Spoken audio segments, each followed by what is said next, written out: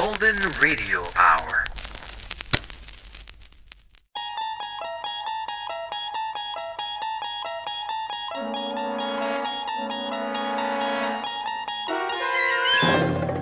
You unlock this door with the key of imagination. Beyond it is another dimension, a dimension of sound, a dimension of sight, a dimension of mind.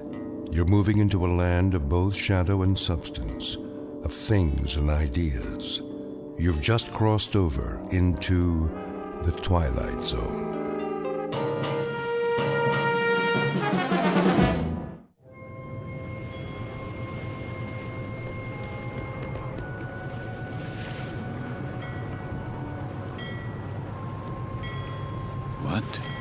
What is this place? The time. It must be late. Very late. Light in the salon. Let's black out down here. Who?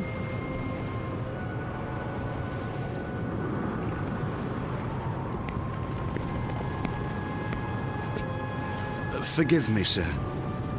Yes? Are you addressing me? Begging your pardon, but they'll be finished serving dinner soon. They? The galley crew, sir. Why do you tell me this? Well, I only meant... What? What did you mean? Well, all I mean to say is, you'd best go in now, sir, if you want your evening meal. My meal? The salon will be closing in a few more minutes. Oh, yes, of course. In the salon. Is that what you call it? Yes, sir. It's very dark out here. Would you like to follow me? Follow? The lights, you see. From now on, I'll have to switch them off when we open the door to the deck, and then on again. You understand, sir? Because of the blackout. The blackout? Yes. This way, sir. Are you all right? Why wouldn't I be? Is something wrong with my appearance? Why, no, sir. It's only that...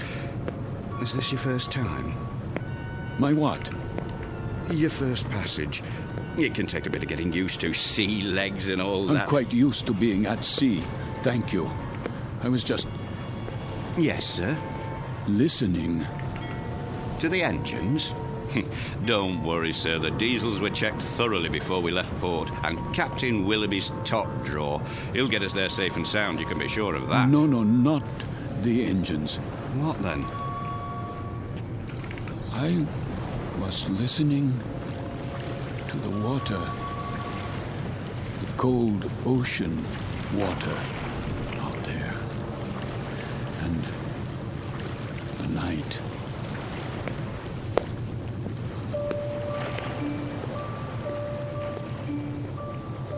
This is the deck of a small freighter, the SS Queen of Glasgow, located somewhere in the North Atlantic. Her registry, British. Gross tonnage, 5,000. Age, indeterminate. At this moment, she is one day out of Liverpool. Her destination, New York. Duly recorded in this ship's log is the sailing time, course to destination, weather conditions, temperature, longitude, and latitude. But what is never recorded in such a log is the fear that washes over a deck like fog and ocean spray. Fear like the throbbing strokes of pistons from the engine's diesels, each one a heartbeat, parceling out every hour into breathless minutes of watching, waiting, and dreading. But the year is 1942, and this particular ship has lost her convoy.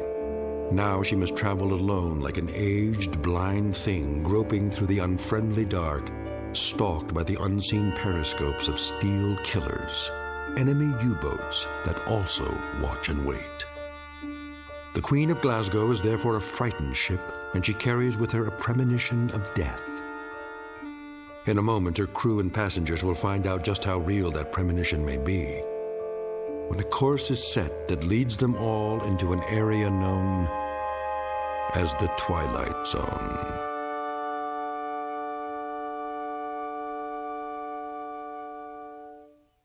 And now, The Twilight Zone and our story, Judgment Night, starring Chelsea Ross, with Stacy Keach as your narrator.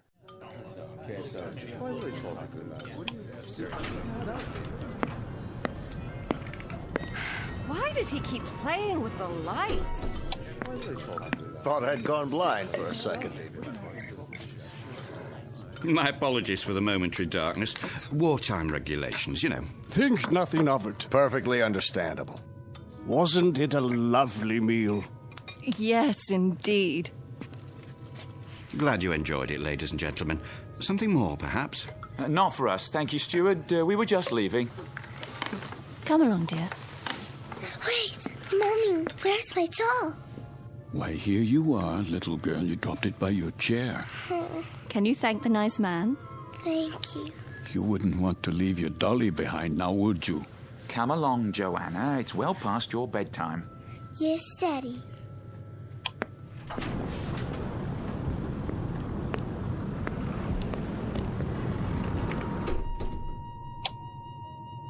Who's this? Mr. I'm afraid I didn't get the gentleman's name. You are... Forgive me, I'm... Lancer. What's that? Aren't you Lancer? Oh, yes. I'm Jerry Potter. We looked for you at dinner. I was detained. I... Saw your name on the purser's list. We were wondering where you were. You were. Will you join us? Oh, no, that's not necessary. There are 3 other tables. 3 empty tables. I'm really not very hungry. Well, the captain wasn't able to join us tonight, so there's plenty of room. Come on over, I insist. Very well. Coffee, sir? Ah, yes. Thank you. I believe I would like some coffee. Here's your seat, Mr. Lancer. The more the merrier, I always say. The coiner of phrases. We could do with a bit of merriment. Let me help you, sir. I'll get the coffee. Wait. Do I know you from somewhere? I don't think so, sir. But your face, I'm sure. It might well be. I've travelled this line for a number of years. Perhaps it was on another ship before the war. Before the war. Seems like a long time ago, doesn't it, sir? Are you quite certain about the food? What? The cook can still prepare something. No, I don't have much of an appetite. Not even with all this salt air? Makes me hungry enough to eat a horse. Jerry. Would that be a seahorse, Mr. Potter? How about it, Lancer? Have some chow. Not tonight. Something happened tonight? Nothing unpleasant, I trust. Why, I don't know. I honestly don't know. Mr. Lancer, are you ill? As a matter of fact... You do look pale. A bit of the old mal de mer, perhaps. You might do well to take the meal in your cabin. My cabin? Your quarters, Mr. Lancer. This is all rather disorienting, isn't it? But a good night's sleep can do wonders. I could prepare a tray, sir. No. I'd recommend a cup of hot broth at the very least. I'm fine, I tell you. It was just a temporary dizziness. You're all very kind. I shouldn't intrude. Nonsense. Then let me do the honors. This is my wife. Madame? Hello. And across the table are our dinner companions, Major Devereaux. How do you do? And his secretary, Miss Stanley. Are you going home, Mr. Lancer? Home? Or away from home? Why, I'm heading away from home. We are as well, I'm afraid. The Major is heading up a military mission in Washington. Now, Barbara, loose lips. Oh, sorry. I was just telling them that I took this trip once before, when my wife was alive. Spring of 38. How different it was. The Queen Mary, most elegant. Where do you suppose they dredged up this one?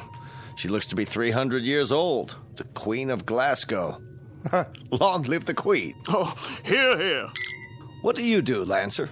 Me? When I saw your name on the list, I tried to figure out what you'd look like. It's a game I play. Try to connect a face with a name. I thought you were probably an old language professor from Oxford or something. A regular barrel of laughs. Well, I'm... There goes the light again. Well, good evening, Captain Willoughby. No, please. Remain seated. I don't have much time. I thought I'd just stop for a cup of tea and say hello to those who are still here. Don't worry on our account. I'll get you tea, sir. Thank you, steward. We did miss you, though, Captain. I must apologize. We have a miserable fog out there. No kidding. And I thought I'd best take my meal on the bridge. And the rest of the convoy, Captain, are they in sight? They'd have to be 3 feet off the bow to be in sight, Major. That fog is quite thick. Oh, dear. However, we do hope to have some sort of contact by tomorrow. But I wouldn't worry. She's a good stout ship, and this isn't her maiden voyage. She's made this passage often. I suppose misery loves company, though, doesn't it? I'd feel a lot safer if we were in a convoy. I can almost see those wolf packs converging on us. There would be no wolf pack converging on a single ship, Major Devereaux.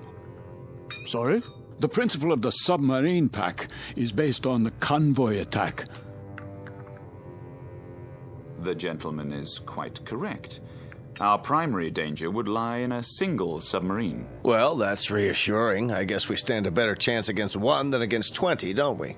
Just ask Admiral Potter here. He fought with Dewey at Manila. He knows everything. Still, it only takes one torpedo. They can do such dreadful damage. And I must tell you, I've had a miserably uncomfortable feeling ever since we've left. What kind of feeling? Of being followed. Isn't that something? I've had the same feeling. I'll tell you, I'd rather they go after us with a pocket battleship. That you can see, not a skulking, crummy tin fish a couple of miles underwater. If we're being followed, you will see the sub, Mr. Potter. It will surface. They won't waste all their torpedoes on us. Not when they can sit back 1,000 yards and shell us with impunity and sink us at will. You forgive me. This is Mr. Lancer, Captain. Mr. Lancer? But you sound like a U-boat commander. My apologies. That was clumsy of me. Oh, please, sit down. Let me clean it up, sir. I hope I didn't spill any coffee on you, Miss Stanley. No, but you did quite a job on yourself. That's quite all right. I'll get you a towel. I said it was all right. Yes, of course. Sit down, Mr. Lancer, please. Another cup of coffee, sir? No. Thank you. That won't be necessary. I think we might start by getting better acquainted. First of all, I trust everyone's comfortable. Oh, yes, quite. This ship, you know, wasn't designed to carry passengers. I hope you'll bear with some of the inconveniences. I suppose they're worth living with to get to the States, aren't they? You can say that again. Mr. Potter, I understand you're with the American government. War Production Board. And where is your home, Mrs. Potter? Good old Chicago. Windy City. Oh, how interesting. I do hope to travel farther west one day. I tell you, I'll be mighty glad to see it again, wind or no wind. And you, Mr. Lancer? Yes? Where's home for you? Home? I was born in Frankfurt. Frankfurt? Like in Germany? Yes, Germany. Well, how long had you been in England, Mr. Lancer? How long? Not very long, not long at all. Please accept my apologies. I think I'll go to my quarters now. Too bad. I was hoping we'd get a poker game going. Whoop-de-doo. Perhaps another time. Good night. There goes an odd one, huh? I had him pegged as a German the minute he came in. And what do you suppose he's traveling on this ship for? You don't think he's a spy, do you? I rather doubt it, Mr. Potter. All the passengers are well screened. I am a bit concerned about him, however. He doesn't look at all well. Actually, I'm feeling a bit tired myself. I think I'll be off to bed. Good night, everyone. Sleep well. Watch your step, Barbara.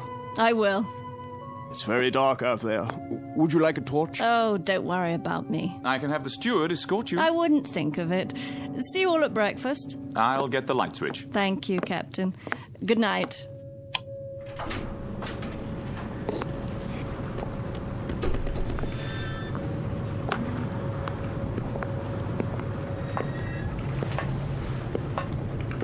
Hello?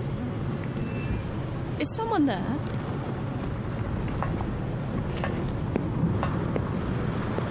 I say, is anyone...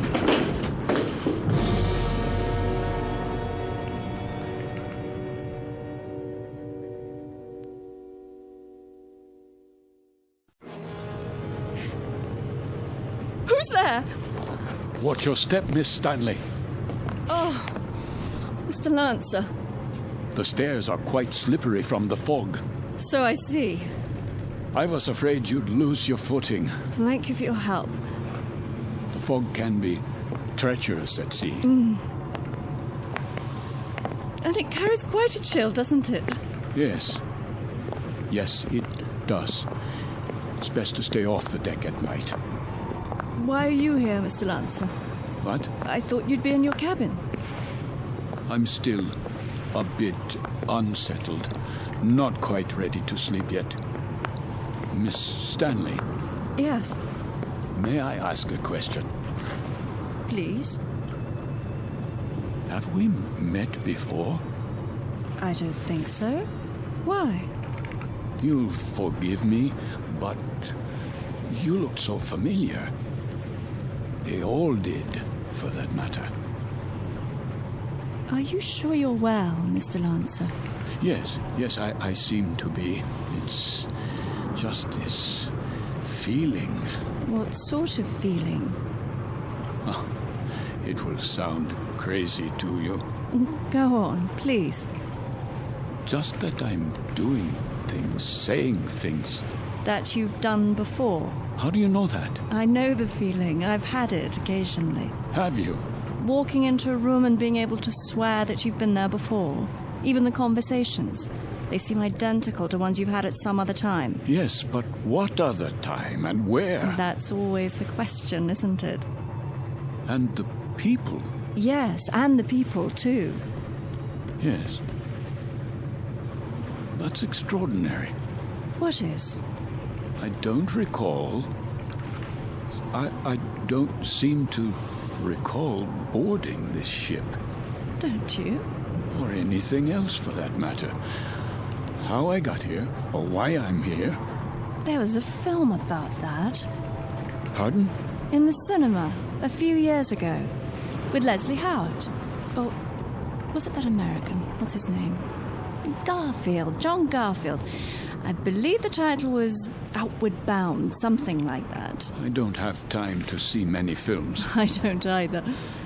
But in this one, the people all found themselves on an ocean liner. Of course, it was a cruise ship, not a freighter. But none of them could remember anything. There was a man and a woman, and they met and began talking, much as we are right now, I suppose. And it turned out they were... Go on.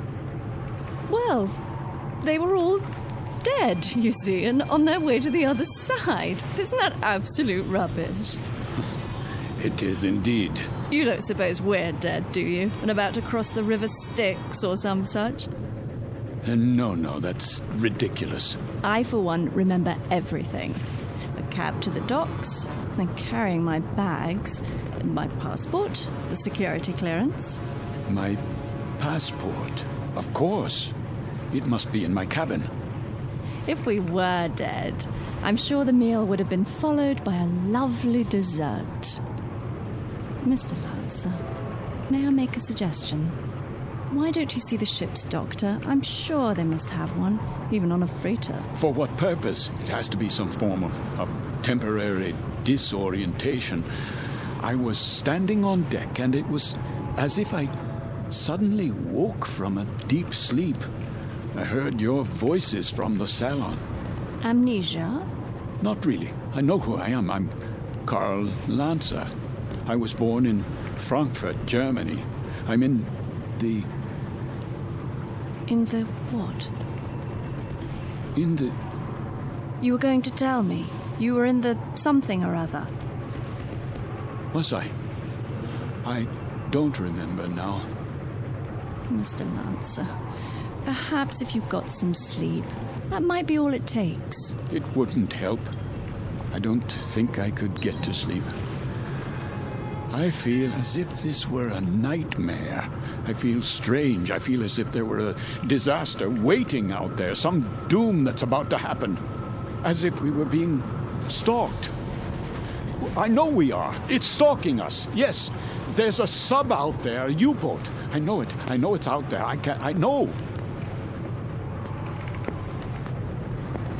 Who's there? Mr. Lancer?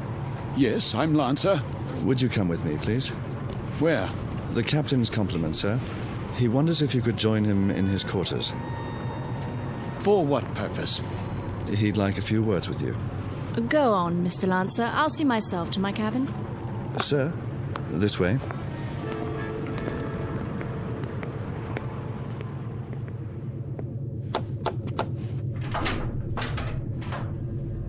Mr. Lancer, sir. You wish to see me, Captain? Thank you for coming, Mr. Lancer. You've met my first officer, Mr. Danbury. Yes. What is this about? I wonder if you'd mind answering a few questions. No, not at all. First, would you mind showing us your passport? My passport? If you don't mind. Just routine, Mr. Lancer. On our passenger manifest, it seems that your passport number was somehow not included. Yes, of course. Oh, I'm afraid I don't have my wallet in my pocket. It must be down in my cabin. That's perfectly all right. Sometime during the next few days, if you think of it, say tomorrow. You can show it to me whenever it's convenient. Are you feeling better, Mr. Lancer? Yes, much better. Is there anything I can get you? No.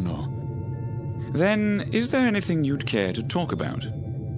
How do you mean? Anything on your mind? Something you'd care to tell us, perhaps? There's very little I can tell you. And why is that? Because I don't remember very much. No? Actually, to tell the truth, I don't know how I got here. I don't recall anything about it. Is that right? I seem to remember only a few odd, disjointed things. I know, for example, that my name is Karl Lancer. I know I was born in Frankfurt. So you said. Please continue. Continue where? That's it. At this moment, that's all I know. Mr. Lancer. Yes? At the table, you exhibited a rather unusual working knowledge of German submarines. Could that, perhaps, stir your memory? I wish it could, but it doesn't. I see. In that case, why don't you go on to bed for now? Have a good night's rest. We'll talk tomorrow, you and I. Very well. That will be all for now, Mr. Lancer. Good night. Good night.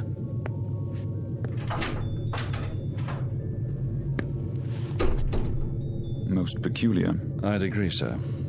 I'd say he bears watching. Then watching is what he'll get.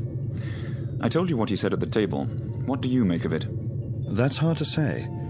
But as I was going to get him on deck, he was talking to one of the passengers, Miss Stanley. And? He was speaking quite excitedly, in a very loud voice.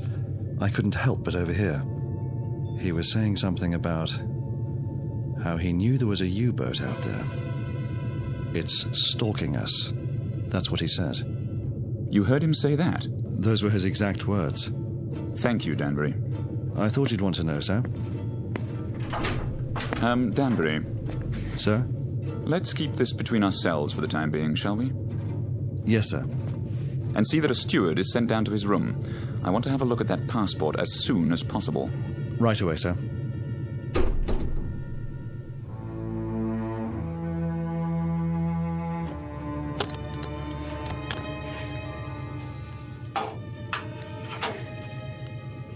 There you are, sir. All your clothing hung up, I believe that's it. Anything else I can help you with? No, that will be all. Ah, your shoes. I'll just put them in the closet. Hold on, what's this? Where? In your bag. Looks like an officer's cap, but not one of ours. War souvenir. What are you talking about? This, sir. I was wondering if it was a war souvenir. Let me see that. Yes, sir. It's a naval officer's cap. Foreign by the style of it. Don't touch things that don't concern you. I only thought I'd put it away for you. That won't be necessary. I'll put it away myself. Yes, sir. That will be all.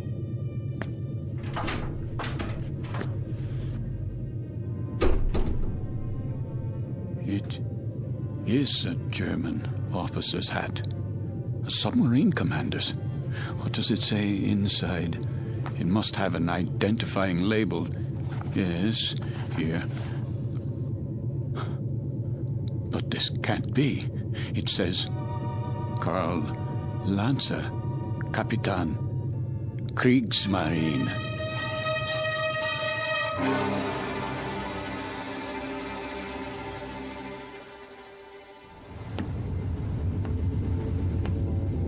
Mr. Danbury? Yes, sir? We've slowed down again. See if you can impress upon that very temperamental engineer the rather dire necessity for speed. Engine room. Engine room. McLeod, can we get any more revs? We're losing speed badly. Begging your pardon, sir, but I've got these blooming engines trained to the limit now. Kindly tell the captain that if I keep them going at this rate, there'll be a breakdown before morning. In that case, we'll be going a precious lot slower in a drift than under power. McLeod, we simply have no more revs. If you can give me maximum speed for another 12 hours... Captain! These engines needed to be overhauled a month ago, and instead of an overhaul, they're getting worked to death. Well, do what you can, man. Aye, aye, sir.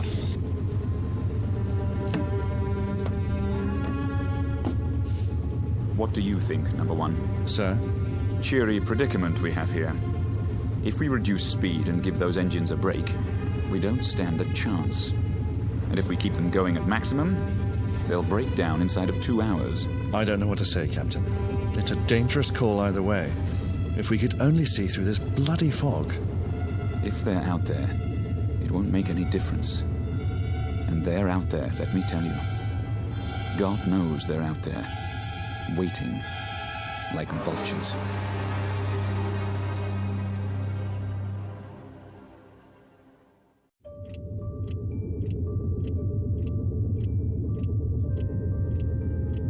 Another drink, please.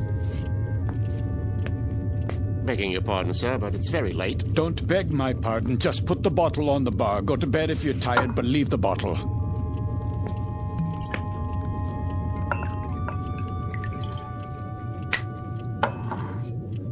That doesn't sound right. Sir? The bearings. Bearings, sir? Yes, on the engines. They always sound like that, sir. You get used to it. You should hear McLeod on the subject. He's the engineer. Says the engines on this tab were originally designed for Lord Nelson. Is that clock accurate? Why, yes, sir. She's a real antique, that one. Captain Willoughby had her on the old Harcourt Bay. Keeps perfect time, she does. It says 5 minutes past 12 at 1:15. Not for a while yet. No, but at 1:15, something will happen at 1:15. Something, sir? What might that be? I don't know. I really don't know, except the hour and the minute, 1:15. It sticks in my mind. The tray for the bridge, please. Just being made up, sir. The cook will be done in a minute. Have a seat at the end of the bar. Been here long, has he? Sitting like that for 3 hours. One drink after another. Just sitting there, drinking. Wiping the sweat off his face and asking for more. And not getting drunk, mind you. That's 3/4 of a bottle gone. I'd swear it was lemonade. I've never seen the like.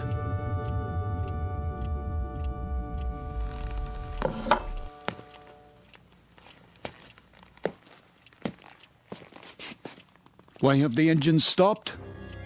Probably just routine maintenance, sir. Don't give me that. They've broken down. I don't think it's serious, sir. You don't think it's serious? Adrift in waters like these without any power, you don't think that's serious? We're defenseless here. Now we are absolutely defenseless. They'll be repaired, Mr. Lancer. We'll be underway again soon. No, we won't be underway soon. We'll drift until 1:15. That's what he's been saying all night long. You know, of course, how easy it would be for a submarine You're a nervous man, Mr. Lancer. I'd suggest you call it a night. I'm a nervous man. I can assure you that I am suffering from something a little more serious than nerves. I'm suffering from knowledge. I'm suffering from knowing what's going to happen. Really? Now? My affliction comes from waiting and knowing that inside of an hour, a U-boat will surface off our bow with searchlights and a deck gun.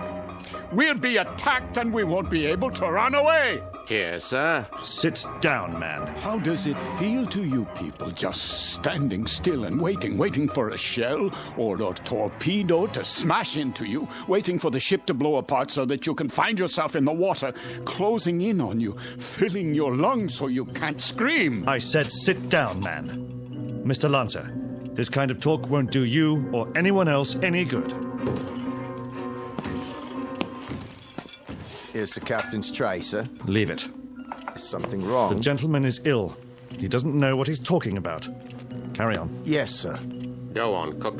Back to the kitchen with you.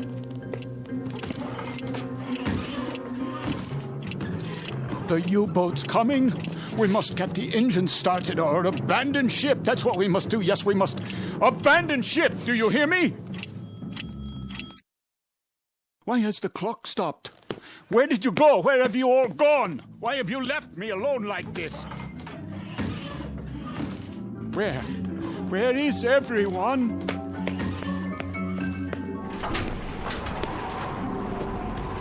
What is that? The searchlight. It's here. That's the U-boat. The U-boat is here.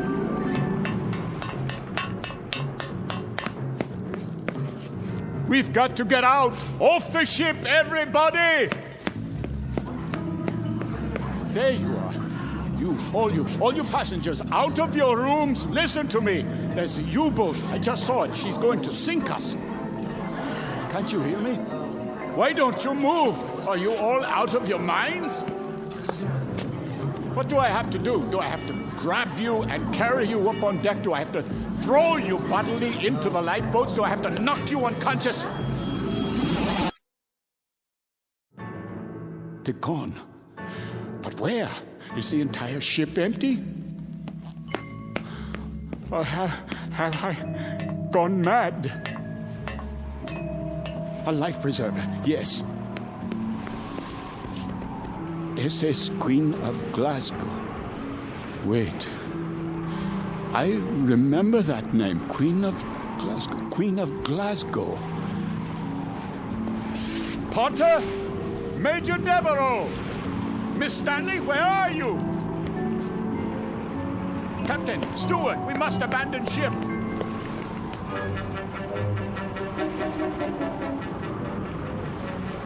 Feuer frei! Ja, Kapitän. Feuer!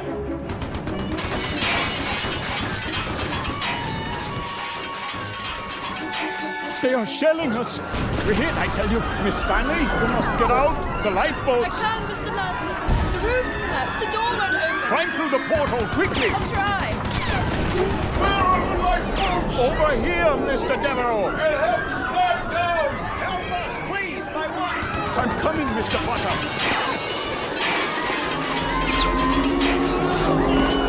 Watch out! The rail is collapsing!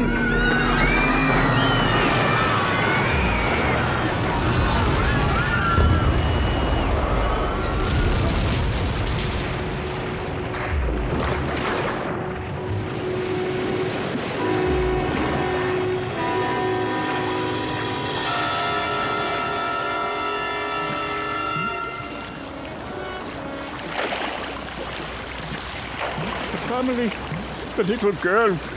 Where? The doll. Here, I have it. Who could do such a thing? Who? Who?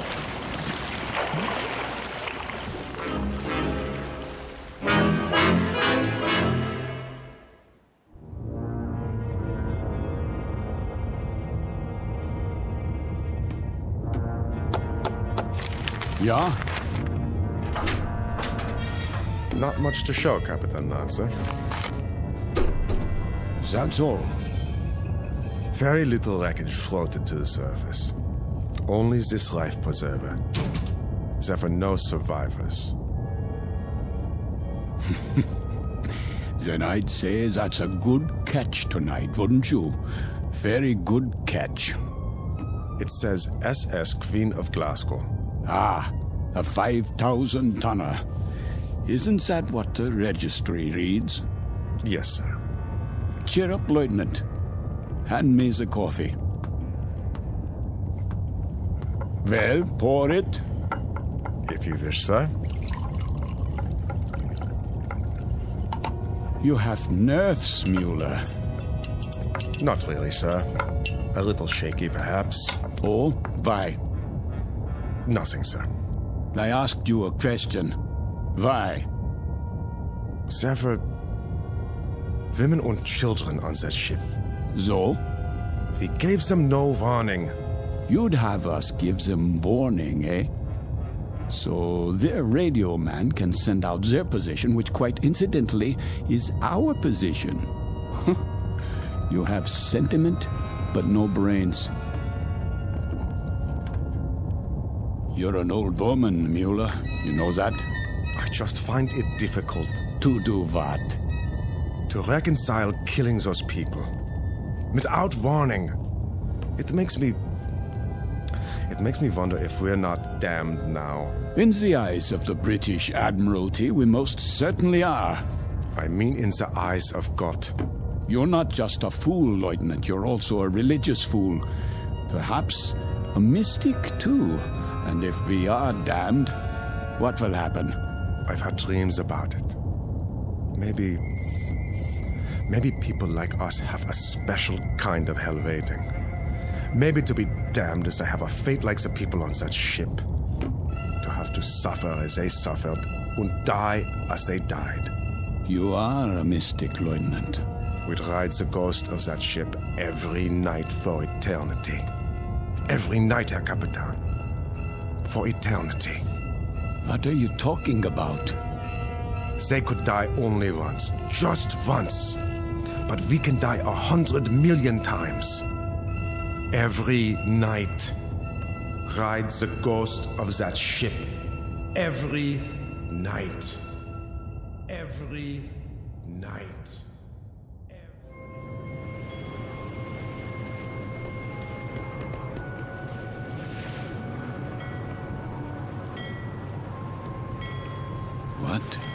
What is this place?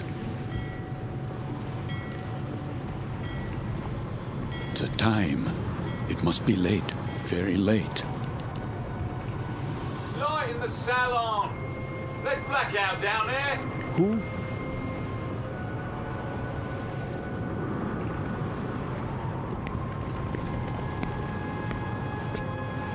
Forgive me, sir. Yes? Are you addressing me? Begging your pardon, but they'll be finished serving dinner soon. They? The galley crew, sir. Why do you tell me this? I only meant... What? What did you mean? All I mean to say is, you'd best go in now, sir, if you want your evening meal. My meal? The salon will be closing in a few more minutes. Oh, yes, of course. In the salon. Is that what you call it? Yes, sir. It's very dark out here. Would you like to follow me? Follow? The lights, you see. From now on, I'll have to switch them off when we open the door to the deck and then on again. You understand, sir? Because of the blackout. The blackout? Yes. This way, sir. Are you all right? Why wouldn't I be? Is something wrong with my appearance? Why, no, sir. It's only that... Is this your first time? My what? Your first passage. It can take a bit of getting used to. Sea legs and all that. I'm quite used to being at sea. Thank you. I was just... A special kind of hell waiting. Maybe to be damned is to have a fate like the people on that ship. To have to suffer as they suffered and die as they died. We'd ride the ghost of that ship every night for eternity. For eternity. For eternity. For eternity. Yes, sir? Just listening. To the engines? No, not the engines. I was listening to the water. The cold ocean water out there. And the night.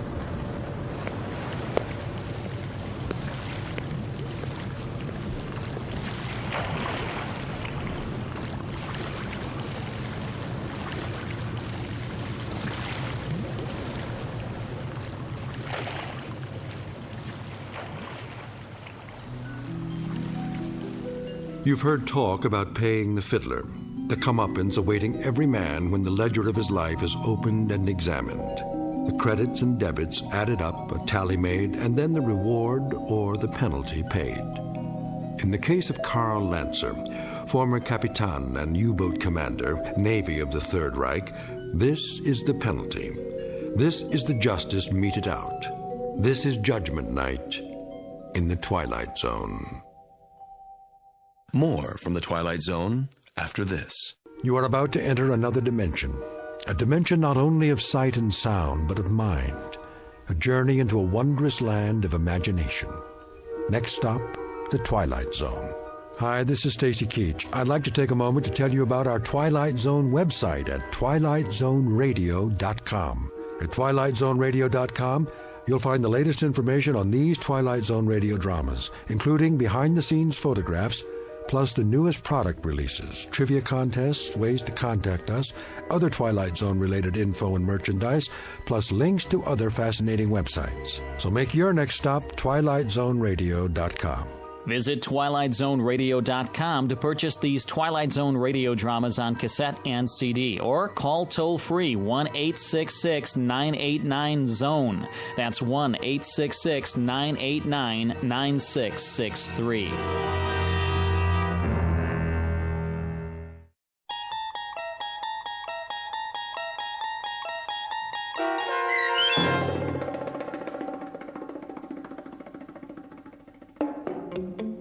Judgment Night, starring Chelsea Ross with Stacy Keach as your narrator, was adapted for radio by Dennis Etchison and written for The Twilight Zone by Rod Serling.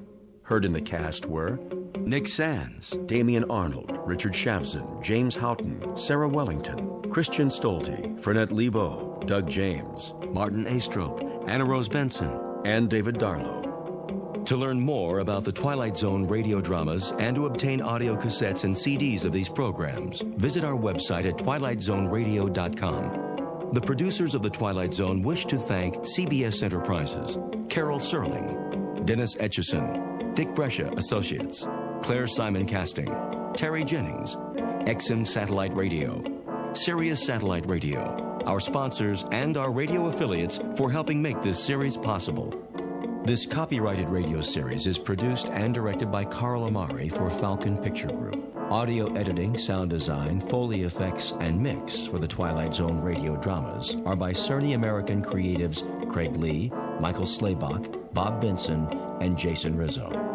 To learn more about the Twilight Zone radio dramas and to contact us, visit our official website at twilightzoneradio.com. Doug James speaking.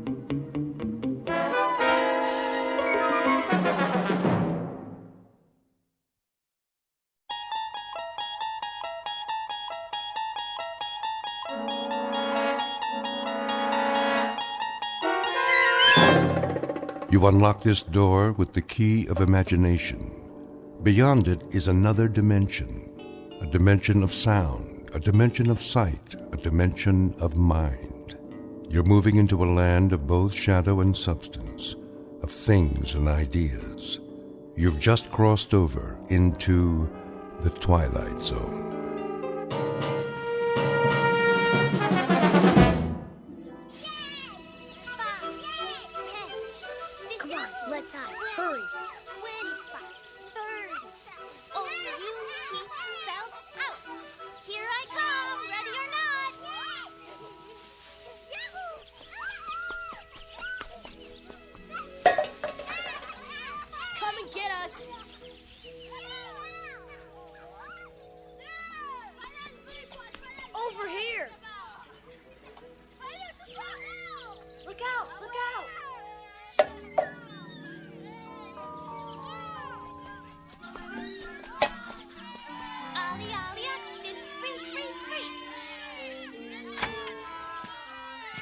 Get away, you kids! I've told you not to play here. Go on now.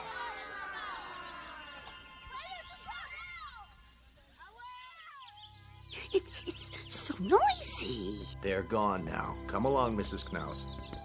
This way, everyone. Oh, but Doctor, I have my knitting to do. Another time. Out onto the porch. I didn't finish my crossword puzzle. It will wait, Mr. Agee.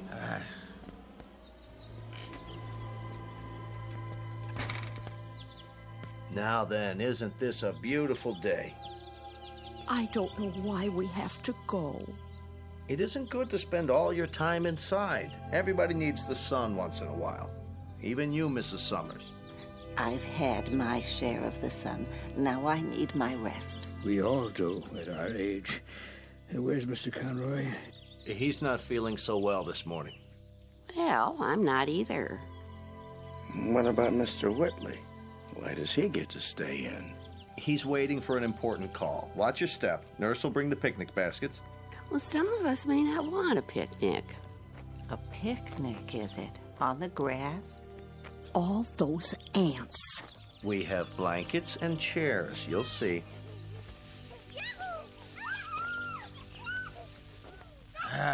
Darn those kids anyway. Hey, quit running! Stop it! Like wild Indians. They won't bother us. This way, there's a nice place under the trees.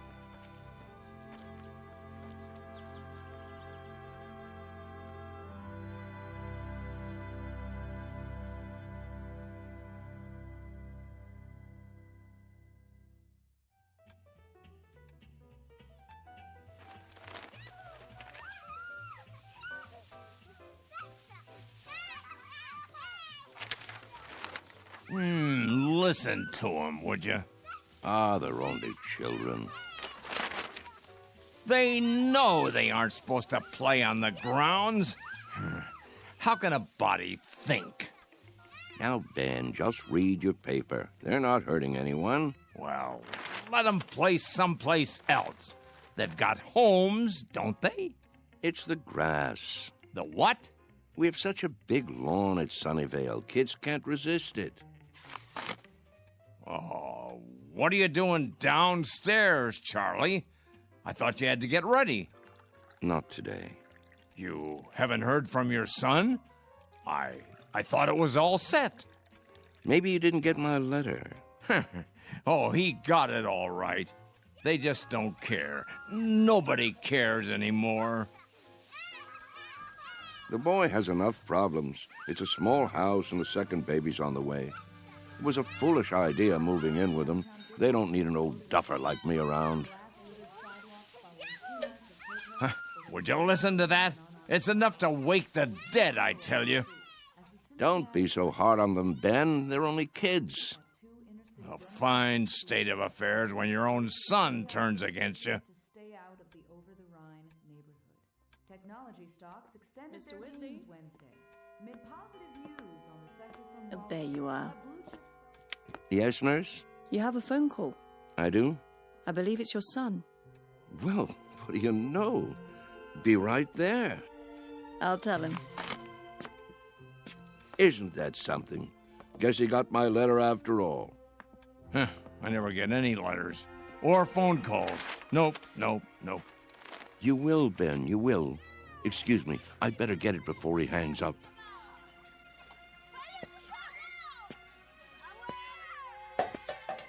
What are they doing out there? Don't be a grouch. It's Saturday. Perfect for kick the can. Perfect for what? We used to play it all the time, remember? No, I don't remember anything of that kind.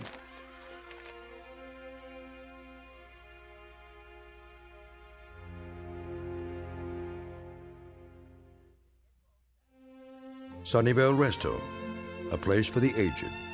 The address is 1275 Tranquility Lane, on the outskirts of town. It offers room and board, nursing care, and a kind of refuge from the world. Outside, a common game called Kick the Can. Very shortly, a man will have a choice to make. He can either die in this world or escape to another kind of refuge in the Twilight Zone.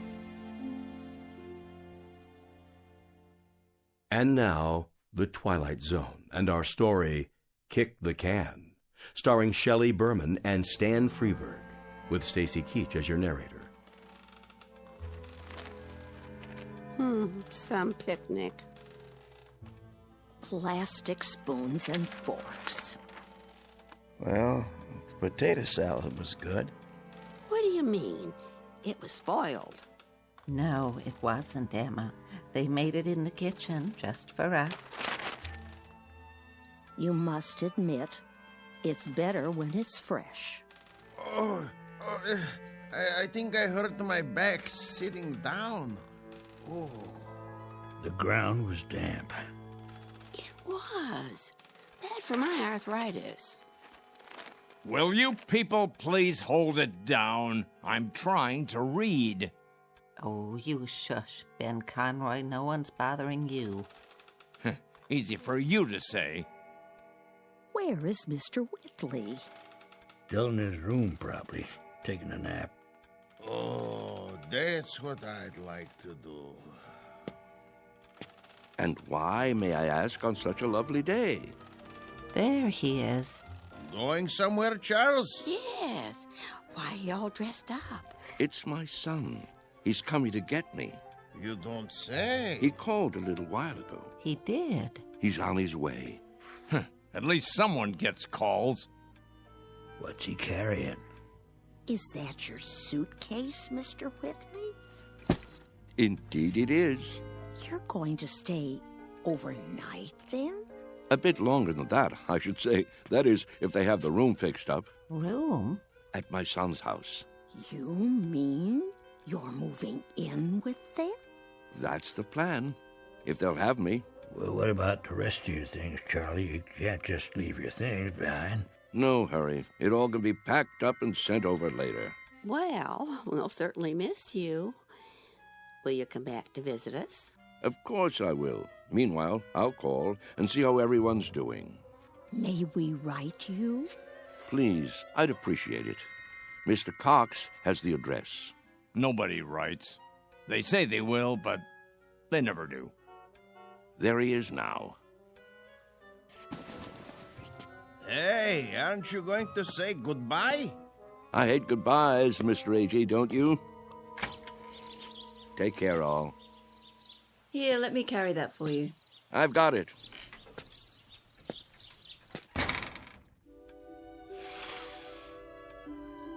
Who's that behind the wheel? His son, David, don't you remember? Such a nice young man. Let me see. Some car, huh? Betty costs pretty penny. Everything does nowadays. Don't crowd now. You wouldn't want him to think you're watching.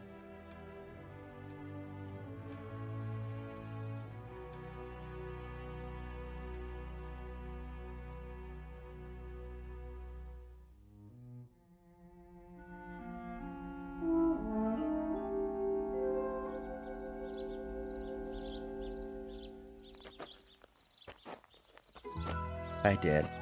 David, you're looking well, son. What's the suitcase for? Oh, just a few things for now. I don't understand. Wouldn't want to push you out of the house and home. What? Of course, I don't have that much anymore, but I suppose it could go into storage Whoa. I think there's been a misunderstanding. There has? Get in. We need to talk. If it isn't convenient today, we can make it another time.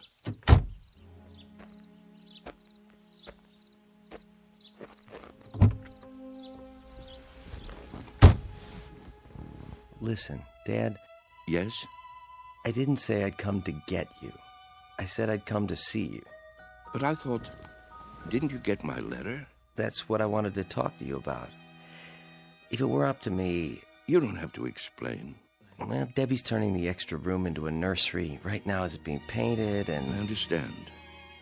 I don't think you do. Let's drive a bit. Your friends are watching us. It's all right, really. Let's go into town. I'll buy you lunch. That's not necessary. Please, Dad. I want to. This wasn't a good idea. If you let me explain. Pull over here, please. I can walk back. But, Dad... The exercise will be good for me. If you just listen... We'll have lunch another Saturday, son. Call first, though. I'm really quite busy these days. You're taking this all wrong. Give my love to Debbie, will you?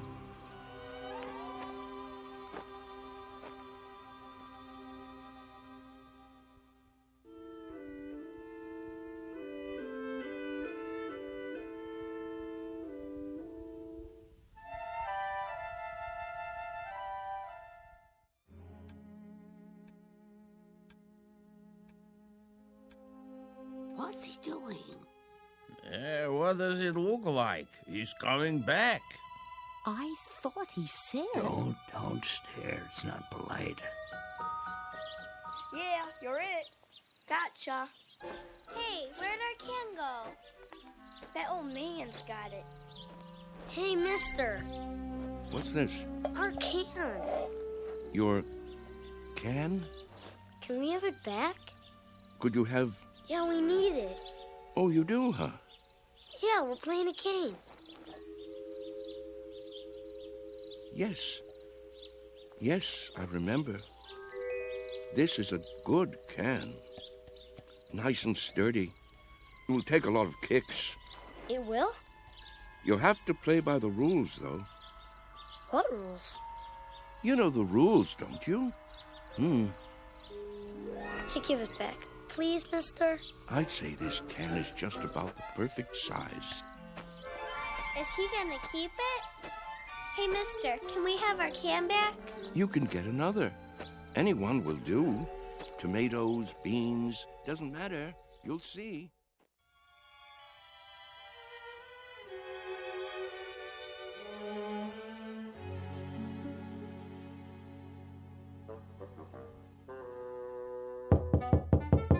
Charlie?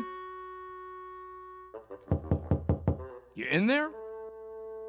It's going to be a beautiful sunny day today. And Yes? expect much more of the same over the next couple of Just days. wondered You might what wanna do happened some to of you. those outdoor Not a activities. thing, Ben, not a thing. Las Vegas, 68. Los Angeles. Thought I'd lie down for a minute. Come on in if you'd like. Sorry about that son of yours. Are you? I'm not. This is a good enough place for me. I don't know what I was thinking. Here, I'll close the window for you. Why? It's a beautiful day, don't you think? Oh, so much noise. Yes, what a great running and shouting. That's what you call it? Such a grouch. You can't stop kids from playing kick the can. It's in their blood, like statues or hide and seek, a ritual this time of year. You surprise me sometimes, Charles. And why do you say that? You actually brought that tin can up to your room? Must be filthy. No, it's not. It's been emptied out and washed clean and baked by the sun till it's shiny as the day it was made, tempered by the wind and the grass and the warm summer air. Sure you're feeling all right? Admit it, Ben. Admit what? Don't you ever think about it? You must. I don't know what you're talking about. All kids play those games, the same as we did, and the moment they stop, they begin to grow old. Oh, come on. It's almost as though playing kick the can keeps them young. So that's what this is for. Magic. I'm not sure. Charlie, I'm worried about you. You're not yourself. Aren't I? You don't believe in magic anymore, do you, Ben? What are you talking about? But there was a time when you did believe in it. Never. We've known each other since I can't remember. Since we were tow-headed kids. You believed in magic then. Not me. Yes, you did. When we walked on different sides of the street lamp, you'd say bread and butter. When your baby teeth came out, you put them under your pillow for the tooth fairy. And when you went down the sidewalk, you were careful because you knew that if you stepped on a crack, you'd break your mother's back. Oh, you believed in magic all right. What is wrong with you, Charles? Would you like me to get the nurse? What happened, Ben? Where did the robbery take place? Robbery? A thief stole everything away when we weren't looking. Who was it, Ben? Was it time or something else? We grew up, that's all. Everybody gets older. Do they? Think, Ben. How can we be sure? Maybe there are people who stay young, only we don't know it. Maybe they have a secret that they keep from the rest of us. Now, Charles. Is there something kids know that they forget? That they want to forget? They say, when I get big, I'll be a fireman, or a detective, or an explorer. They wish so hard to get older that it finally happens. They get taller and stiffer and forget the magic that made it all possible. There is something wrong with you. I've never heard you talk this way before. Maybe the fountain of youth isn't a fountain at all. Maybe it's a way of looking at things, a way of thinking. Charles? Yes? Stop it. Stop what? You're an old man. Don't you understand? Your youth has been gone for 60 years. Well, what I mean is, you lived a full life, Charles. Don't go sloppy now. Don't spoil it by acting like a nut. But it's all so clear. It makes sense. It isn't too late to play kick the can. That's the secret. Can't you see, Ben? Can't you? I see a plain old tin can with dents in it. That's all. Then look again. This can is special. I'm absolutely sure of it.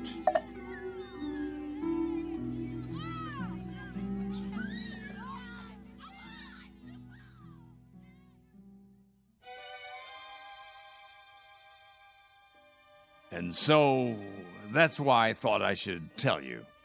I'm glad you did. It's just that I can't stand to see him make a fool of himself. Of course not. And if there is something wrong with him, something in the head, then you can get him the right medication. You understand, don't you, Mr. Cox? I do, Mr. Conroy. You were right to come to me. When he acts that way, I feel I don't know him at all. It's foolish talk, I agree. So what are you going to do? Nothing. Beg pardon?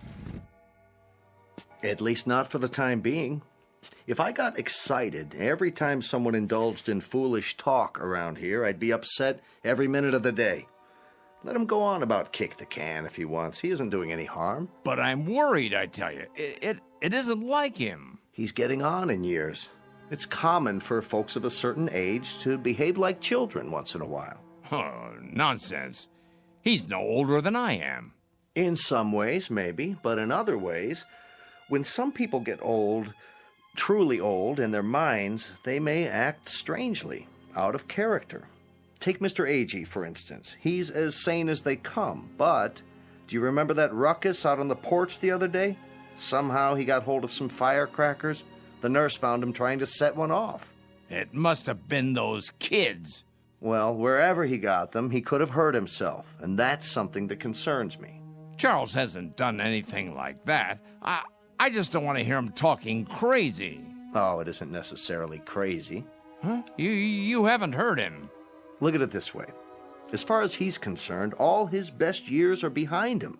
He can't even look forward to spending time with his son and daughter-in-law. A fine thing. So, that being the case, he'd rather return to an earlier time, one he recalls with pleasure. It only makes sense from his point of view, so he uses a time machine to accomplish it. A what? It's called memory. Is that so crazy, Mr. Conroy? Everybody does it, even you. But he actually believes he can be young again by playing kids' games.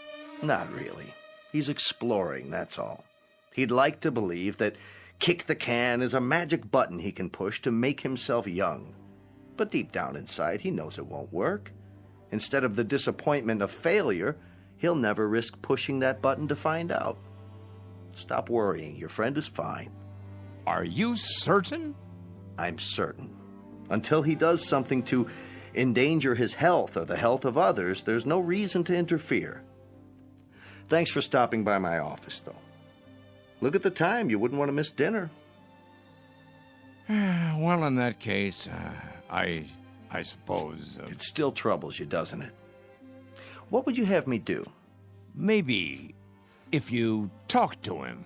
It would be a waste of time. But you have a point. Perhaps I'm reluctant to face the facts myself. Every time one of our people goes senile, I get a little cold inside. When I took this assignment, I was 32. Now I'm 43. Everyone grows old, Mr. Conroy. Everyone.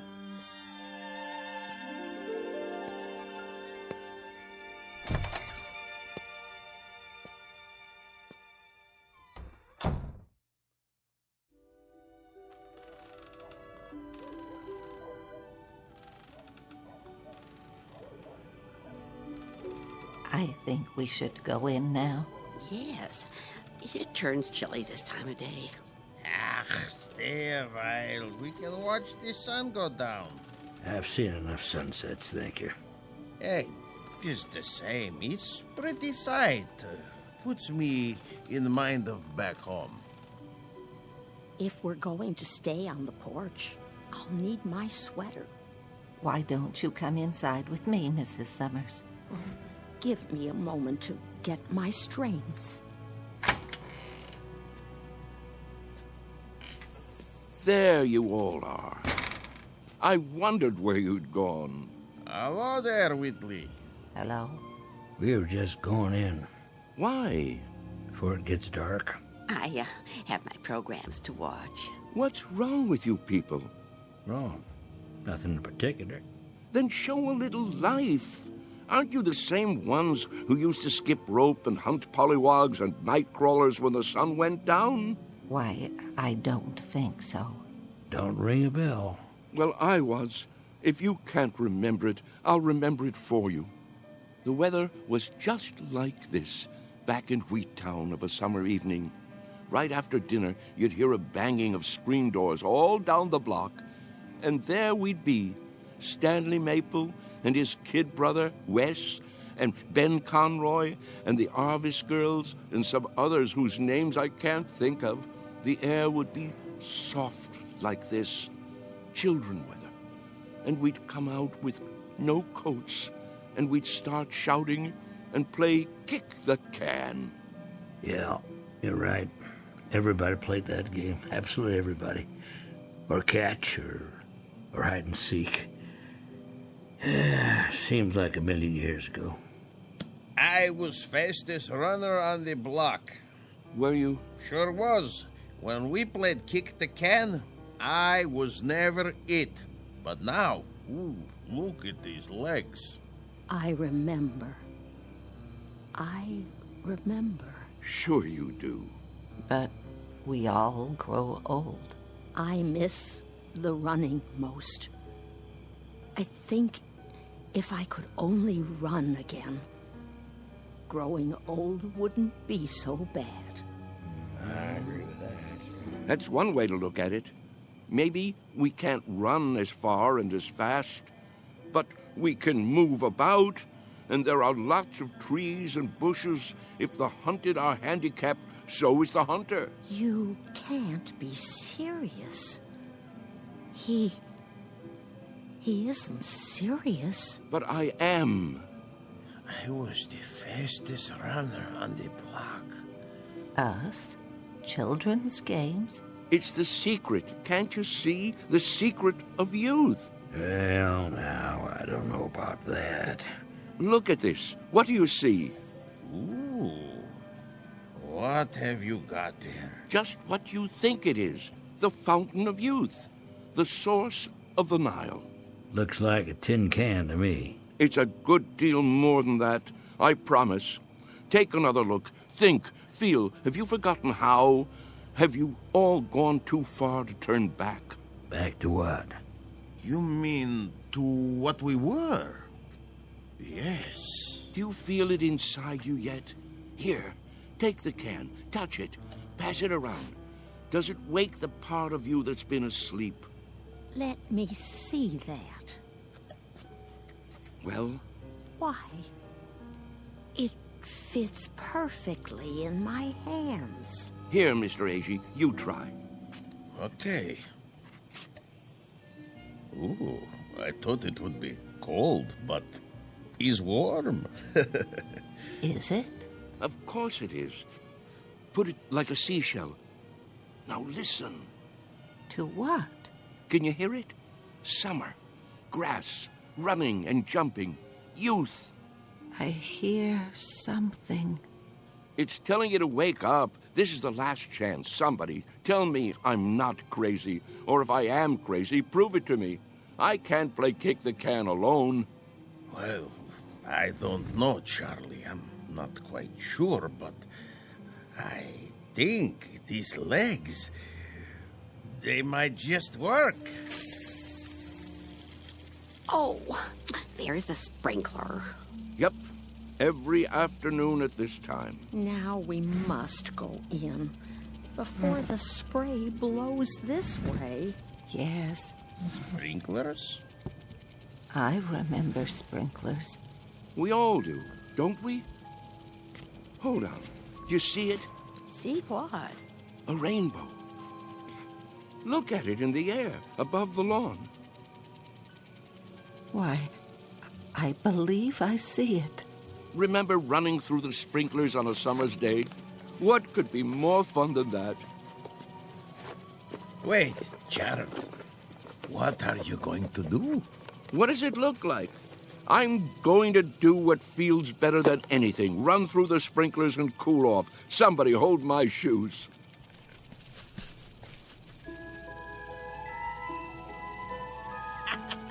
Well, look at him, will you? This way, everybody. It feels great. Mr. Whitley. Charlie, what are you doing? Come on in. The water's fine. Nurse! Nurse! Yes? Help me get him inside. Yes, Doctor. Don't worry about me. I'm having a great time. That's enough. He's soaked. Get him some dry clothing and put him to bed before he comes down with pneumonia. Right away. Ah, you're spoiled sports. That's what you are. I don't need any help. Don't be difficult, Mr. Whitley. Just come along. I'll get you a towel. What are you doing, Ben? Did you call them? It's for your own good, Charlie. You'll only hurt yourself. I thought we were friends. We are. That's why. This way. I'll bring your shoes later. All right, everybody. The party's over. But he wasn't hurting anyone, was he? You see, he's been talking to them. Pretty soon he'll have them believing it. I was afraid of something like this. Yeah, it's like he's gone crazy after all. I'll have him moved to the observation room in the morning. But, Doctor, to be all alone, that'll kill him. If I don't, he'll end up killing himself.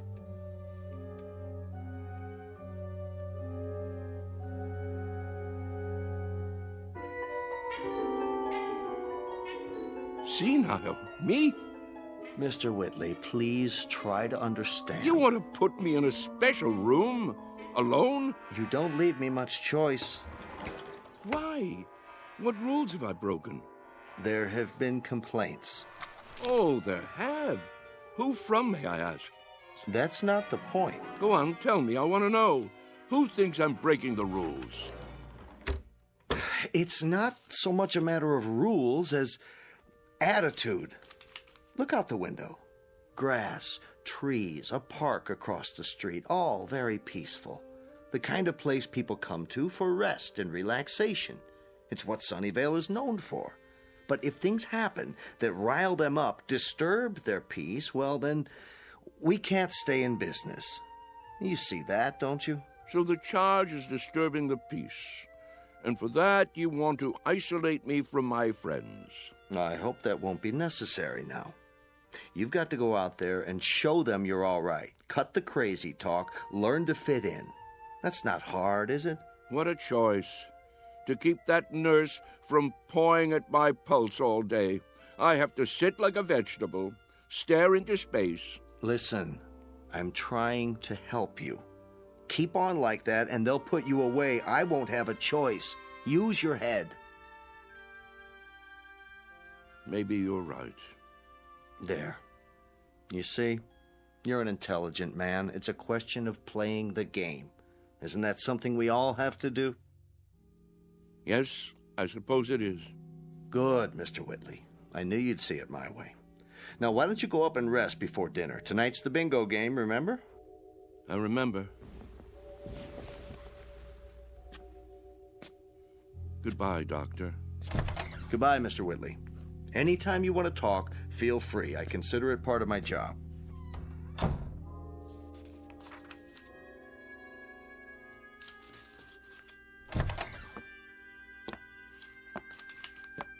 I made him change into fresh clothes. So I see. Thank you. Is he going to be all right? I think so. It must be quite a transition. Remind me of that when it's time, will you, nurse? Time for what? To pack it all in.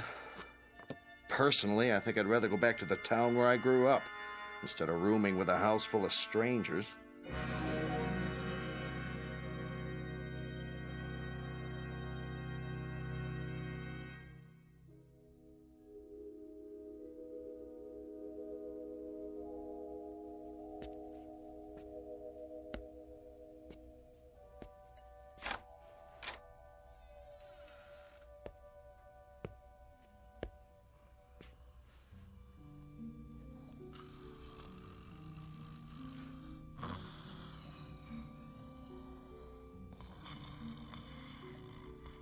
Wake up. Who? What? Come. Charles, what is it? Shh. Quietly. Come where? We're going to play a game. What do you have there? What does it look like? An empty tin can. We're going to play kick the can now? It's dark outside. It usually is in the middle of the night. Now get your robe and come with me.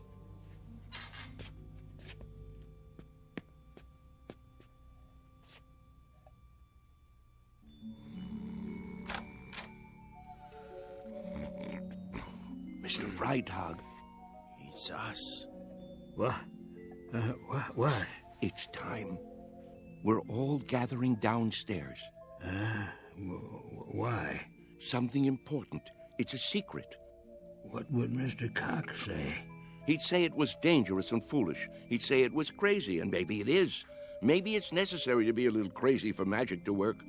He'd say we'd be acting like children. But isn't that the idea? Only children can play kick the can. Now get the others. Freitag, wake Mrs. Summers. A.G., you get Mrs. Wister and Mrs. Knaus. Let me see, who else? There's Mr. Carlson. Everyone? Everyone. Well, what if they won't come? They've got to. Don't take no for an answer. Hurry. I heard people walking around. Whoa, what's going on here? Mr. Whitley has an idea. Would you like to come too? Hello, Ben. Charles? What are you doing? Go on. Do as I said. Yeah. Right away. I'll see you downstairs.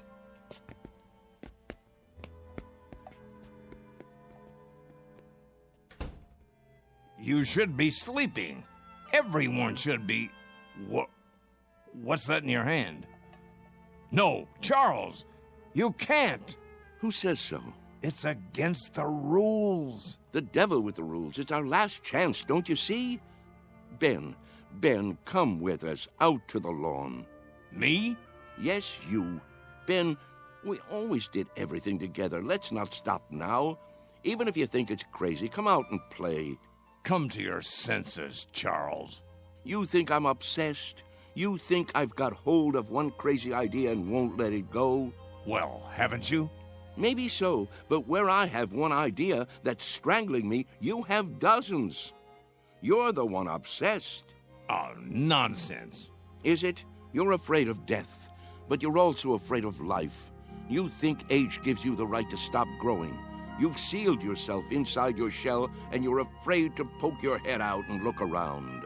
That's enough. You're afraid of a new idea. You're afraid to look silly, afraid to make mistakes. You've decided you're an old man, and that's what's made you old. I am old, Charles, and so are you. It's a fact. Facts be damned. Your bones are old. They'll break if you try to run with them. Your heart is old. Your lungs are old. Don't you get it? You're used up, worn out by a lifetime. Sit down, Charles, before you fall down. Go back to your bed. I can't do that, Ben. Charles? I've got to find out. Won't you help me, Ben? There is magic in the world. I know there is. When I fell in love with Mary and kissed her for the first time, that was magic. When my boy was born, that was magic. The moon is magic, and the stars. Friendship is a magic thing, too. Life is magic. Maybe I'm right, Ben. Can't you consider that? Maybe kick the can is the greatest magic of all. Well, what do you say? There's nothing to say. I just don't know how to get through to you anymore. Then I'll do it alone.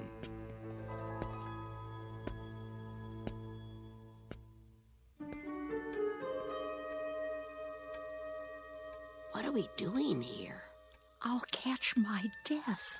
Now, you just wait. Mr. Whitley has something in mind. Yeah, something important.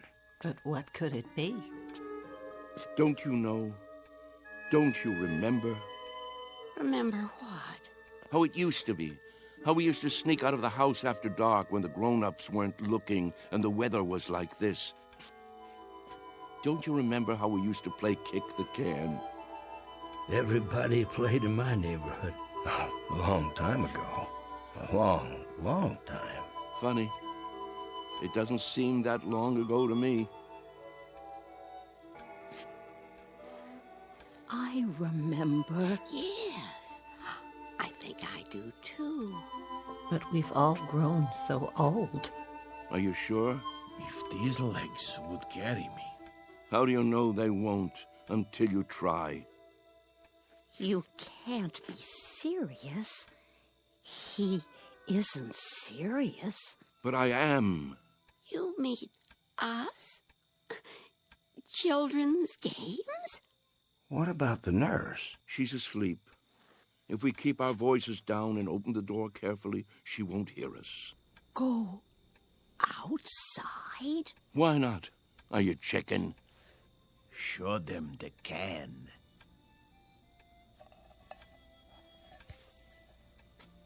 Where did you get that? From some kids. They've already broken it in. Well, are you with me? Or do I have to play kick the can all by myself? Who remembers the rules?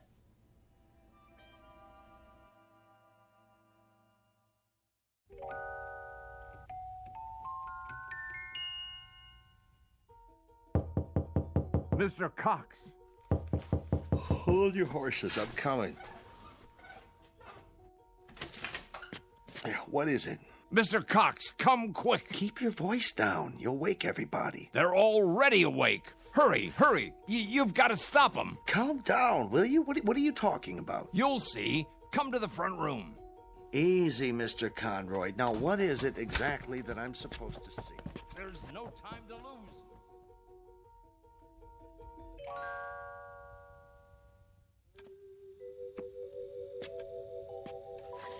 But there's no one here. Why is the door open? Because they've gone outside. Why would they do that? It's like I said, to play kick the can. That was just a crazy idea. Mr. Whitley's forgotten all about it. No, you're wrong. They really mean to play. Calmly, please. You mean now, at this hour? That's right, and it's all because of Charlie. Now I'm really worried about him. What'll happen when it doesn't work? He really believed it, see? That it would make him young. That's not the problem. What worries me is what will happen if he tries to run. He can't take the exertion. None of them can. 5, 10... Where? 15... Look, 20... the front lawn.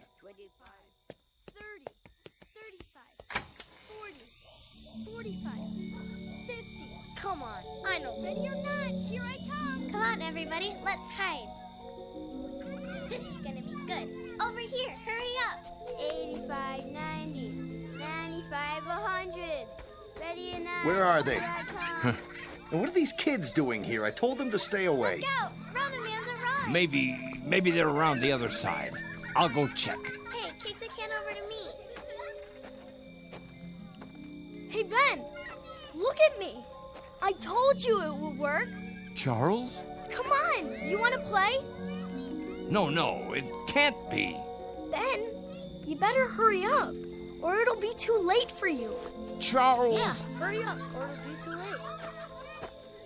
What is it? Do you see them yet? Is that... Here, you kids, how many times do I have to tell you, go home? No, wait. What are you doing here this time of night? 1, 2, Charles? 3, you're out. Charlie? Sorry, Ben. I wish you could have believed. I gotta go. Charlie! Hey, kick it over here, over here. Charlie! Take me with you. Get away and stay away. Mr. Cox, please. That's one over fences, rotten egg. Come on, let's go. I can't climb that. Charlie, wait. Wait! Charlie! Hey, you guys, wait up. We gotta find the others. They can't have gone far. I bet Whitley's taken them down to the orchard. No. Why? Look all you want, Mr. Cox. You won't find them. Wait here.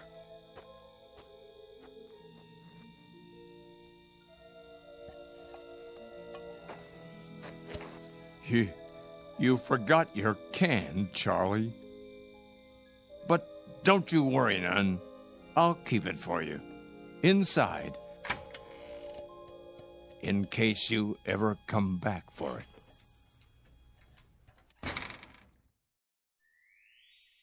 Come on, let's play kick the can. Come on, let's hide. You'll never find me. You can't catch me. I'm too fast. Haha, you missed me. Come on. No, kick it to me. Kick it to me. Gotcha. Yeah. Ollie, ollie, oxen. Free, free, free.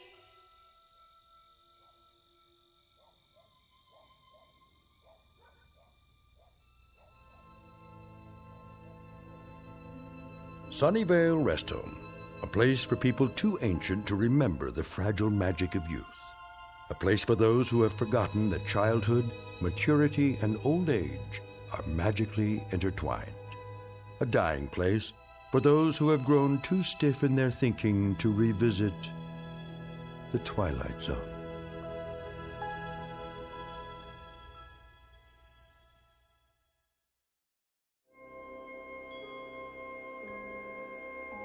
Hi, this is Carl Amari, producer of the Twilight Zone radio dramas. I'd like to take a moment to tell you about our official website at twilightzoneradio.com, where you'll get the latest news and information on these Twilight Zone radio dramas. Plus, at twilightzoneradio.com, you can digitally download 3 free episodes or any of our episodes for only $1.95 each. In this age of ever-changing technology, we've decided to make these episodes instantly available to you by making the Twilight Zone radio dramas a digital download-only series. This means that this series will no longer be offered on CD. The CD collections at our website are now being offered while supplies last at buy one, get one free. So be sure to get your favorites before they're sold out. Be sure to visit us often, and I'll see you in the zone.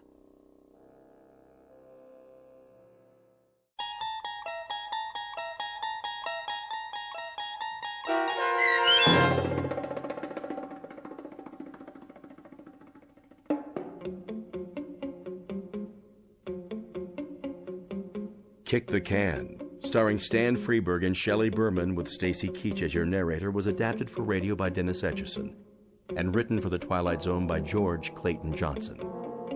Heard in the cast were Christian Stolte, Kurt Nabig, Herb Graham, Joby Cerny, Doug James, Roz Alexander, Meg Thalken, Renee Matthews, Sarah Wellington, C.J. Amari, Natalie Berg, Amanda Amari, Mitchell Hernandez, Julia Cosmos, Robert Gerdish, Matthew Gerdish, and Braden Looper. The producers of The Twilight Zone wish to thank CBS Enterprises and the Rod Serling Estate for making this series possible. This copyrighted radio series is produced and directed by Carl Amari for Falcon Picture Group and Westwood One. Sound design and custom Foley effects for The Twilight Zone by Cerny American creatives Bob Benson, Craig Lee, Michael Slaybach, and Matt Sorrow. To learn more about the Twilight Zone radio dramas and to contact us, visit our official website at twilightzoneradio.com. Doug James speaking.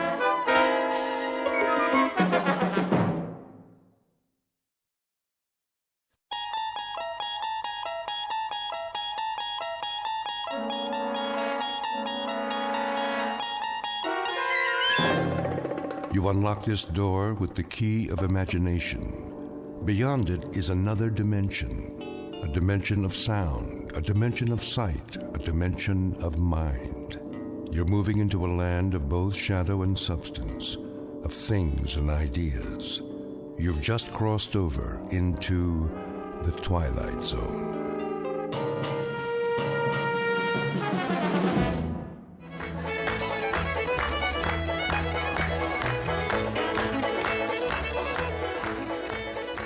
What's the matter, Elwyn? Don't you like to dance? I need a breath of fresh air is all. Well, don't stay out here too long. The dance is just getting started.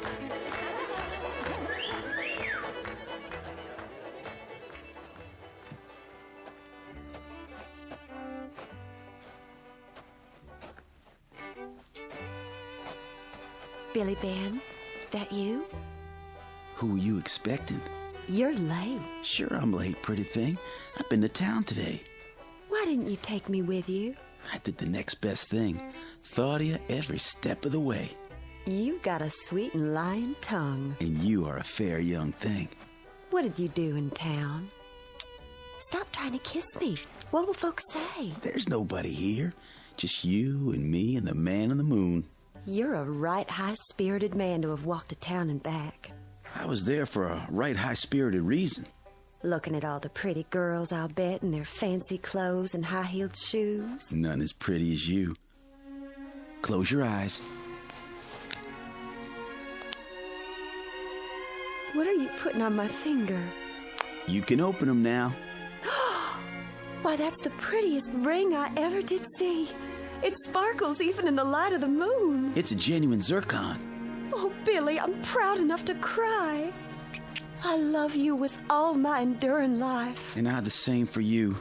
Can I show it to everybody? If that would pleasure you. Oh, how the girls will envy me. Come on, let's go in the barn.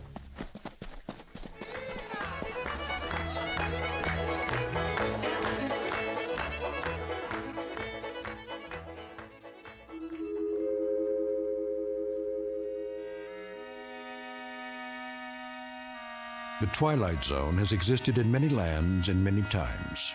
It has its roots in history, in things that happened long ago and got handed down from one generation to another. And in the telling, the story gets added to and embroidered on until what might have happened in the time of the Druids sounds as if it took place yesterday in, say, the Blue Ridge Mountains. Like the story you're about to hear. Even though such tales are best told by an elderly grandfather on a cold winter's night by the fireside, if possible, in the southern hills of the Twilight Zone. And now, The Twilight Zone and our story, Jess Bell, starring Stephanie Weir, with Stacy Keach as your narrator.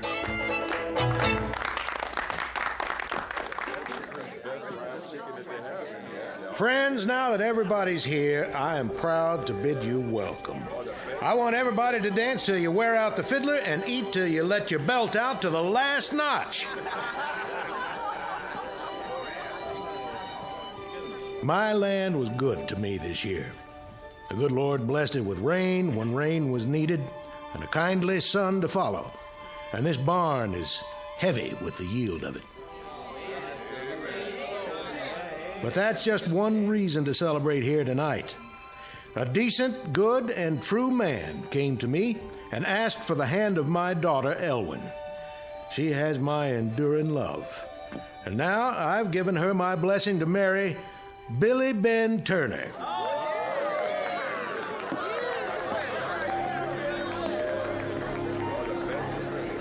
Oh, Elwyn, I'm so glad for you. Thank you. You must be so proud. I am. Excuse me for a minute. Billy? Yes, honey? What's wrong with Jezebel? Huh? Well, look at her. She's walking out. Going home early, I reckon. See if you can talk her into staying. She'll come back if she's of a mind to. Night's young yet. Ruin my party if folks start leaving early. Go on. Okay, I'll do what I can.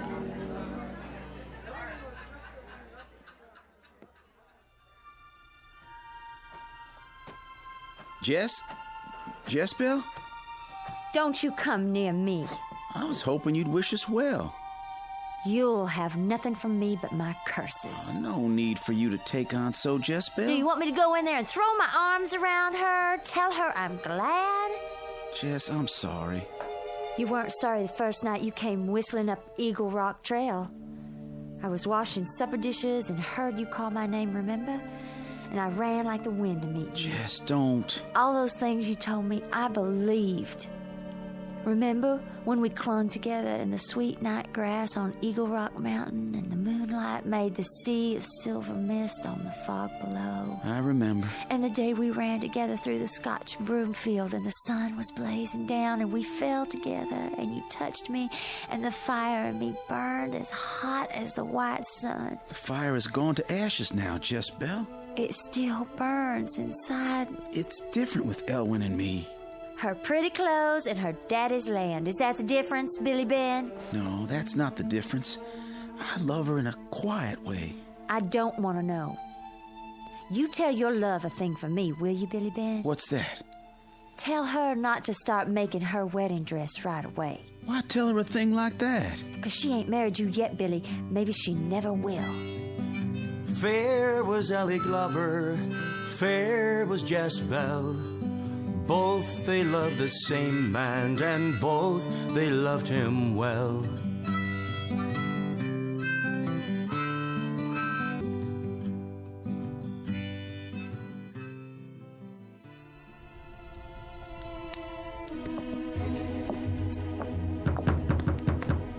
Go away. I've got to see you. If you come to my house, just walk right in. I don't ask nobody here.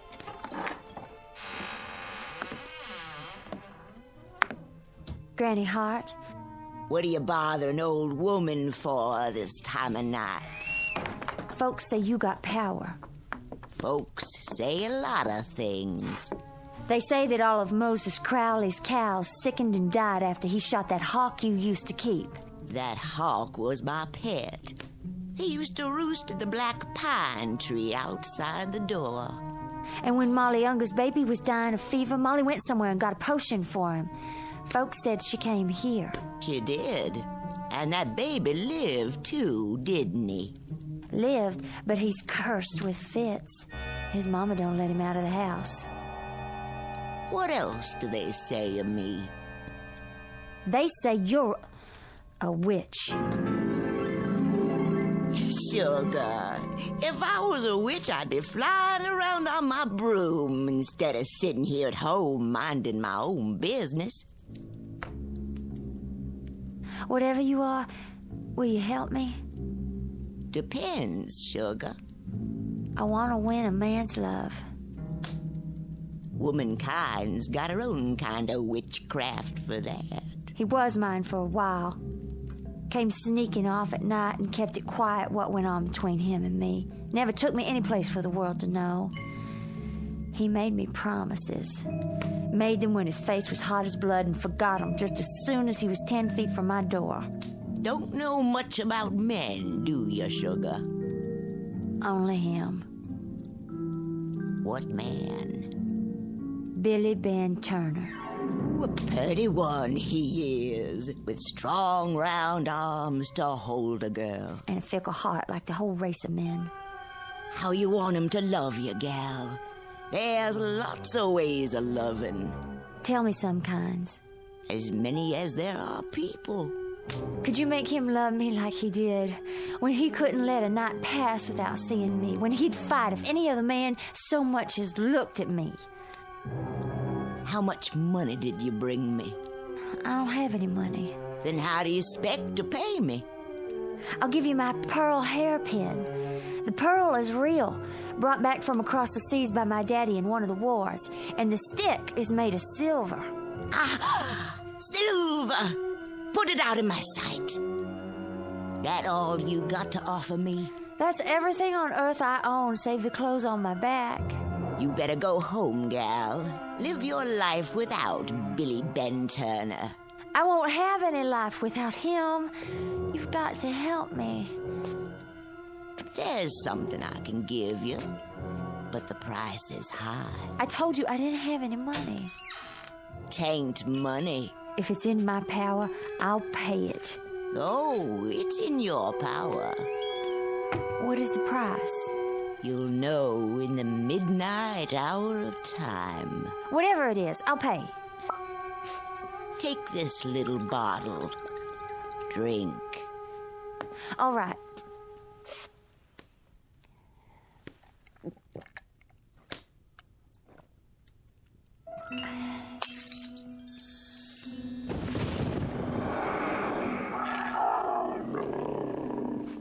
What was that?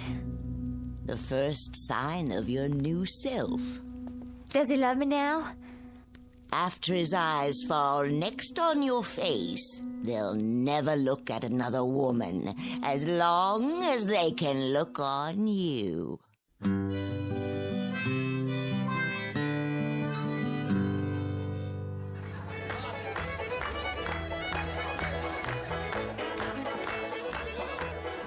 Billy? Honey, what's wrong? I feel faint. Let's go in the corner. You're trembling. The night's turned cold. Seemed cold to me. I felt a cold wind, and something on the wind, like my own voice crying far, far away. I wish our wedding were already done. And me. Give me a kiss. Is kissing all you think about? Everybody choose your partners. I'm a fool for dancing, too. Then let's not keep the fiddler waiting.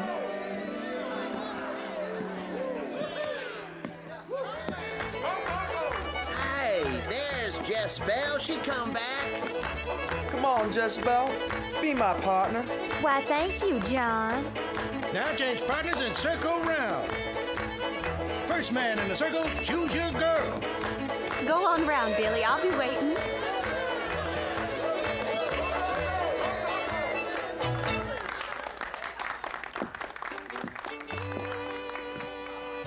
Hello, Billy Ben.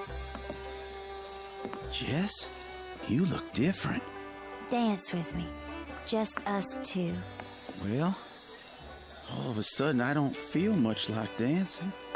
Let's go someplace. Billy, are you going to dance with me or not? In a little while, Elwyn. I gotta go outside. Come on, Jezebel. Where's he going? Come along, Elwyn. You sit with Mother for a while. Maddie? Oh, Daddy. I never in my life. What come over the boy? Whatever it was, he better get over it, or he'll answer to me. It's a shame and a disgrace. If Billy Ben expects you to marry him after this, he'll have to think again. He won't be marrying me. I'm glad you got spirit, child. I'd still have him if I could. If this very minute he would come back in that door and call my name, I'd go running to him. I'd not let you shame yourself so. But he'll not be back. I won't even get the chance. Jezebel bewitched him.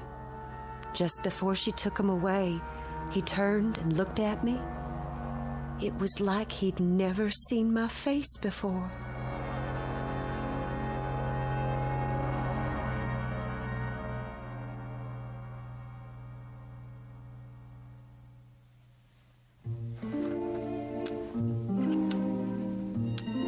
The scent of your hair is enough to drive a man crazy.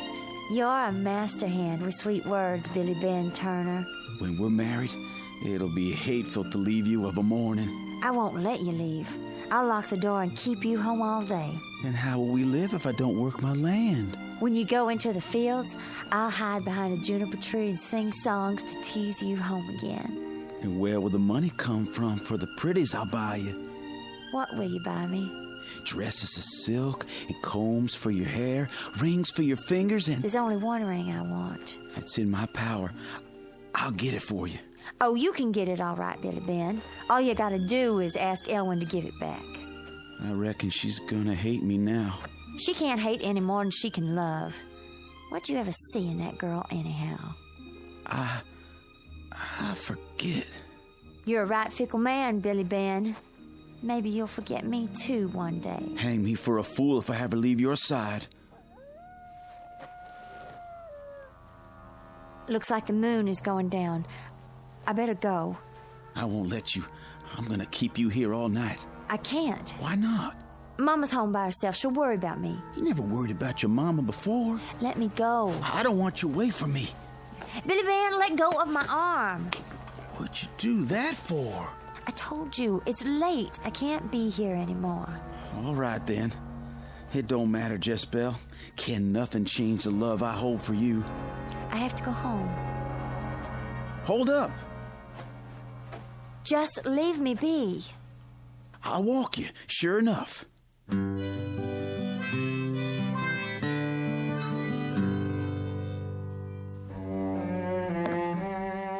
I said good night. Just one more kiss. No!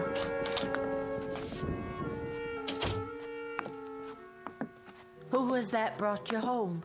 Nobody, Mother. Go back to bed. Honey, don't go right to bed. Come sit a spell and tell me about the dance. In the morning. Good night. Jezebel, what you locking yourself in your room for? Because I don't want you to see what I am now.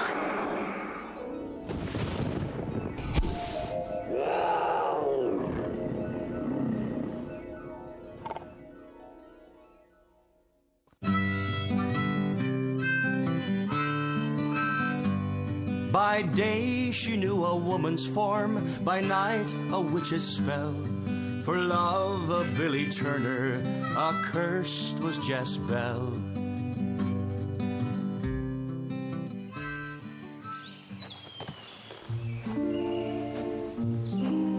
Honey? Oh, Billy Ben. I didn't mean to scare you, Jess. What are you sitting out here in the woods for? I was just thinking. I got something for you. Hold out your hand. Ellie's ring. Jess's ring now. It belongs to the one I love, and the one I love is you. Every minute I'm away from you is a suffering and a torment. What do you know about suffering and torment? I know it's finding a girl who's your heart's craving and having her keep putting the wedding day off. There's all kinds of torment in the world. Like the one that comes from buying something and finding out that the price is dear. What did you buy that cost so dear, Jess? Something I love. Do you love it still? Better than life. Better than me?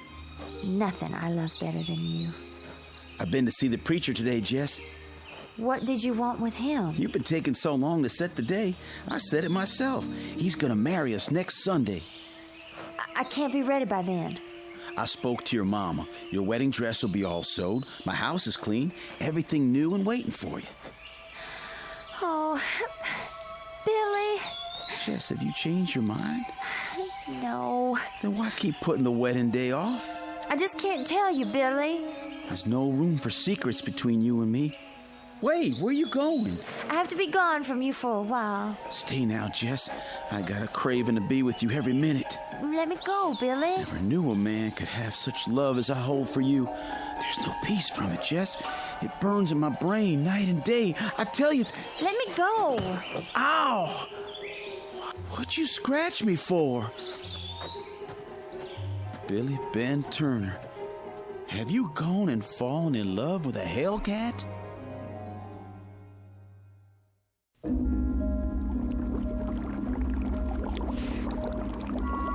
Womb of frog and heart of bat, tongue of sparrow, blood of cat, grasshopper's eyes and lizard skin, yolk of egg from a strangled hen, cud of cow and poppy seed, snout of swine and adder's weed, graveyard dust and breast of dove, bubble, bubble, wine of love.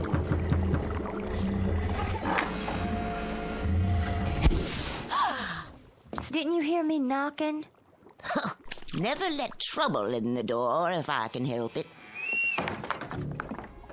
How do you know I'm in trouble? Child, there's little I don't know. Then maybe you can help me. You change your mind and now you got what you want? I haven't got what I want. Don't tell me, child, that you haven't got the love of Billy Ben Turner.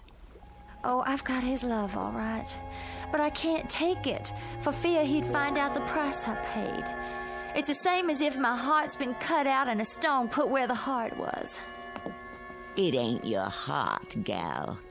What then? Oh, everybody's got a different name for it. Some call it a soul. That was in the bargain, too? That's always in the bargain when you barter with witches. You said you weren't a witch, that you just had power. Well, you might as well know the truth, because you're one, too. I changed you, sugar. Then change me back. Gal, you can't ever change. What you are is what you're going to be till you die. Then I hope I die soon. You're looking at it all wrong. Be a witch and take a witch's pleasure. Take the man you bargained for. Don't you think I want to? But how long do you think I'd keep him if he found out what happens when the clock strikes 12? That's the worst of all. Waking up when it's over and not knowing what I've done. Please, I promise I'll pay. Your promises don't mean a thing. You're already trying to get out of paying for the first favor I did you. I can't live this way. Take what you bargained for, gal. It's not fair to Billy Ben. Then go away from here, witch. I've got no time for you. I tell you, I can't do that to Billy Ben.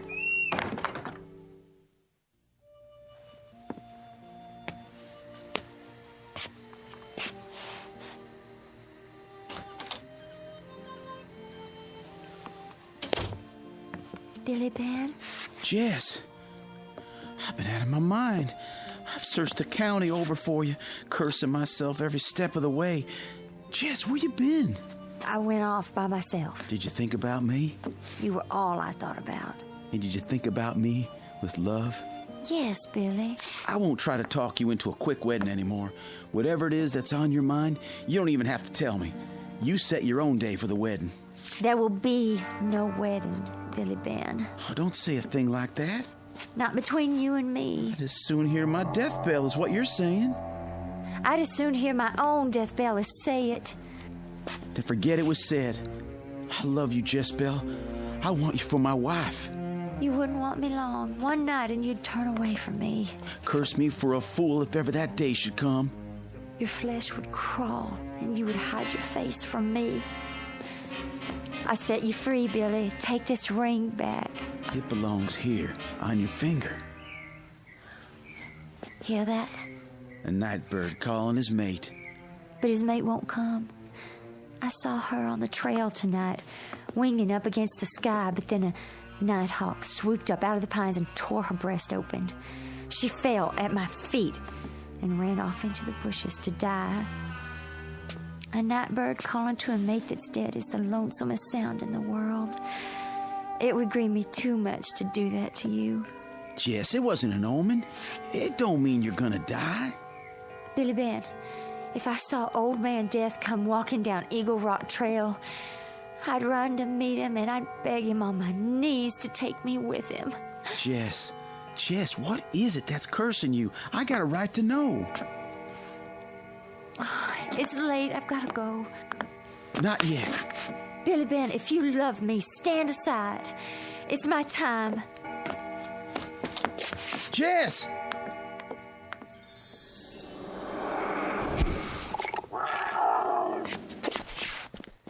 Jess Bell! An awful night was spent by all. On Eagle Rock did dwell. Strange things were seen by moonlight's fall, but none saw Jezebel.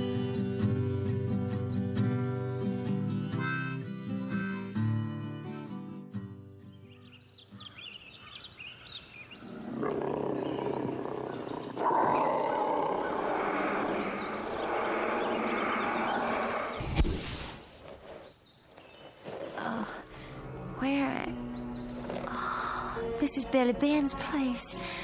But how? Take the man you bargained for. Give him a witch's love. No.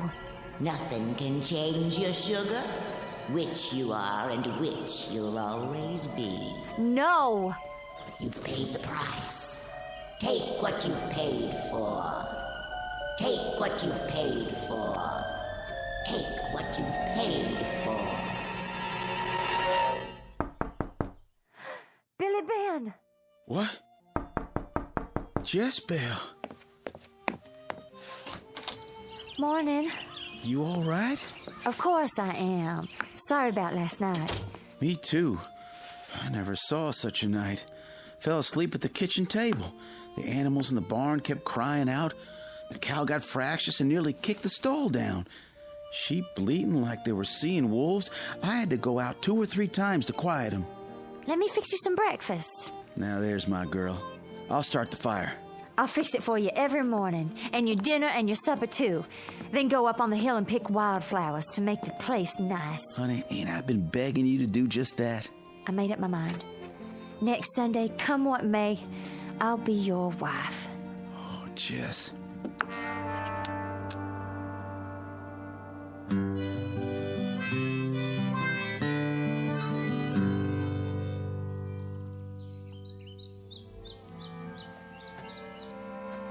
You're a long way from home, Ellie Glover.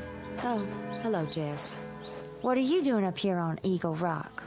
I came to pick some flowers. Same as me. Lots of wild ones around. There's a patch of old maid's fern farther up the mountain. I notice a lot of vixenwort around myself. I just come from seeing Billy Ben. Fixed his breakfast for him. I reckon that's no concern of mine. He's going to marry me when the circuit preacher comes next Sunday. I wish you happiness for his sake. You still love him, Ellie? Still dream about his strong arms and his sweet talk? I'll love no other man. How come you never tried to get him back? The last time I saw his face, he was under a magic spell. Even the love I hold for him couldn't break it. Oh, there's ways, but such ways end bad. What ways you talking about? I think you know. Jealous, ain't you? No. Heartsick. To see wrong done to a good man. I hear there's a wildcat loose in the county. Ain't you scared to be out here? I'll be home by dark. It won't venture out till nightfall. No telling what a wildcat'll do. I reckon we don't have much to fear. My daddy says that killer cat will be dead by morning. Since when can your daddy look in the future and tell what's gonna be? He's going hunting for that cat tonight. Him and Obed Miller and Billy Ben. All the men in the county. Billy Ben didn't say nothing to me. My daddy's gone over to ask him right now. If that cat's smart, it'll stay home tonight. Maybe.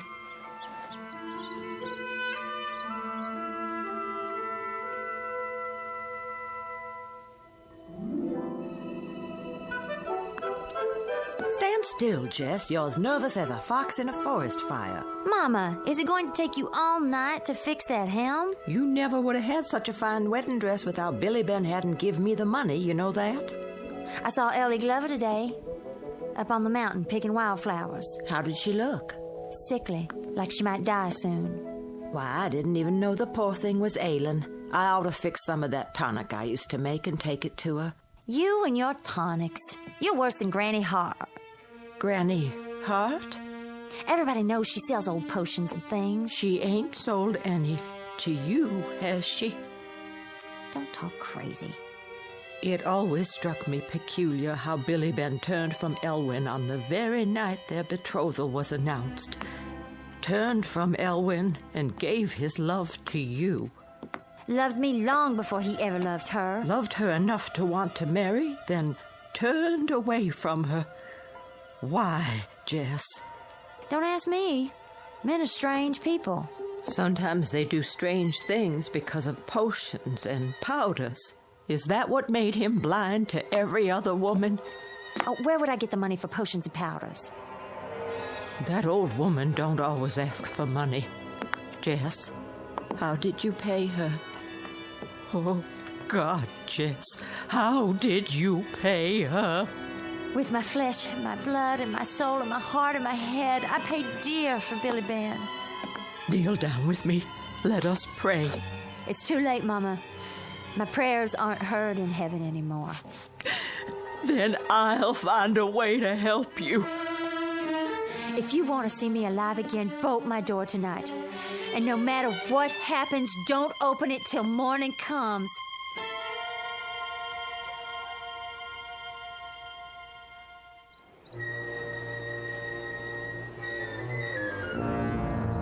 Okay, men, you know what to do.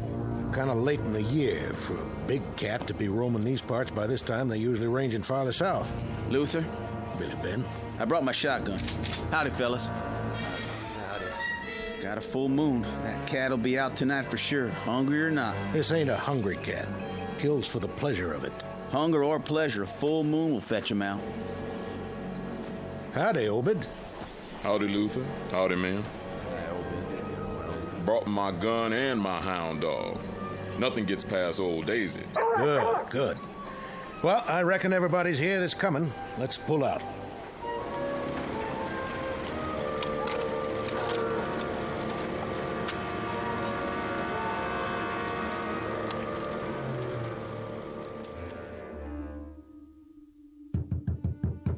You okay in here, Jezebel? It's late, Mama. Go to sleep and let me be. But it's almost 12 o'clock.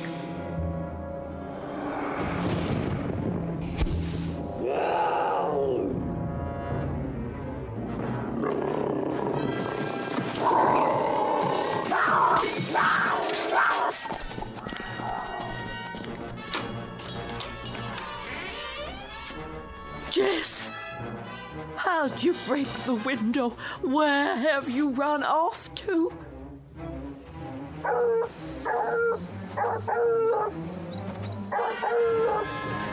Hold on, man. I think old Daisy found something. Which way? Over there, through the trees. She struck a trail. That's my land. We come full circle.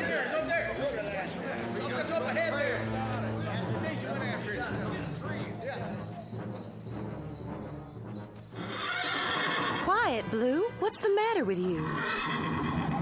What's the matter, Blue? Having a bad dream?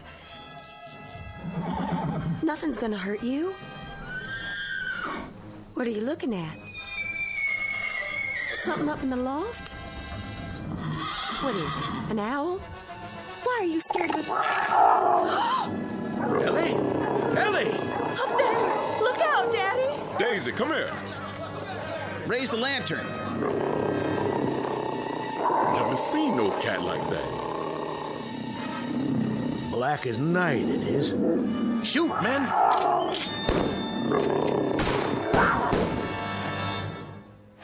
I think we got it. Where'd he go? Hold your lanterns high. It's gone. Can't just disappear. The cat was a witch. Never seen nothing like Daddy? That thing hurt you, Ellie? No, Daddy. I fainted is all. You see it, Billy? I sure did. Nothing here now. Well, our work is done for the night. Go on home, men. Whatever it was ain't here no more. Can you stand up, Ellie? I think so. I'll help her, sir. You do that while I tell her mother she's all right. I'm fine, Daddy. I'll just be a minute. Here, take my arm. Did it hurt you, Billy Ben? No, I'm all right. I'm darn glad to see Ellie. Pretty as always. It's good to see you, Billy. It's been a long spell. Yes, it has. What's that shiny thing in your hand? It was right next to you where you fell, like it dropped down from the loft. Looks like the ring. It sure is. The same one I gave to you once. Only how did it get here? Maybe it's an omen. Elwyn, I'd appreciate it if I could come and sit up with you again some night. That would pleasure me right fine, Billy. Come whenever you feel like it, and make it soon.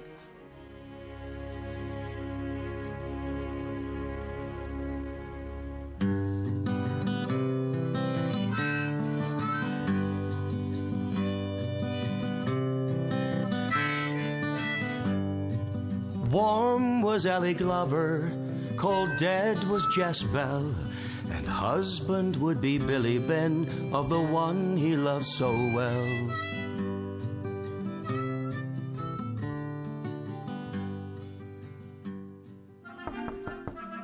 Come on in. Hello, Billy. Miss Ossie, what are you doing here? I won't stay but a minute, Billy Ben. Just wanted to wish you all the happiness in the world on your wedding day. I appreciate it, Miss Ossie, but won't you be at the wedding? I wouldn't spoil the day for Elwyn. She'd see me and think of Jezebel. There's no shadow of Jezebel between Ellie and me. God grant there never will be. A full year now Jezebel's been dead. How do you know she's dead, Billy? I saw her die. Billy, I brought you something. This pearl and silver stick pin. It used to belong to Jezebel. Poor Jess. I appreciate it, Miss Ossie. It's made of silver, and silver is one thing a witch is scared of. What witch could want to harm Ellie? There's a terrible thing I've got to tell you. A secret about Jezebel. What secret? That same night she disappeared, she mentioned Granny Hart. Jezebel was witched. It's a bitter thing for a mother to know that her only child's a witch. Billy, she ain't dead. I was there. Fired some shots myself. Billy, some months back, I went into Jezebel's room. Sitting on her pillow was a wart toad. I grabbed a broom and brought it down with all my might. That toad disappeared in a puff of smoke. It could have been a cloud of dust. It was the spirit of Jezebel. Another night, a bat flew in the house.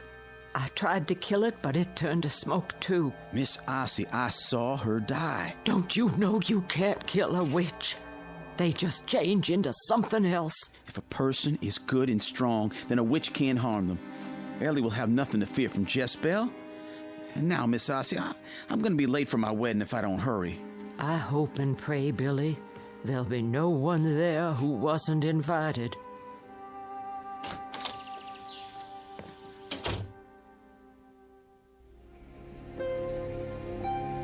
To love and to cherish till death do us part. To love and to cherish till death do us part. According to God's holy ordinance, and thereto I plight thee my troth. According to God's holy ordinance, and thereto I plight thee my troth. Those whom God hath joined together, let no man put asunder. I now pronounce you man and wife.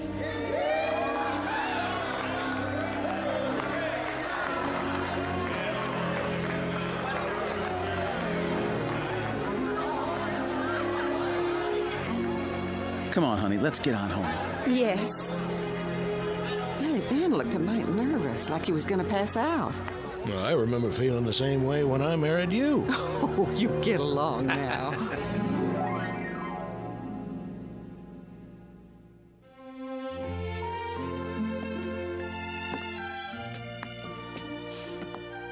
Here we are, sweet thing. Billy Ben, are you going to let your bride walk across your threshold? Never. Now put me down if I'm going to get changed out of this pretty dress Billy! What's the matter? Something has hold of my arm. It ain't me. But I can feel it. What are you doing? I don't know. What'd you do that for? It wasn't me. It sure was your hand. Oh, Billy, I drew blood. I never did that of my own will. Something's took hold of me and moved my hand. I didn't see nothing, Ellie. There's something in this room. Something we can't see nor hear. Something evil. Can't you feel it? Not sure. Look, a mouse on your grandfather clock. Ellie, careful! Oh, Billy, it could have killed me. I've got you, honey. It was a mouse, as black as night. Take me home. This is your home now. But something doesn't want me here. I know what it is that's trying to chase you out. Sit down. Hold on to this Bible. I gotta be gone from you a short time. Do you trust in the Lord? Yes. Then His word will keep you safe. If the devil himself comes in this room, don't leave that chair.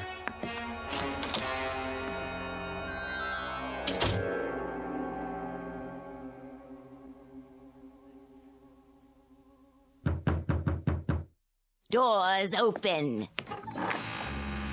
Granny Hart, I'm short on time. You need a new sweetheart. I got one, and I just made her my wife. Ellie Glove with the golden hair. Ah, she's a beauty. I'll not have her beauty long unless you tell me how to rid myself of a witch. Jezebel don't like you being married.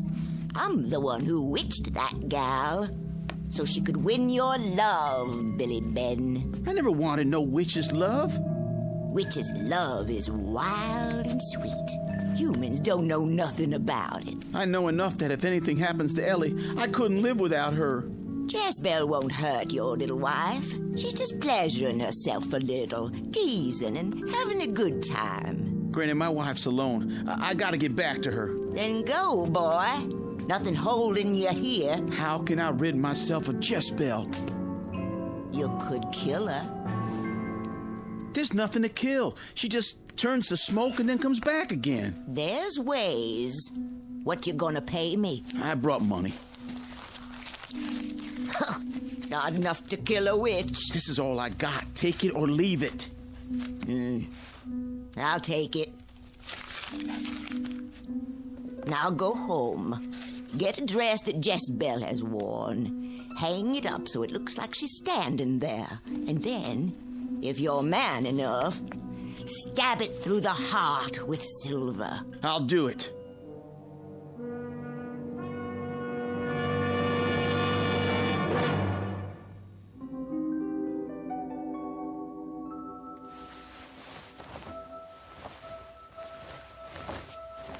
It's gotta be one she wore.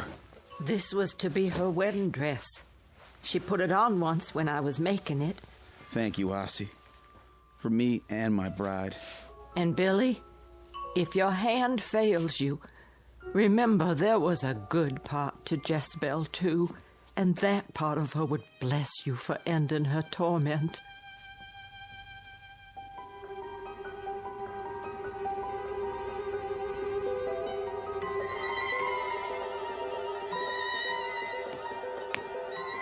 I told you not to leave the house. I wanted to wait for you out here. What's that package? Stay outside a minute longer.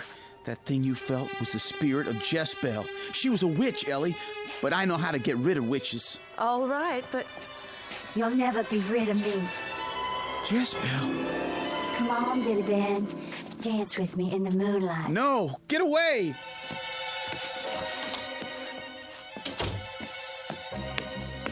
Let me in. Take the dress. Hang it up like she's standing here. Okay?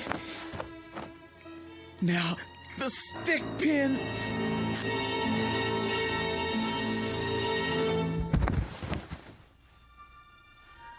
Oh, Billy. Oh, what have you done? Stabbed you through the heart, just like Granny Hart said. Oh. Now I'm giving you your eternal rest. Oh, Billy. Goodbye, Jezebel. I loved you, Billy Ben. Billy Ben.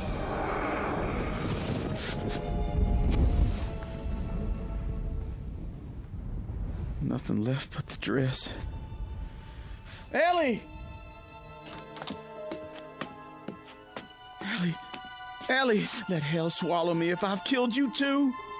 Billy, I remember a wedding. Did I dream that? No, you are my pretty little wife. Then I should be cooking you some supper. Help me up. Not too fast. Look up there, Billy Ben. That star just danced in the sky, then went shooting down behind Eagle Rock Mountain. My mama says when you see a fallen star, it means a witch has died. So I've heard tell. Come on inside. It's our wedding night.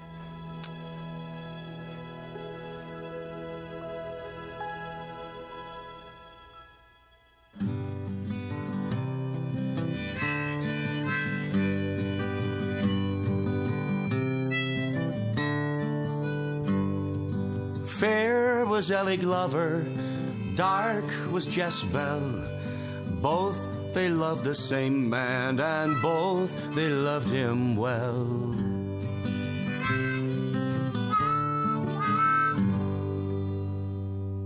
A tale told in one form or another, as long as there have been people to tell it. And if you're thinking it's just a fairy story, here's a piece of advice. The next time the moon is up, put another stick on the campfire. And if you see a falling star, be sure to make a wish. It just might keep you safe from the great darkness out there. A darkness that extends all the way from the Blue Ridge Mountains to the Twilight Zone.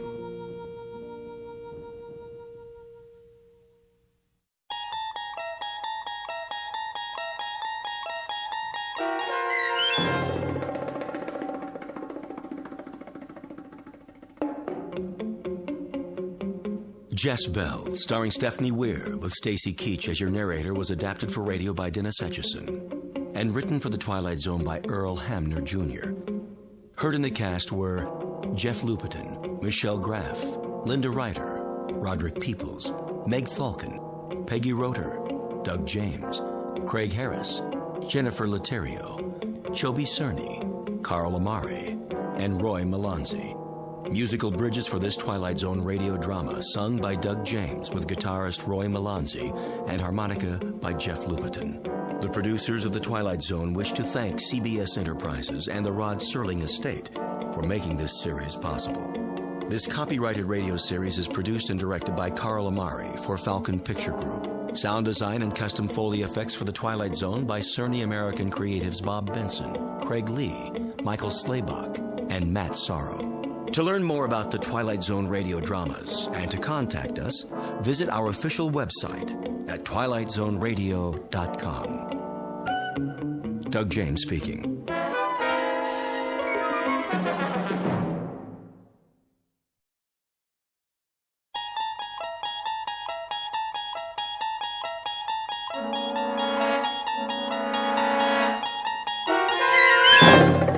You unlock this door with the key of imagination. Beyond it is another dimension, a dimension of sound, a dimension of sight, a dimension of mind. You're moving into a land of both shadow and substance, of things and ideas. You've just crossed over into the Twilight Zone.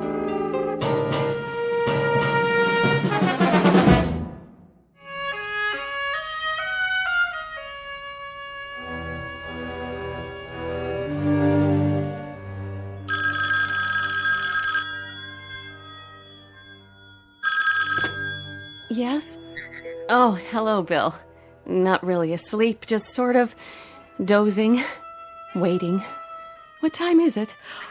4:30 already. How is he? Mommy, who's that? Colonel Conacher, honey. Good. Well, Bill, tell him I wish him... But that's crazy, isn't it?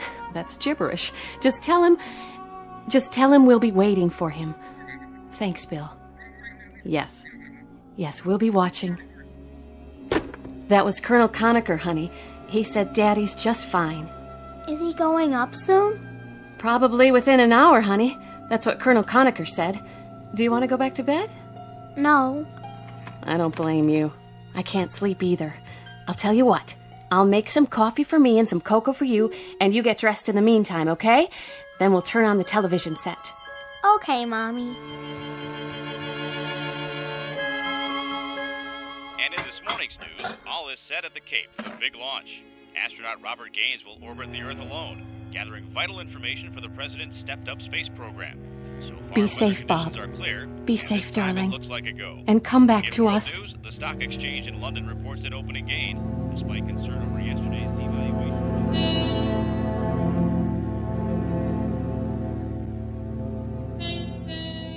The year is 1963. In the vernacular of spaceflight, this is T-minus 1 hour. 60 minutes before a human being named Major Robert Gaines is lifted off from Mother Earth and rocketed into the sky, farther and longer than any man ahead of him. You may not have read about this one in the history books, because government security has kept the full story under wraps until now. But to set the record straight, officially or unofficially, let's call this one of the first faltering steps of man to sever the umbilical cord of gravity and stretch out a fingertip toward the unknown.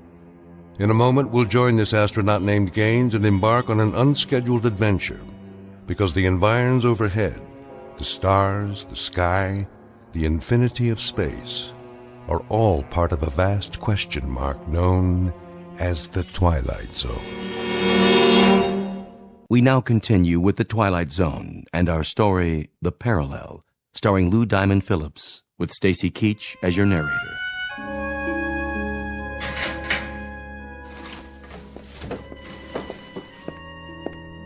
Hello, Gaines. Hey, Conacher. Pulse normal? Reasonable. Someplace between nonchalance and panic. I know the feeling. I talked to Helen. She's fine. Says to tell you they'll be waiting. Bless you for that. Any messages for the angels? Well, you could give them a kiss for me. Any that you happen to meet. Well, on my last orbit around, I'll lasso a pair of gossamer wings and I'll ship them down to you Air Express. Collect.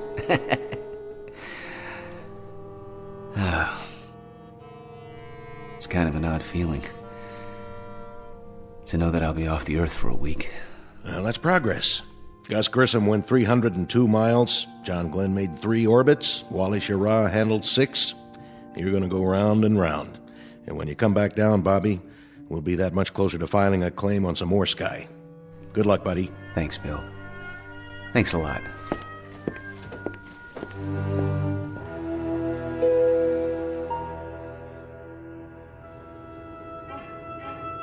This is Capcom. The countdown for the MX-10 launch is T-minus 19 seconds. T-minus 19 seconds and holding.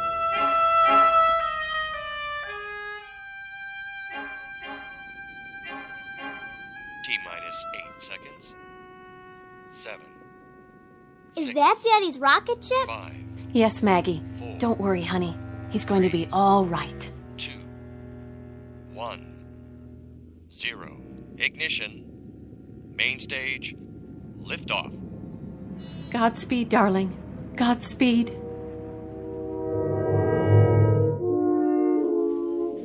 The MX-10 liftoff time is 5:30 a.m. Eastern Standard Time. All systems go. Astronaut Gaines reports his fuel and oxygen quantity steady, the cabin pressure decreasing on schedule. How's he feel up there?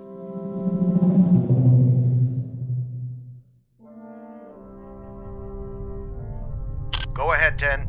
We hear you loud and clear. 0G, and I feel fine. Spacecraft is turning around. The view is tremendous. Roger. Turnaround has started. Roger. The spacecraft is turning around, and I can see the booster just a couple of yards behind me. It's beautiful. Roger, 10. You have a go. At least 40 orbits. Roger, this is Phoebus 10. Understand, go for 40 orbits. Can see clear back across the Cape. Quite a sight.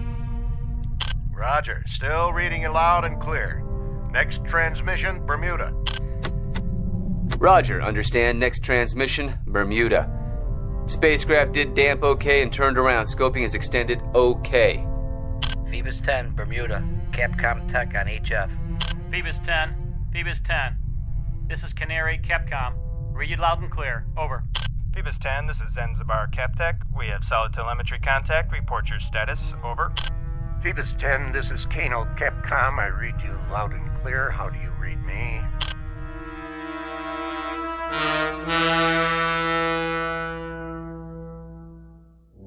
Phoebus 10, this is Capcom. We now have iOS. Over.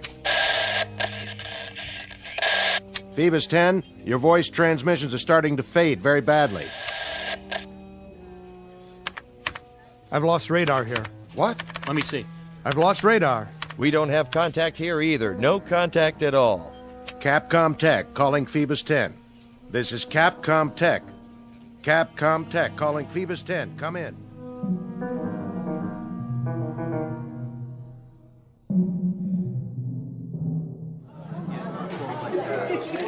General Eaton, is there anything new to report? Gentlemen, you know it is not our policy to conceal information. But the situation as it stands now is that we have suddenly lost radar and radio contact. Until we discover the cause of the sudden loss, possible explanations are not available at this time. General, you've lost complete touch with Gaines. There's no contact whatsoever. Unfortunately, that's true. We hope that something had just gone wrong with his tracking signal transmitter. But the optical trackers tell us that they haven't locked on since the 15th pass. The 15th pass? I mean, they haven't been able to pick it up with their optical equipment. In the hour before the signal went dead, we established it. Then it just disappeared.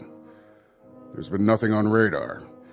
And even the solar cells, which should supply power for tracking for years, if necessary, have failed somehow. The batteries are obviously gone. But even assuming that the solar cells could have failed somehow, the optical sighting should have continued. But they haven't. Any other hypothesis? How about a meteor? The statistical possibility of a meteor hitting a satellite is fairly low. Very improbable. What about the capsule leaving its orbit and coming back down to Earth? That's hardly possible. There'd be no foolproof means of making it spiral in. The trick, once it reaches denser layers of atmosphere, is to slow it up enough so that it wouldn't burn like a meteor, and then have some means of depositing it on the ground. I don't think I'm violating any security by saying that Major Gaines's craft had no such equipment. You'll have to excuse me.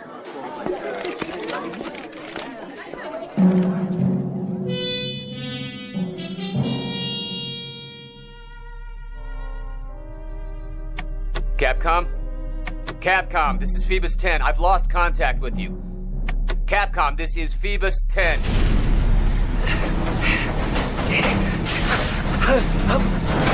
I'm blacking out!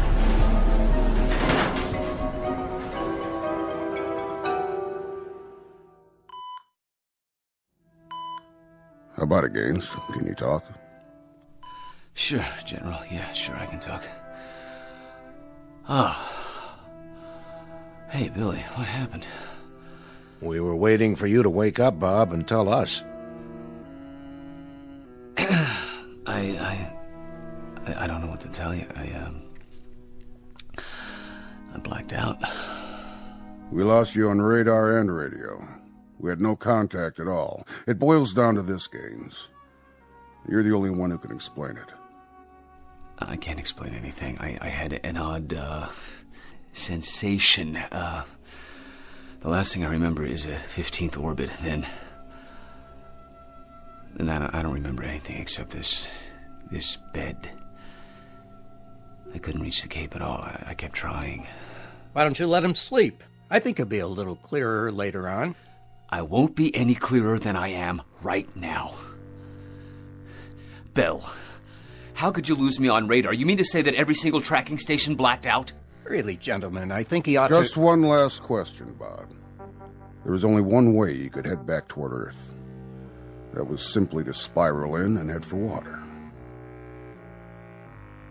Your spacecraft was found intact 46 miles from where you were launched. Intact, Bob. On the ground.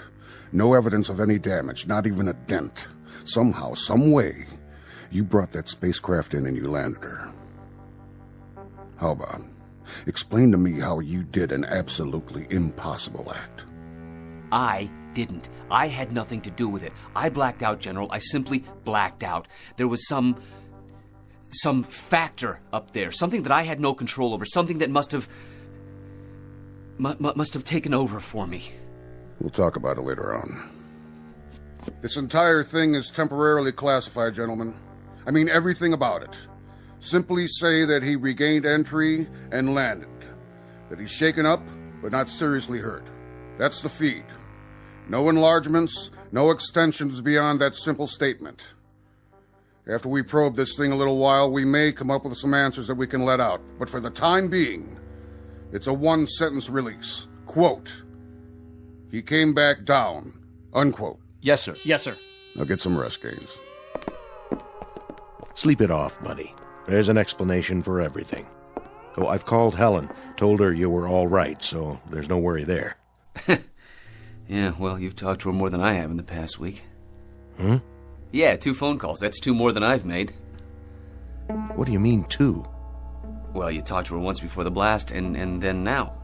You know, I feel like you're my proxy. I didn't call her before, Bob. I didn't have a chance. But I'm sure that she knows that you're all right. What's the matter? Just before I went up, we were talking in the locker room. You said you phoned her. I didn't phone her, Bob. I never told you I did. I guess you dreamed it. No, I didn't dream it. I remember you telling me that, okay? That's just part of a delusion. Maybe it's part of the whole pattern here. But why worry about it now? You're all doped up and you're also dead tired. Sleep it off, and I'll see what I can do about getting you a leave to go home. Rest easy, pal.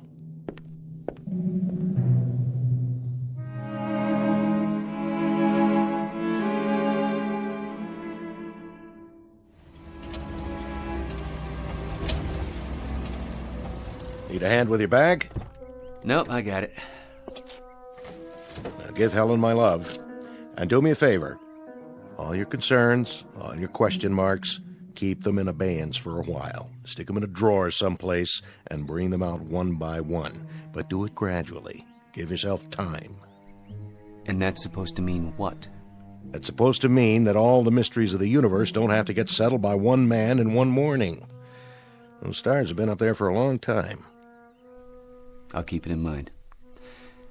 Thanks for the services rendered. I'll talk to you later. No question about it.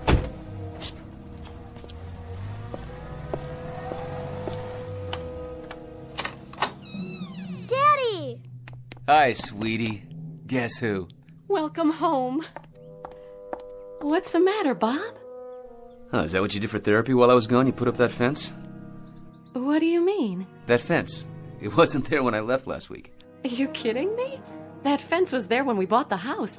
I guess outer space does things to memories, huh? Yeah, I guess so.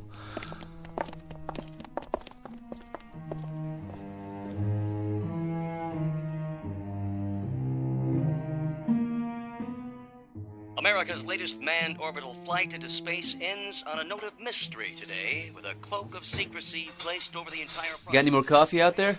I'm making some. Be done in a minute. The Space Administration announced late this afternoon that the flight was a success, but admitted contact was lost at one point. Gaines landed safely, but as to where and how, that is what the Space Administration censored, and no further information has been forthcoming. I'm going to go up and put on a bathrobe, okay? I'll be right down. Do you want Maggie to get it? Both of you have been treating me like a cross between a millionaire eccentric and a piece of Dresden china, okay? I'll be right back. Millions of Americans watched the orbital flight when suddenly the pictures were interrupted and all major networks went back to their regular broadcasting schedules with an announcement that there would be no further coverage of the historic flight. General Stanley Eaton announced late this afternoon that for the moment all aspects of astronaut Gaines's flight would continue to be. Bob, your coffee's ready. Want us to bring you a cup? I'll be right down. Yeah, look at that. What? Here's your coffee. Thanks. What are you laughing about? Oh, there's gonna be a chicken colonel back at the base running around in his undershirt. What do you mean? Look at this collar. The insignia. I walked off with somebody's shirt. A full colonel's, no less. But Bob, You are a full colonel. Helen? What, darling? What's the matter? All right, honey, tell me the truth. The absolute truth. No games. When I left, when I walked out of here, what was my rank? Your rank? Wasn't I a major? Haven't I been a major for 13 months? Bob, don't. You're scaring me. Well, without trying to scare you, honey, and without trying to make you wonder whether I still have all my marbles, I'd like you to answer my question. Are you serious? I'm not playing games, Helen, please. You've been a full colonel since last March. Last March? March. I want to say something to you now. I don't know what happened up there. I know you don't want to talk about it yet, and that's why we haven't said anything. But something must have happened, Bob. That's just it. I don't know what happened. Believe me, Helen, I have no idea at all.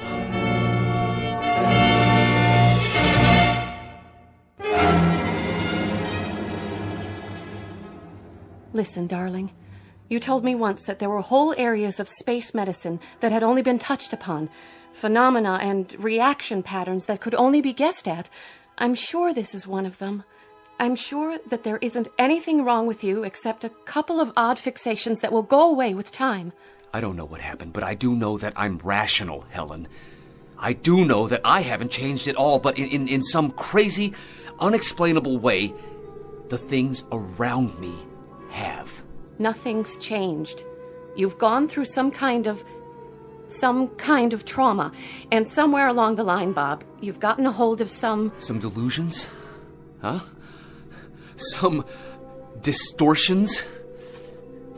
Like the fence outside of the house. I don't remember it, Helen. You told me it had been here when we bought the house. And then there was this business with Bill Conacher. He told me he'd phoned you before the blast-off. He made it a point to tell me. But afterwards, he said there was no such phone conversation. It's not important, really. I mean, it's insignificant, and yet it's part of a crazy pattern here. Something is very wrong. Because he did tell me he called you earlier, and that fence wasn't there, and those eagles were never on my collar before, because when I left, I was a major.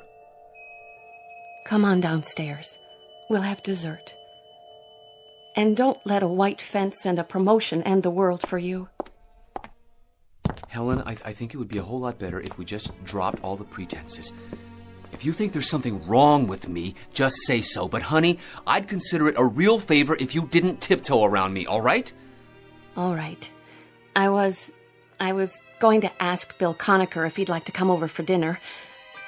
How about a piece of pie with your coffee? I helped Mommy make it. Oh, did you? I'll get it for you, Daddy. Thanks, sweetie. Careful, Mags. Don't break any more plates. I won't. So, why did you want to call Bill? I remember he said once that there were some aspects of prolonged weightlessness that can't be explained. Here you are, Daddy. You know, little girl, one day I'm gonna lose you to some Navy ensign who'll marry you for your father's fortune and your cooking. Come here, baby, give me a hug. Don't! Maggie, honey, what's the matter? Nothing.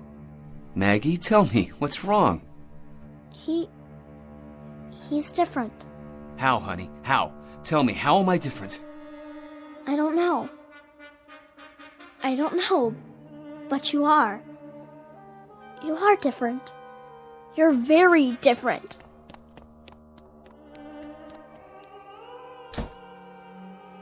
What does she mean? I don't know. Yes, you do. What does she mean I'm different? Am I? Am I, Helen? Have I changed that much? I can't explain it, Bob. I don't know how. But I have changed, haven't I? There's something different about me. The child sensed it, and you've sensed it too, Helen. Yes, I have. How?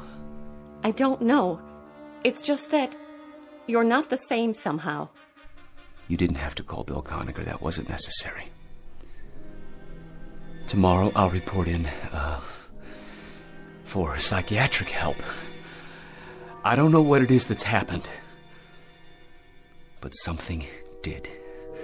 Something that's tearing us all apart, and until we find out what it is, it's going to keep on doing that.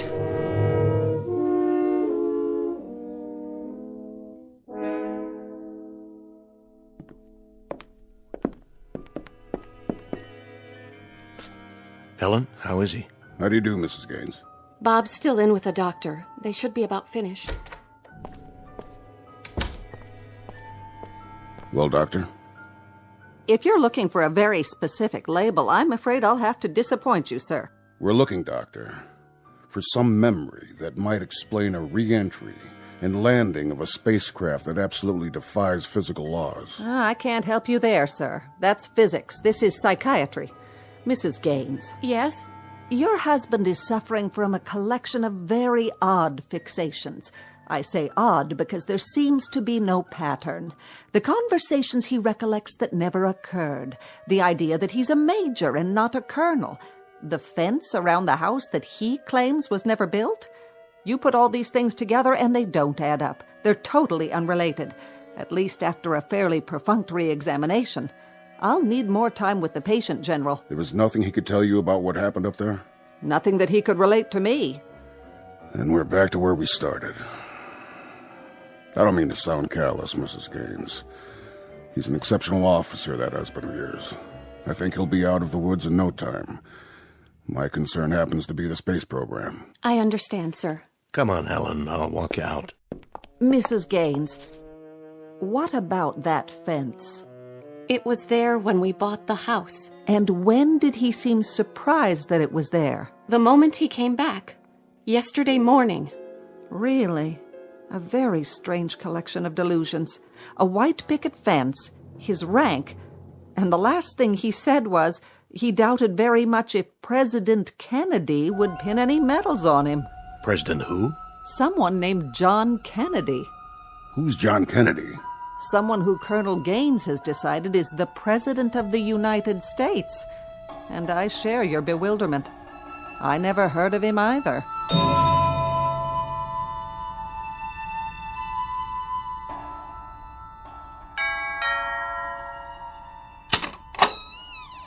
Come in, Bill. How is he? He's fine. He's perfect. A picture of health except for a couple of almost invisible flaws. In fact, he's upstairs right now, studying a set of encyclopedias and taking notes as if he were cramming for an exam. He says they've got some of the facts wrong. Names and dates and world events. Either they do or he does. Still the fixations. More of them now. This afternoon, he got into an argument with Lieutenant Hempstead's wife. About what? Not an argument, really. Just a mild exchange. He claimed that Joe was Air Force. Said he'd flown with him at Wright-Patterson Air Force Base. Joe Hempstead has always been armored infantry. Bob met him at Fort Riley at command school. But he gets this fixation, and after a while, he makes you think that maybe you're all mixed up. And there's another thing. Go on, Helen. It isn't easy to say. Maggie noticed it, too. There's something different about him. Something we can't put our fingers on, but... Bill, reassure me, will you? Tell me that this ice-cold feeling I have is way off. Tell me that the man upstairs is really Bob Gaines.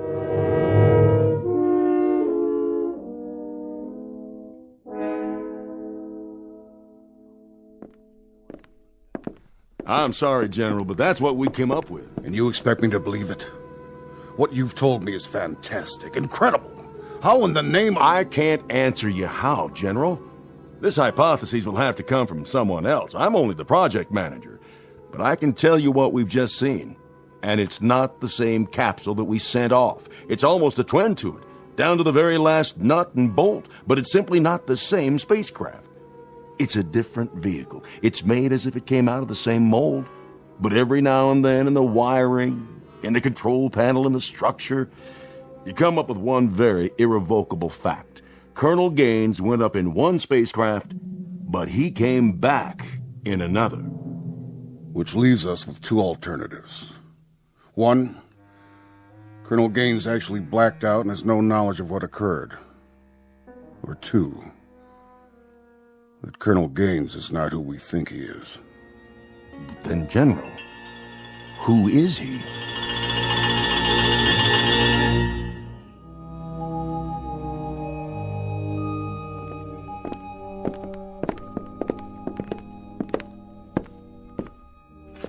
Now, Colonel, I want you to examine the vehicle carefully. I want you to be able to say to me without one single shred of doubt that this is the same Astro 7 spacecraft you were sent up in and came down in. This is extremely important. I'll try, General. Phoebus 10. Phoebus 10. Good. Phoebus 10. I trust I've made my point. Well, have I? I'm sorry, what? What's the matter? Bob, what the General is getting at... Phoebus 10. Phoebus 10. We're not sure whether or not your landing bag is deployed. We feel it is possible to re-enter with the retro package on. We see no I don't... I can't. Bob, what's the matter with you? I said I'll try, okay? Just a minute. This is California CapTech. The weather in the recovery area is excellent. 3-foot waves, 10 miles visibility. Don't you hear that voice? Gaines, what's going on? What voice? Phoebus 10. Phoebus 10. This is California CapTech. Do you read? Over. Phoebus 10. We're recommending that you leave the retro package on during re-entry. Override the 0.05G switch. Expected at 044353. Retract the scope manually. Do you read? Phoebus 10, recommend you go to re-entry attitude and retract your scope manually at this time.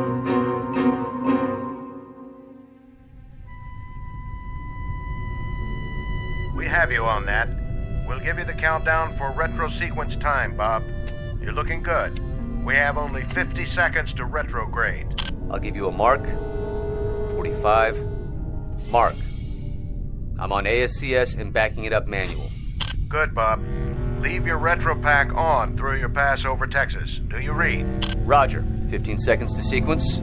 5, 4, 3, 2, 1, fire. Roger, retros are firing. I am starting my re-entry now. I'm going to fly by wire, down to about 50% on manual. There's a real fireball outside. How are you doing? What's your condition? I'm feeling fine. Condition is good. But listen, there's a lot of fire out there, an awful lot. Capcom, just one question. Go ahead, Bob. Who is the President of the United States? Say again, Bob. We don't think we got that. Who is the President of the United States? Sounds like you're asking who the President is. Roger, that's the question. Bob, the President of the United States is... I sure hope you said Kennedy.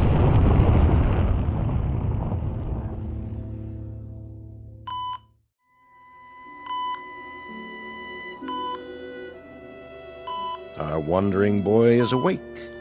Bill? I'm right here, buddy. How do you feel, Major? Well, that depends. Did you hear the question I asked up there, just before re-entry? You wanted to know who the President was. What was that, a gag? No gag.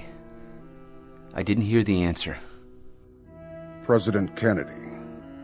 You were gone 2 days, Major, not 2 years. What happened the second morning, Gaines? It was your 15th orbit. We lost you for a period of almost 6 hours. Lost? No radar, no contact. We couldn't find any reason for it. We threw the question at you several times later on after we picked you up again, but you ignored it. 6 hours? That's about how long it took. Then you came back in loud and clear. Gentlemen, please. Right now I think he'd better rest. Oh, all right, Doctor. Bill.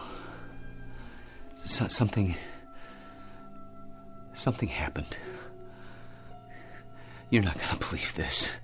I'm not absolutely certain I believe it myself. There is, another dimension. I don't know where it exists or how, but it's a world that's a twin to ours. Same places, Most of the same people, most of the same chronology of events, except every now and then there's something a little bit different. How do you know this? Because I was there, sir. For almost a week. That's impossible. We only lost you for 6 hours. I can't help that, sir. During those 6 hours, I lived out a week. Doing what? Looking at our counterparts, at us. Us? As we exist in a parallel world, General. A world that exists alongside us, but one that we can't see. And one that I stumbled into. I don't know how. Some kind of space-time warp or something, but there's a doorway up there. It exists, and every now and then, it's possible to fall through it, like I did. Well, how did you get back? I don't even know that. All I remember is standing by the spacecraft in the hangar, and then I was up there again, and now I'm back here. Bob, sleep on this for a little while, will you? Why? Because this whole thing may be a delusion. A delusion? Bill, I don't have any proof. But I can recount to you, minute by minute, everything that happened. Every word that was said, every person I met. I could describe the streets, everything. This was no dream. We'll talk about it after a while, Major. Get some rest. Has anybody phoned Helen? She asked what you wanted for supper. Will I be able to leave? At least for an overnight. But we want you back here first thing in the morning. What for? I want to look at the psychiatrist's face when you start talking about parallel dimensions. We'll see you later, Major. One last question. Be my guest. If we each have a counterpart, and you saw them, where was yours, Bob? I don't know. But he's a colonel, a full colonel. And I hope he got back. He's got a very beautiful wife and a very lovely little daughter.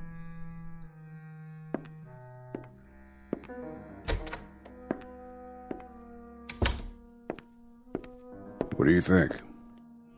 I don't think. Not on this one, sir. Some kind of trauma. What else? Another dimension? Another world that's parallel to ours? Does that sound rational to you? Up there, who knows what's rational and what isn't? We don't even know the rules, sir, let alone the facts. We're little ants that have just made it to the desert, and now we say we've conquered the Sahara. But we haven't conquered anything. We're only starting to find the mysteries, General. We haven't even begun to solve them. We're going to do a lot of groping through a lot of dark nights, through a lot of space, before we find the answers. We've got a long way to go, sir. Sir. Yes? There's a message from Capcom, sir. It doesn't make much sense. I'll judge that. Capcom reports telemetry with an unidentified space vehicle. What? They had voice communication for about a minute and a half. The spacecraft identified itself as the Astro 7, and the person in it said... Said what? He identified himself as a Colonel Robert Gaines. He asked for re-entry data. Colonel Robert Gaines? Yes, sir. Then we got some garbled stuff, and then nothing. Then what? Well, then nothing, sir. We lost the visual sighting, and we lost all voice. The thing just disappeared. Get a transcript of everything that was said. Have it brought over to my office. Keep trying to raise... whoever it was. Yes, sir. We're still trying, sir. All right. Keep me in touch. Yes, sir. You're so right, Colonel Conacher, when you say that we've got a long way to go. A lot of questions to answer. And you are so right when you say that we haven't even begun. Anything on your mind? One thing. I'd like to tell astronaut Gaines that his proof just showed up on a radar screen, however briefly. Be my guest. Yes, sir.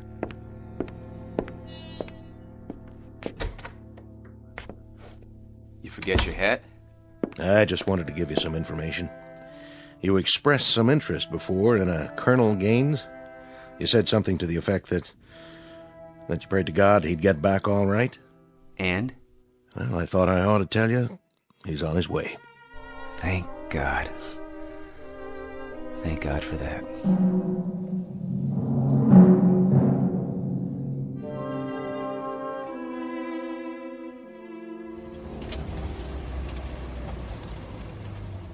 Hey, thanks for the ride. My pleasure, Bobby. I really mean that, you know. I do. I do know it, Bill. Daddy! Hey, sweetie. Do me a favor. What? Who am I? Why, you're my daddy, silly. Thank you, honey. That's all I wanted to know. Hey, where's... Mommy, come here. Bob? Yes. Oh, Bob, darling, welcome back. You don't know how glad I am to be back.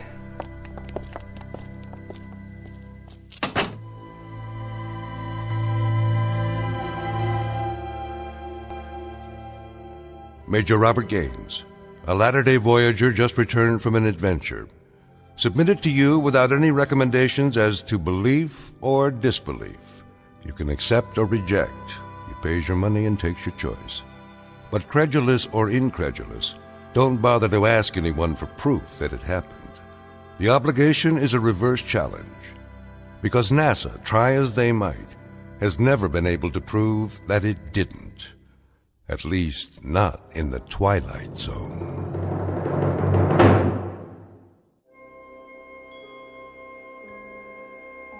Hi, this is Carl Amari, producer of the Twilight Zone radio dramas. I'd like to take a moment to tell you about our official website at twilightzoneradio.com, where you'll get the latest news and information on these Twilight Zone radio dramas. Plus, at twilightzoneradio.com, you can digitally download 3 free episodes or any of our episodes for only $1.95 each. In this age of ever-changing technology, we've decided to make these episodes instantly available to you by making the Twilight Zone radio dramas a digital download-only series. This means that this series will no longer be offered on CD. The CD collections at our website are now being offered while supplies last at buy one, get one free. So be sure to get your favorites before they're sold out. Be sure to visit us often, and I'll see you in the zone.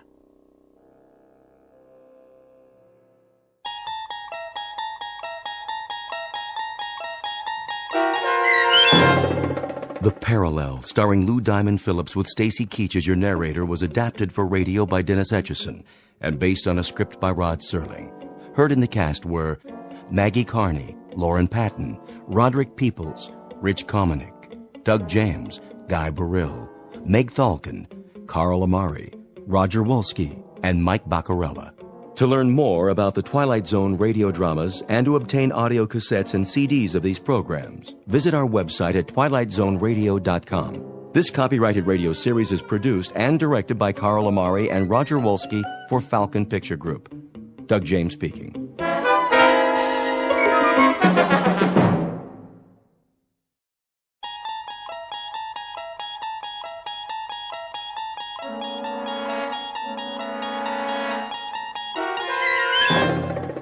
You're traveling through another dimension.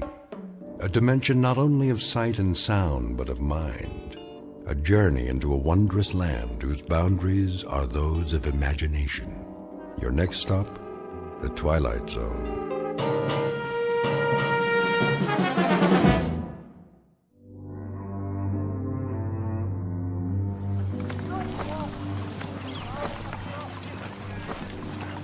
Sergeant?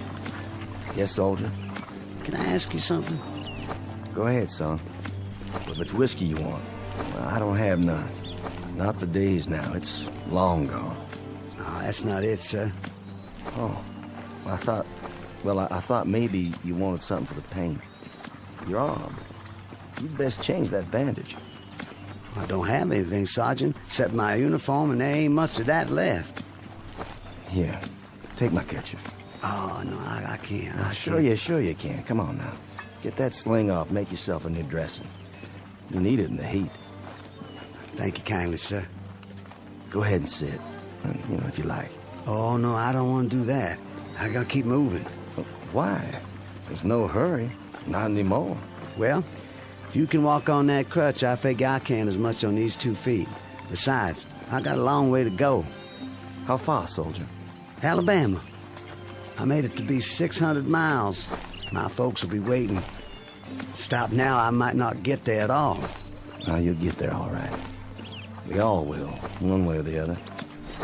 Because we have to. No place else to go. Yes, sir. Going home. That's what I wanted to ask. You know the date today? I'm sorry, son. I lost track. I don't know, still April or thereabouts. Hey, Willie. That you? You know that boy? Sure I do. Sounds like Willie from Birmingham. We was together at Appomattox. You go on ahead. I gotta take it slow for a while. Much obliged. See you tonight, sir, when we make camp. Luck to you, son. God be with you.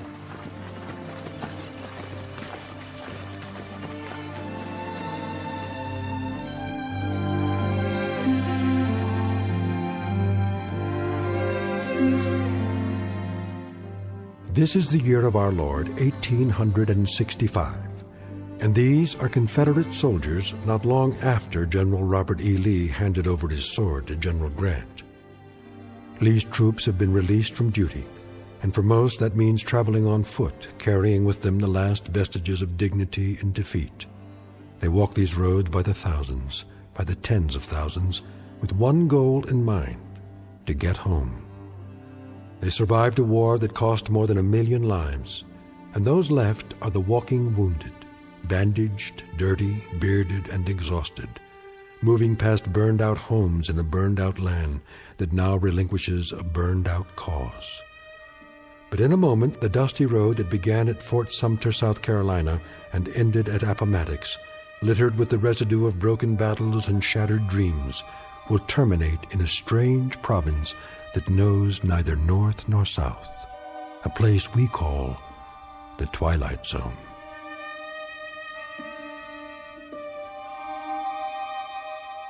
And now, back to the Twilight Zone with The Passers-By, starring Morgan Brittany, with Stacy Keach as your narrator.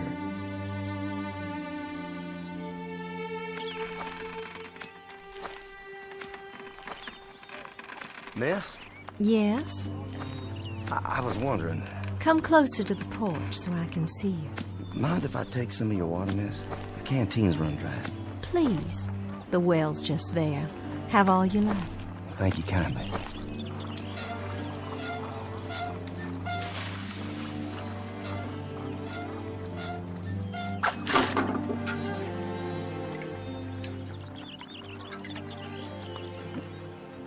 Oh, you don't know how good that tastes. I see by your uniform. Sergeant, isn't it? Well, it was. Don't know that it matters much now. Beautiful house you have here. It was. We used to call it our mansion. Beautiful tree, too. The oak here, strong. The kind that lasts. Yes, it survived. It was here before the house was built, and now it's the only one left. War claims a lot of victims. Different kinds. Men, animals, God's own beauty. You mind if I sit here a spell? Not at all. It's nice to talk to someone. I feel as if I haven't had a conversation in years. What if I strum my guitar a bit? You have a guitar? Carried it all through the war. Would it bother you? Oh, it would be lovely. My husband used to play a guitar. Did he? Oh, he played so well. He's where, ma'am? He was killed at Yellow Tavern with General Stewart. I'm sorry. You have a wife back home? No kin at all. It was just my father, but he died the first year of the war. I'm sorry. Ah, it's all right. It's been a while now. I mean the crutch. I didn't see it. You've lost your leg. No matter, ma'am. Didn't exactly lose it anyway. I know just where they buried it. Outside of Chickamauga. It must be hard walking for you. Do you have a long way to go? Why, I guess I do. I kind of lost track. Have you been on the road long? Reckon I have. Since the beginning of time. Leastways, that's the way it seems. I don't quite remember when I wasn't moving down a road someplace. Like all those men passing by day and night. Oh, I got plenty of company. But it's different now. There isn't anything in the world sadder than a defeated army crawling home. And how different it was when they marched off. Brand new gray and gold braid and 1,000 flags, with trumpets and drums. Nothing but trumpets and drums. I thought it sounded so wonderful. I remember. Gonna lick the Yanks in a month. That's what they said. In a month. How wrong they were. And we stood by in our summer dresses and cheered them on and threw flowers and felt so grand. Just a few tears. Not many. Because we were so sure they'd all be coming back just as they left. And how wrong we were.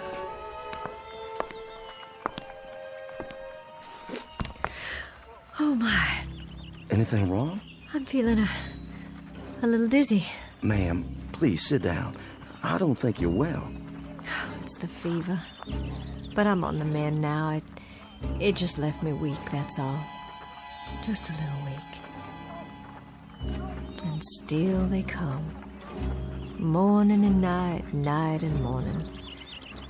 The young ones and the old ones. And oh, how tired they look. How worn. Are there hundreds of them or thousands of them? More than that. And wouldn't you think there were so many, my Judd? Ma'am? Sergeant, do me a favor. Play your guitar real loud. I mean real loud. Drown me out. I'm so sick to death of hearing my own crying and the sound of footsteps on the road. Please play it loud so I can hear music.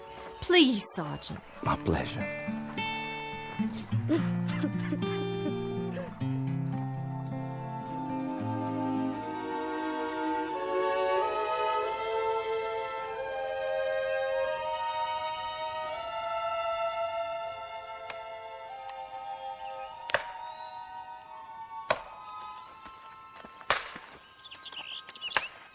Charlie? Charlie Constable, is that you?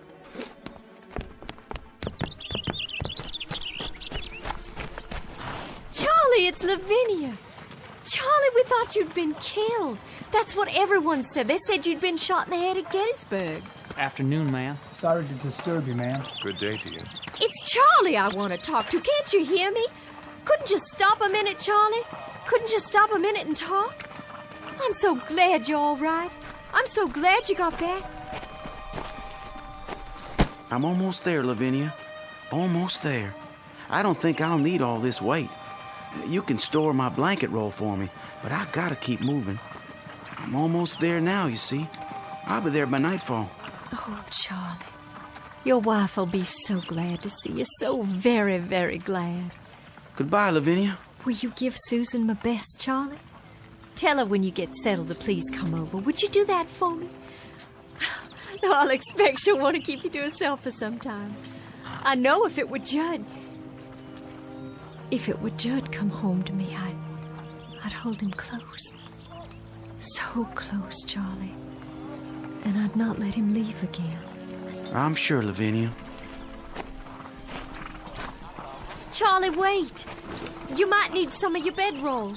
The Yanks took most of the blankets. Susan might have use for yours. Well, I'll keep it for you then. Do you hear me? I'll keep it here for you. That was Charlie Constable. Was it? They said he'd been killed at Gettysburg, shot through the head, that's what they said. Oh, but thank God they made a mistake. Thank God he's all right and come home again. What's the matter, ma'am? Why are you looking at your hands like that? There's blood. Where? Why, Charlie's cap. It's tied to its bedroll and there's blood on it. There's blood on Charlie's cap.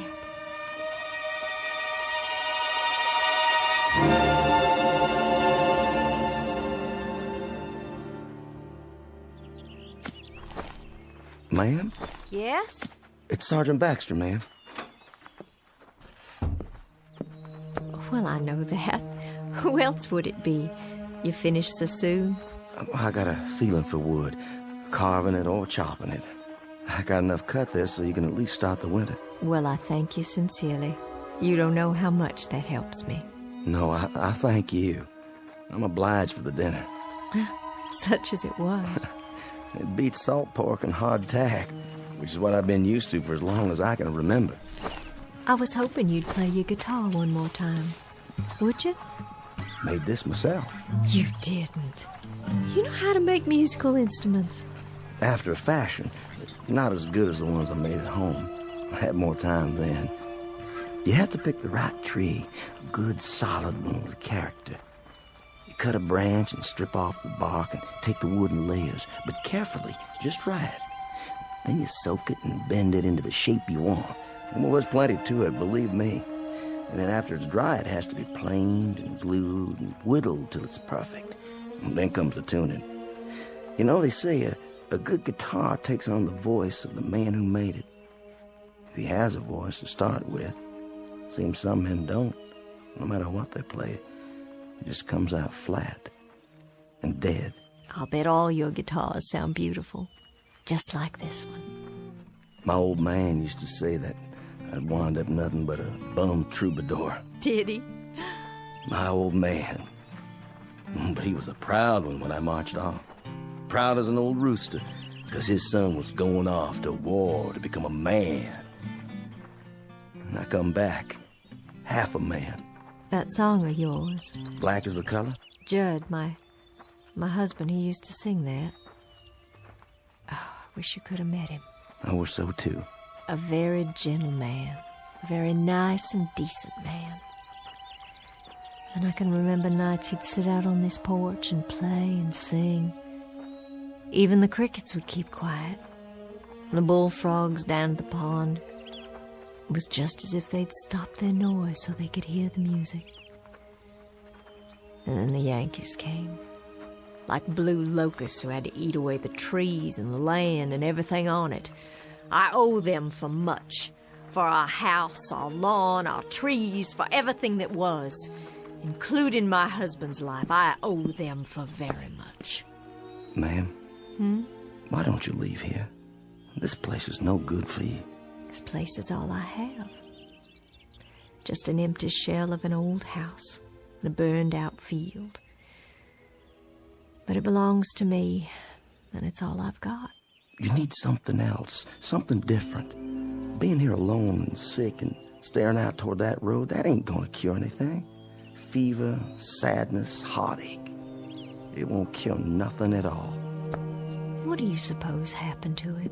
Your husband? The Yankee who killed my husband.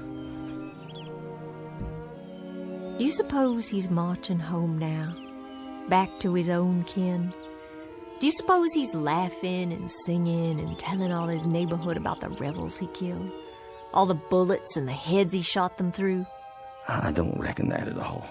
You shouldn't either, ma'am. There's been a lifetime of suffering on both sides. I got a gun inside the house. An old shotgun. And I keep thinking about how someday, some moment, a Yankee will ride by, and I'll take out that gun, and I'll aim it at him. I'll aim it steady. But first, I'll tell him. I'll tell him that he can consider this the last shot of the Civil War. A bullet in exchange for the one my husband took. You let that kind of poison sit on your mind, you'll die from it, I swear. Who's coming? Can't see yet. It's him. What do you mean? The Yankee. Well, hold on now. It's a hot night. Hot indeed, Lieutenant. Couldn't see if anyone still lives here. They do. You traveling a long way? Oh, just up the road. But I've been on it a long time. You too, Sergeant? Long time. I've got a half-full canteen, but my horse is running dry. Well, there's water in the well. I don't think they'd mind. Much appreciated. I know you, don't I? That's possible. I mean, I've seen you before. I seem to remember. Go on. What is it you remember? You'd best heed the sergeant's answer, because it's the last thing you'll ever hear. No, ma'am. Put the gun down. You don't understand. The last thing you'll hear on this earth. This I promise you.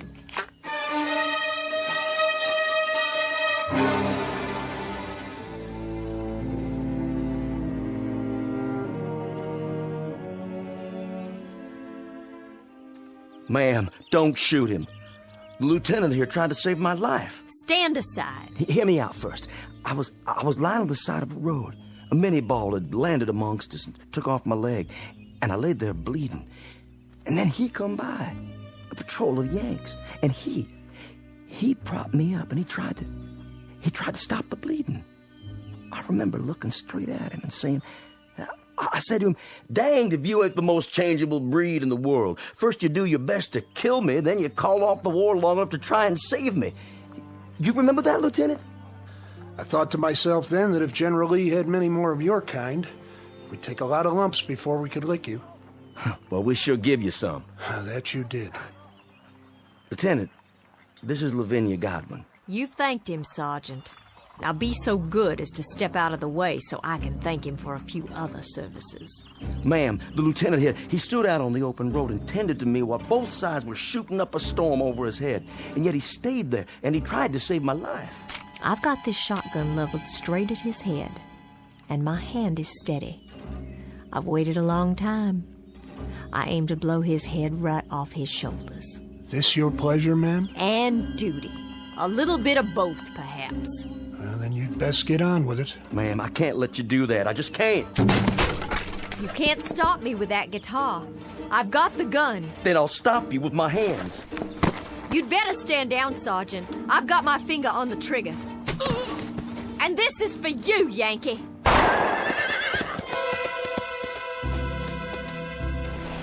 You could thank God for the darkness. That kept you from committing murder. Hasn't there been enough of that already? I didn't miss him. I couldn't have. I couldn't have missed him! No, ma'am. You couldn't have. But it doesn't make any difference. Not anymore. I remember now. I do remember. They got you that day. They got you in the back while you were kneeling over me. You took a bullet in the back and you fell right over. Yes, I think that's how it happened. I thought you were dead. I remember thinking you were dead. What's going on here?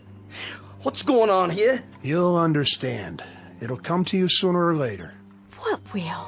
I've got to be moving up the road again. Don't want to ride, do you, Sergeant? She's not the staunchest steed on earth, but she'll carry two. Thank you, but one's enough.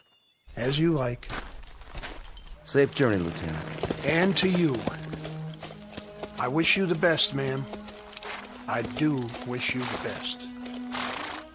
And this too shall pass. This too shall pass. Wait and see. I'm sorry I hit you, Sergeant. And your guitar, your beautiful guitar, I shouldn't have. I shouldn't have done that. Please, forget it. It's over. Those things he said. What do you suppose he meant? I have an idea, but I think we'll know for sure soon enough. Look. On the ground. What? It's wet. When he climbed on his horse, he was dripping blood.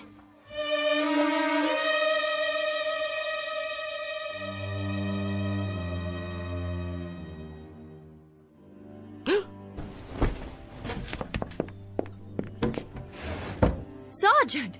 Sergeant Baxter! Ma'am? Would you come in the house, please? Can I help you? Do you hear that, Sergeant? Hear what, ma'am? That's just it. There's no one on the road anymore. They're all gone. They stopped coming during the night. It's been quiet ever since. Real quiet. Why are you carrying your bedroll? And your cap? Are you leaving? Yes, ma'am. I'm leaving.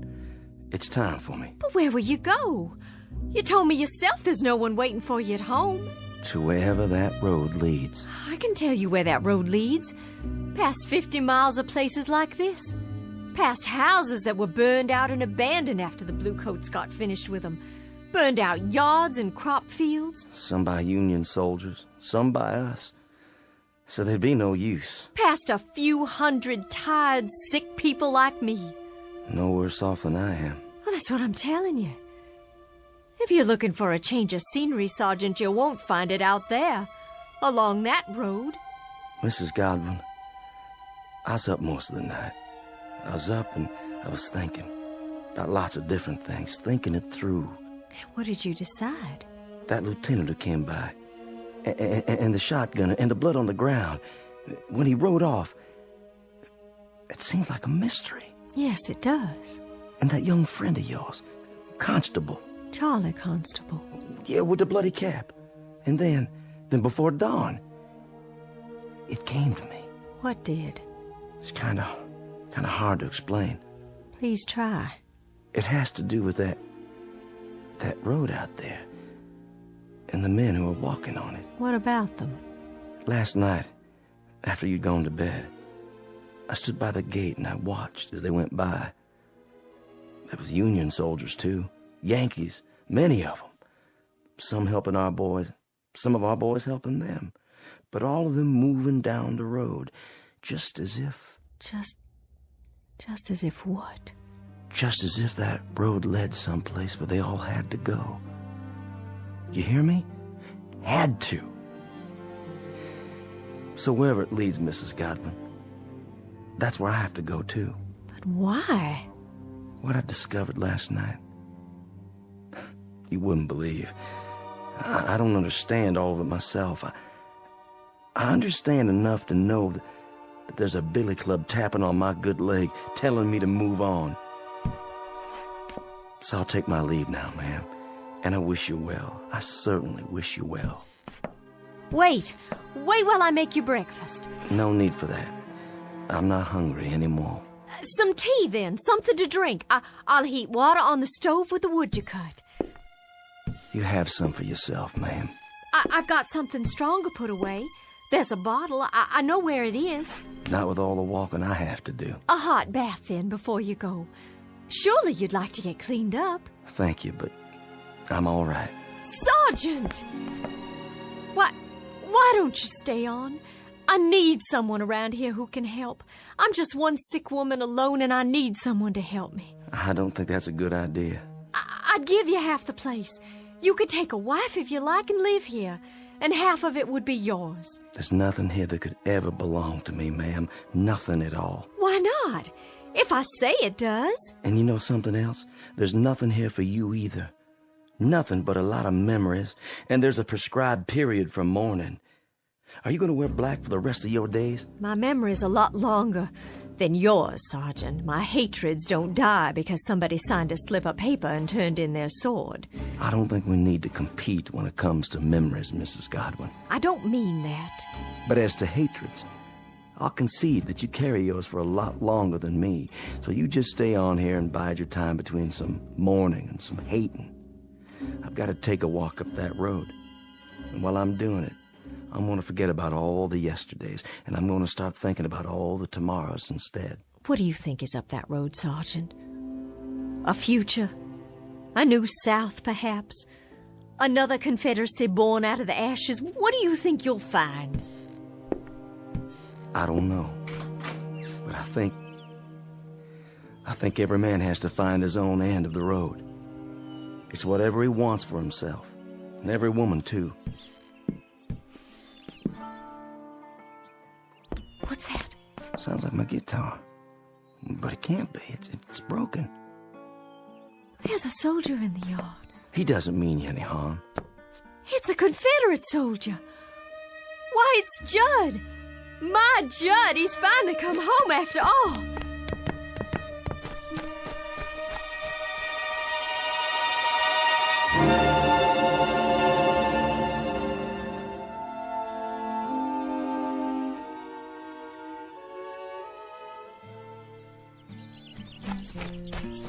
Oh, Judd, it is you.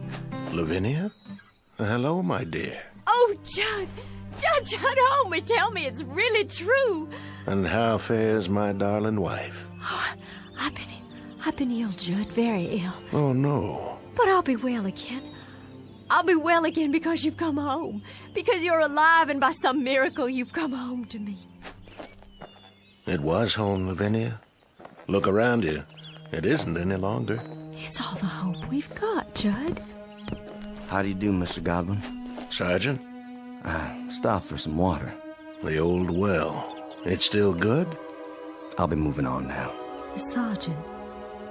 He's been telling me there's a pot of gold at the end of that road. Has he? And I told him, Judd, and now I have to tell you, I understand. Understand what? There's nothing at the end of that road except more road. And more places like this. But we can rebuild it all. We can paint it and plow up the fields. We can buy seed and we can... Lavinia. Judd, what is it? Sergeant? Yes, sir? Do you know? I think I do, yes. It's easier that way. I'm not sure, but I think I do. Goodbye, Mrs. Godwin. Goodbye, Sergeant. I'll no doubt be seeing you farther on. What does he mean? It's time now, Lavinia. Time? We've got to go. Judd, there's no place to go. This is just a stop along the route, Lavinia. A stop? This is home. Home is somewhere else. And you're saying we have to leave? Yes, Lavinia. We have to leave. Oh, you brought your guitar. I'm glad. This isn't mine. It's that sergeant's. But... See? You remember this guitar, Lavinia. It was all broken, wasn't it? And now it's all in one piece again. Why, yes, it was. How did you know? It was broken, but now it's been put together. And it can be played again, and music can come from it. It's sort of like a human being, Lavinia. A bullet comes along, or a cannonball, or a fever, and it breaks our bodies and throws them aside, and they're no use to us anymore. But then something else comes. What are you saying? With that comes a second chance. Judd, are we? Yes, dearest. My death came at Yellow Tavern with a bullet. Yours came here with the fever. No. Then you mean all those men? All those men are heading to the end of the road, to whatever it is that each of them yearns for. Yearns? To a place or moment that is their heart's desire, theirs and theirs alone. Are you ready? I'm alive, Judd. I have to be. I can feel it. I'm alive. And I don't want to leave here. I'm not ready. I don't want to leave here because if I do, that means I'll have given up. There's nothing to give up anymore, Lavinia. There's nothing at all. Yes, there is. There's the house and the field and the crops we planted that we'll plant again. And the trees and the leaves that rustle when there's a breeze all night long. And the livestock to replace. And sometime one day, the child will have you and me. And he'll grow strong and healthy. And he'll help you tend the fields. And then he'll move on to a life of his own. His life and his children. Our grandchildren. And we'll grow old together on the piece of land that's our own. And in that way, life goes on. Oh, there's so much life still left. So much living still in me, I can't give it up. Don't you feel it? If you don't, I have enough for both of us. It's all I ever wanted, to be here with you. I'll see you later on, then, when you've made your peace. I'll wait for you, just as you waited for me. Oh, Judd, please. Please don't leave me. I'm not leaving you, my darling. I told you, I'll meet you at the end of the road, unless... Then you'll come back? You will. You'll find out what I already know. There isn't anything at the end of the road. There isn't anything at all you can't see right here. You'll come back, Judd. I know you will. That's as it may be, but I'll be waiting for you. Judd, please come back. Please come back to me. Go after him, my dear. Who are you? Just a fellow traveler. You must be tired. And hot in that That black suit and that tall hat. Odd, isn't it? Passing strange how it doesn't seem to bother me now. I have some water if you like. That would be a most extraordinary kindness. Over here. There's a well. The water's cool and sweet. Here, drink your fill.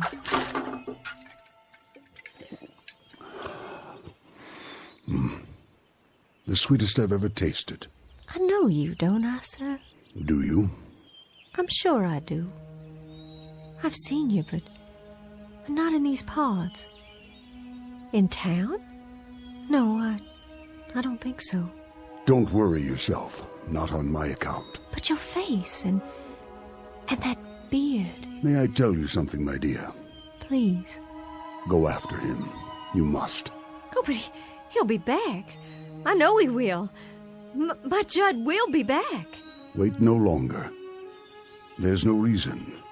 He's going someplace that you'll like, I promise you. Someplace where you'll find peace. But how do you know? How? It's something we learn about death. Something we all come to understand.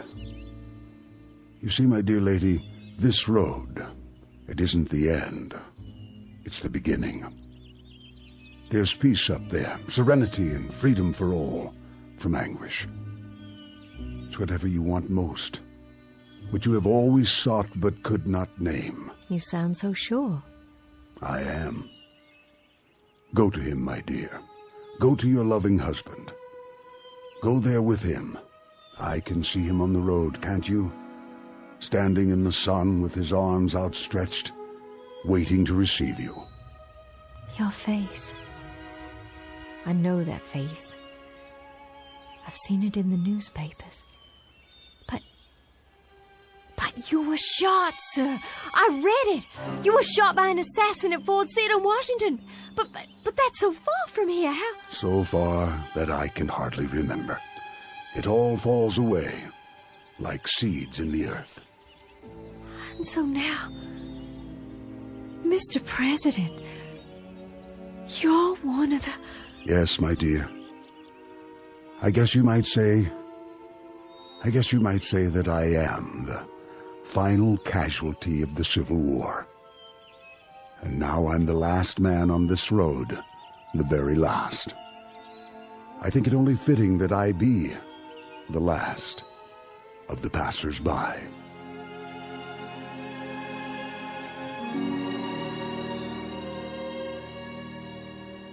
Judd? Is that you?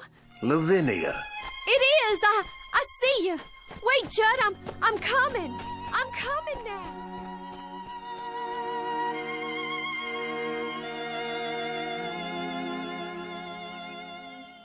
Lavinia Godwin, the mistress of a burned-out home, the image of woman in the aftermath of war, all women in all wars, suffering the final wound and the deepest, and now, at last, ready to be healed.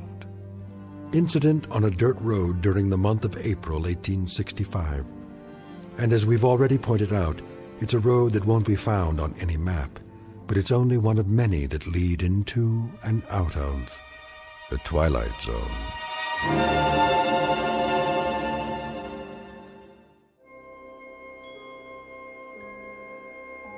Hi, this is Carl Amari, producer of the Twilight Zone radio dramas. I'd like to take a moment to tell you about our official website at twilightzoneradio.com, where you'll get the latest news and information on these Twilight Zone radio dramas. Plus, at twilightzoneradio.com, you can digitally download 3 free episodes or any of our episodes for only $1.95 each. In this age of ever-changing technology, we've decided to make these episodes instantly available to you by making the Twilight Zone radio dramas a digital download-only series. This means that this series will no longer be offered on CD. The CD collections at our website are now being offered while supplies last at buy one, get one free. So be sure to get your favorites before they're sold out. Be sure to visit us often, and I'll see you in the zone.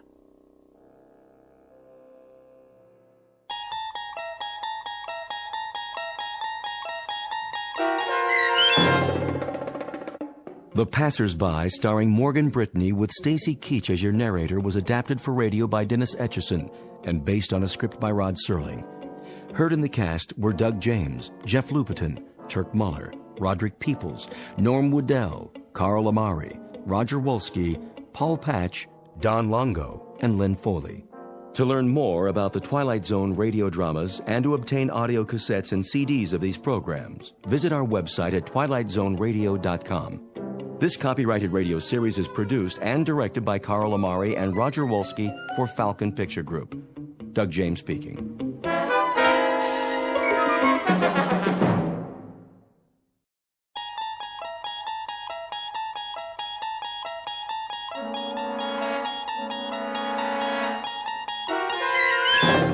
You unlock this door with the key of imagination.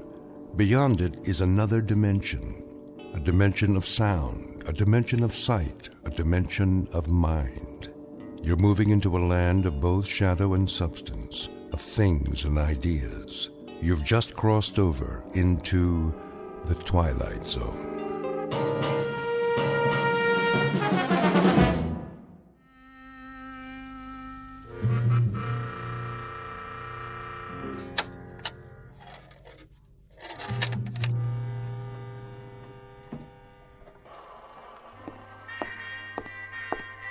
Jason.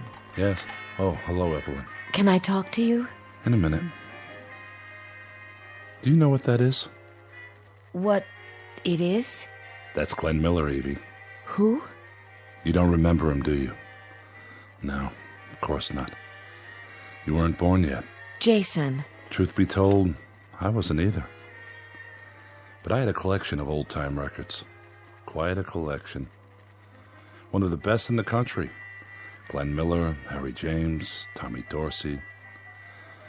Of course, that was before. They all got broken to pieces, along with everything else. Except for this one. Jason, they want to know. Know what? About the food. You have to tell them something. Wait till Mr. Goldsmith comes back from the cave.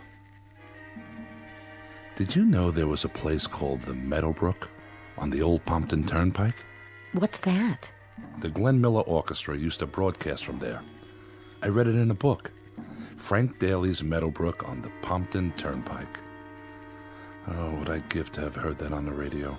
What's a radio? Well, it was a way for people to communicate. They sent out speeches, music, anything they felt like, for others to hear. Any time of the day or night, around the clock. Did they send food? What? Food, Jason. That's what we need. Look out the window. Everybody's in the street and they're hungry. They have to know about the food we found. It's not food unless we can eat it. Till then, it's just cans. Tell them to wait for Mr. Goldsmith. Tell them he's gone to ask the old man. I'm telling you, they're not going to wait any longer. Looks like there's a crack in this one, too. I'm sorry. It doesn't make any difference. All that was 1,000,000 years ago. That's where this music came from. 1,000,000 years ago. Just a ghost, like me. What about the canned goods? They're not ghosts. Hey, Jason! Is he back yet? Yeah, where is he? Sure been gone a long time. Maybe he's not coming. Are we supposed to starve or what? All right, I'm coming. Hold your horses, everybody.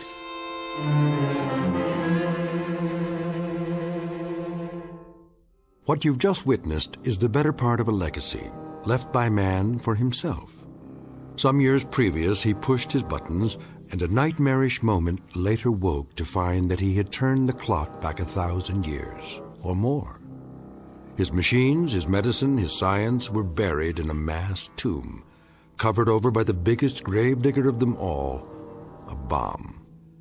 This, then, is the Earth not many years later, where the few remaining survivors get by, but just barely, in a once thriving suburb full of families who lived their lives with faith, hope, and charity, until that terrible morning.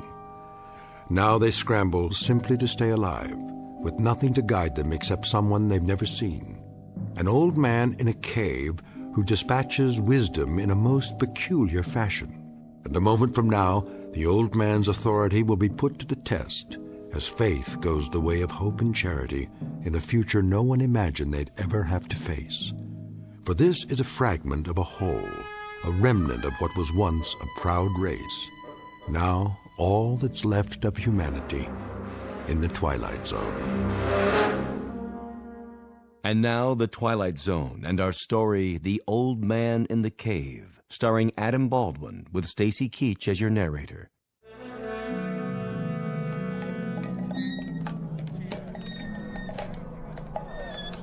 Put that can down. Look at this. It says peas and carrots. And sliced beef from Argentina. You know the last time I had beef? I said, leave it. You been to the cave, Jason? Did you see Goldsmith? What's the matter with you people? Are you worried the old man's gone away? He's always been there. Well, hasn't he? But did he talk to Goldsmith yet? Goldsmith's waiting for the message. As soon as he gets it, he'll bring it down and share it with us. Is he asking about this food? I tell you, it's pre-bomb. Everything in the pile is pre-bomb. We don't know that. Look at it. It's safe as anything. I'm surprised at you. I'm surprised at all of you. We have no way of knowing. Why do we have to wait for the old man? Why don't we just take our chances with it? We already took our chances. What's that in your hand? See this? The old man told us not to plant on the north acreage, and this is what came up. I know what those are. Those are carrots, just like on the can. Did these grow, Evie? Or did someone leave them to us in a will? They were the best of the crop. The best? Then I'd hate to see the worst. But if we grew them ourselves, they must be okay. No, Evie's right. I don't think we ought to eat these. Too much of a risk. Maybe we just better bury them with honors. But that's what Goldsmith went to the cave for. That and the canned goods, to find out what land we could try next. If the old man says it's okay... The old man, indeed. God knows where he gets his knowledge, but he knows about land. You remember the tomatoes that came up? After he sent a message telling us not to plant them... They were deformed, too. Monstrous is the word. Looked like rotten watermelons, and tasted like nothing fit for a human. But these cans, they didn't grow. We found them buried by the road. Let's wait till Mr. Goldsmith comes back. Wait till he has a chance to ask. You know, man doesn't live by bread and canned goods alone, or free carrots or mutated tomatoes. But do me a favor, will you? Just don't ask me what he does live by. In this 20th illustrious year after the bomb, I wouldn't be able to tell you. Attention! Attention! There's Goldsmith. We'll find out once and for all. We have just had a communication from the old man in the cave. And? There is an 80% possibility of rain tomorrow. The wind is from the northeast. This means there will very likely be a high radioactivity count in the precipitation. All of you are asked to remain indoors and stay there until otherwise advised. All barrels should be placed upside down and all water troughs covered. See to it that no one touches any rainwater till it's been thoroughly examined. What about the canned goods? The old man says they're probably contaminated. What? If so, they should be destroyed. How does he know that? He hasn't even seen them. There's no telling where it came from or when it was canned. I think we'd best leave it alone for a while, at least till I ask the old man again. Why can't he tell us now? He has a lot on his mind, but he's never told us wrong before, has he? Quiet. What's the matter? Listen. I remember that sound. So do I. It's a truck of some kind. Where do they get their gasoline? Then it must be Army.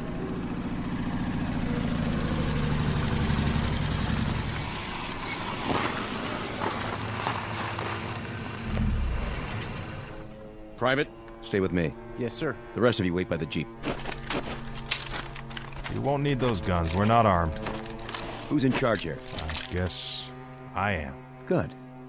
You got a name? Goldsmith. What about this place? Does it have a name? And if it does? Well, if it has a name, Goldsmith, we'd like to hear it. And you are? Major French, Central States Command. Never heard of it. Well, you will from now on. We've been sent out to organize. What? Organize? That's what I said. On whose order? You better clean out your ears, Pops. I told you, Central States Command. How many people here?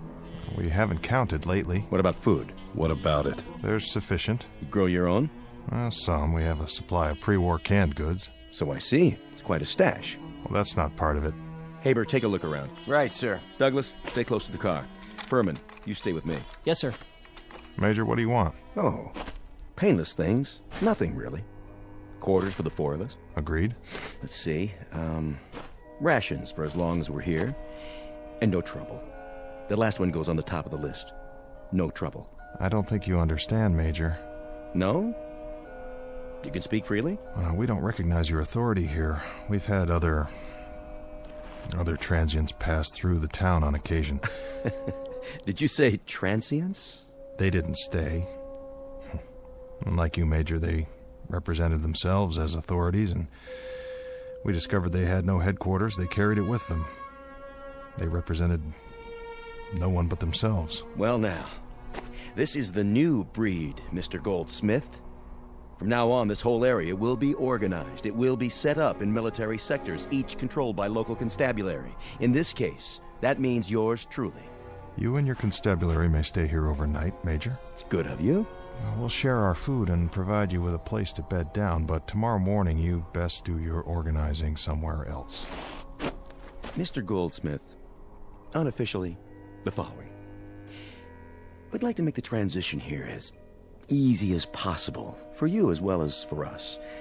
Under certain circumstances, we might allow you to remain in nominal control, assuming you don't in fact give us trouble. Now, that's unofficial, Mr. Goldsmith. The following is official. Stand back. Now, Mr. Goldsmith, listen up and let me tell you the situation. Between Buffalo, New York, and Atlanta, Georgia, there are probably around 500 people alive. That's the latest intelligence. You know why? Because there's no authority. There's no discipline. We're here to give you a little of both. Now, if you give us lip, if you make any trouble at all, I'll hang you from that flagpole of yours, the tall one in the town square. Now, what about it, Mr. Goldsmith? Do you want to cooperate, or do you want your neck broken? That should be an easy enough decision for someone as bright as you. We already have an authority. We've had him for better than 20 years. He give you that pile of cans in the street? No, someone found it. What all have you got there? Poisons, contaminated food. Who says so? The old man in the cave. Oh, it's the old man in the cave, huh? Oh, yeah. Is that right? You idiots. You don't want organization. You'd rather starve to death. You'd rather listen to some nutso in a long flowing robe? It's not like that. Have any of you looked at yourselves in the mirror? Do you even have a mirror? You look like skeletons. You know that? That's what you look like. Skeletons. So where's this old man who keeps you on a starvation diet? When does he come out and play? Well, he never comes out.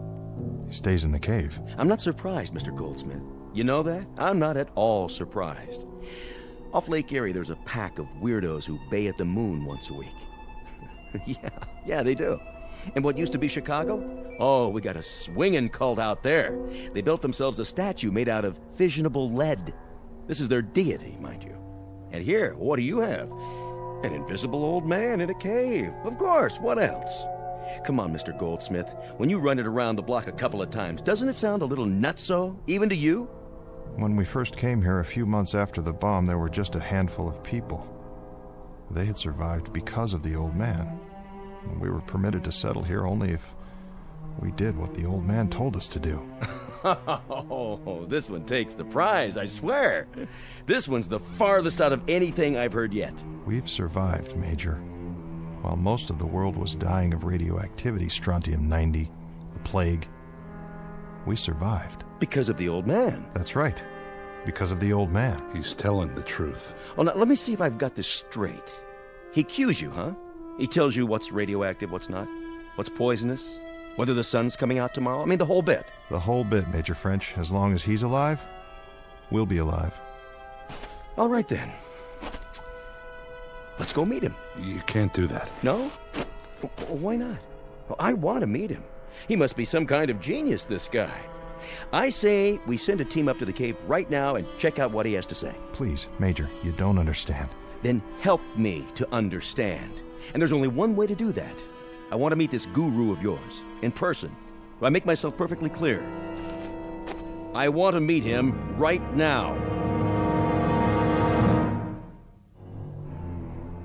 Haber, Furman, Douglas. Sir. Move it out right away. Right away, sir. Where do you think you're going, Major? Off to see the wizard. I have the authority now, Mr. Goldsmith. It's not that easy.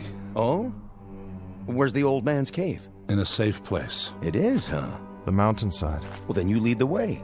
Fall in, mister. He won't talk to you. He will if I show him the business end of an M14. Major, you're not listening. It doesn't work like that. I've told you the only reason we've survived this long in spite of the radiation is because of his advice. Without him, we all die. Is that what you people believe? How about you, girlie? Mr. Goldsmith's telling the truth. The truth? And you? And you?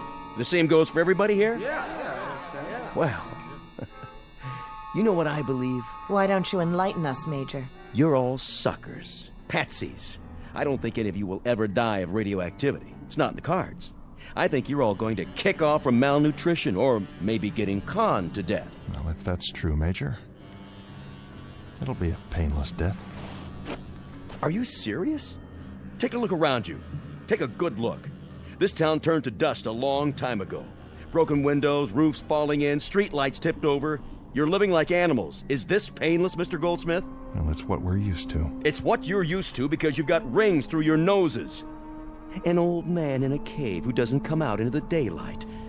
Mr. Goldsmith, listen up. The booking odds are as follows. I'll give you 100 to 1. No, make it 500 to 1. That your old man is some soft-in-the-head hermit who smells like a garbage heap and doesn't even know what year it is. Get me? That's not for us to say. You got that right. It's for you to ask. Friends, Romans, and farm animals, lend me your ears. We're going up to that little cave now, and we're going to run a check on your favorite recluse. We'll haul him out into the light of day and get a good look at him. And then, I'll decide. Decide what, Major? If he's worth keeping alive.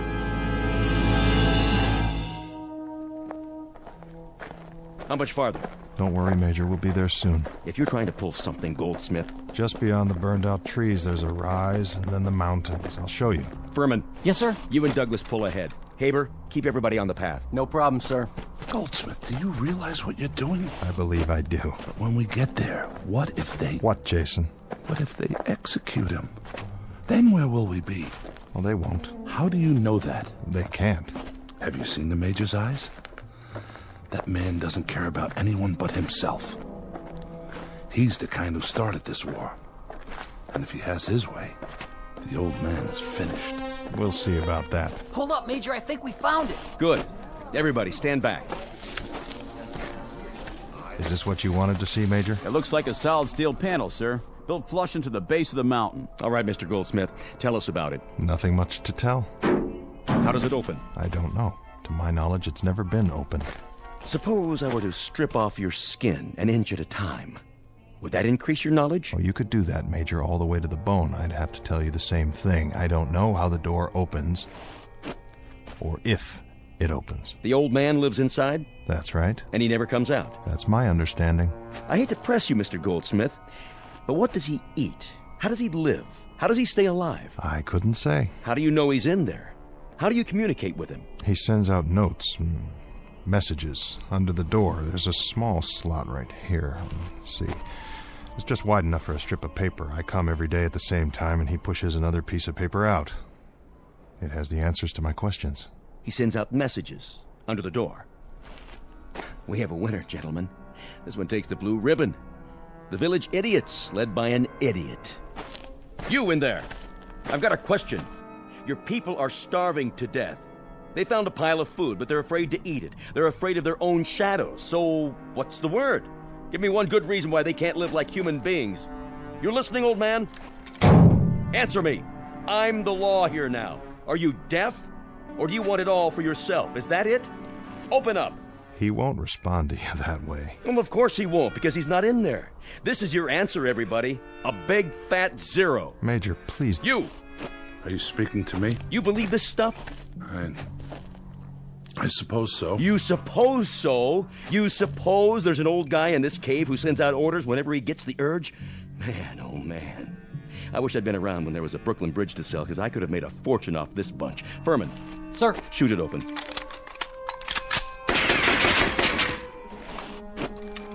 No dice, Major. It must be an inch thick, maybe 2. Douglas, give me a grenade. Here, sir. What's he doing? Better make tracks, friends. This one's going to do some damage.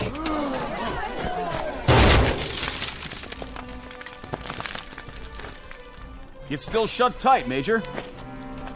Hey, old man! It's getting dark. If we're gonna find our way back... You in there, listen up. I'm not through with you yet. I haven't even started. Goldsmith. What is it, Jason? You know how to open the door. I know you do. I know how to open the door, but I took an oath that I never would. My predecessor took the same oath, and that door has remained closed. No one will get into that cave. No one will ever touch the old man. Who is he? Where did he come from? A question oft asked, and a question never answered. Well, the Major is going to get an answer, one way or another. You can bet on that. It makes no difference, Jason. He's kept us alive. That's all that matters. Now, come on, old friend. Let's go home.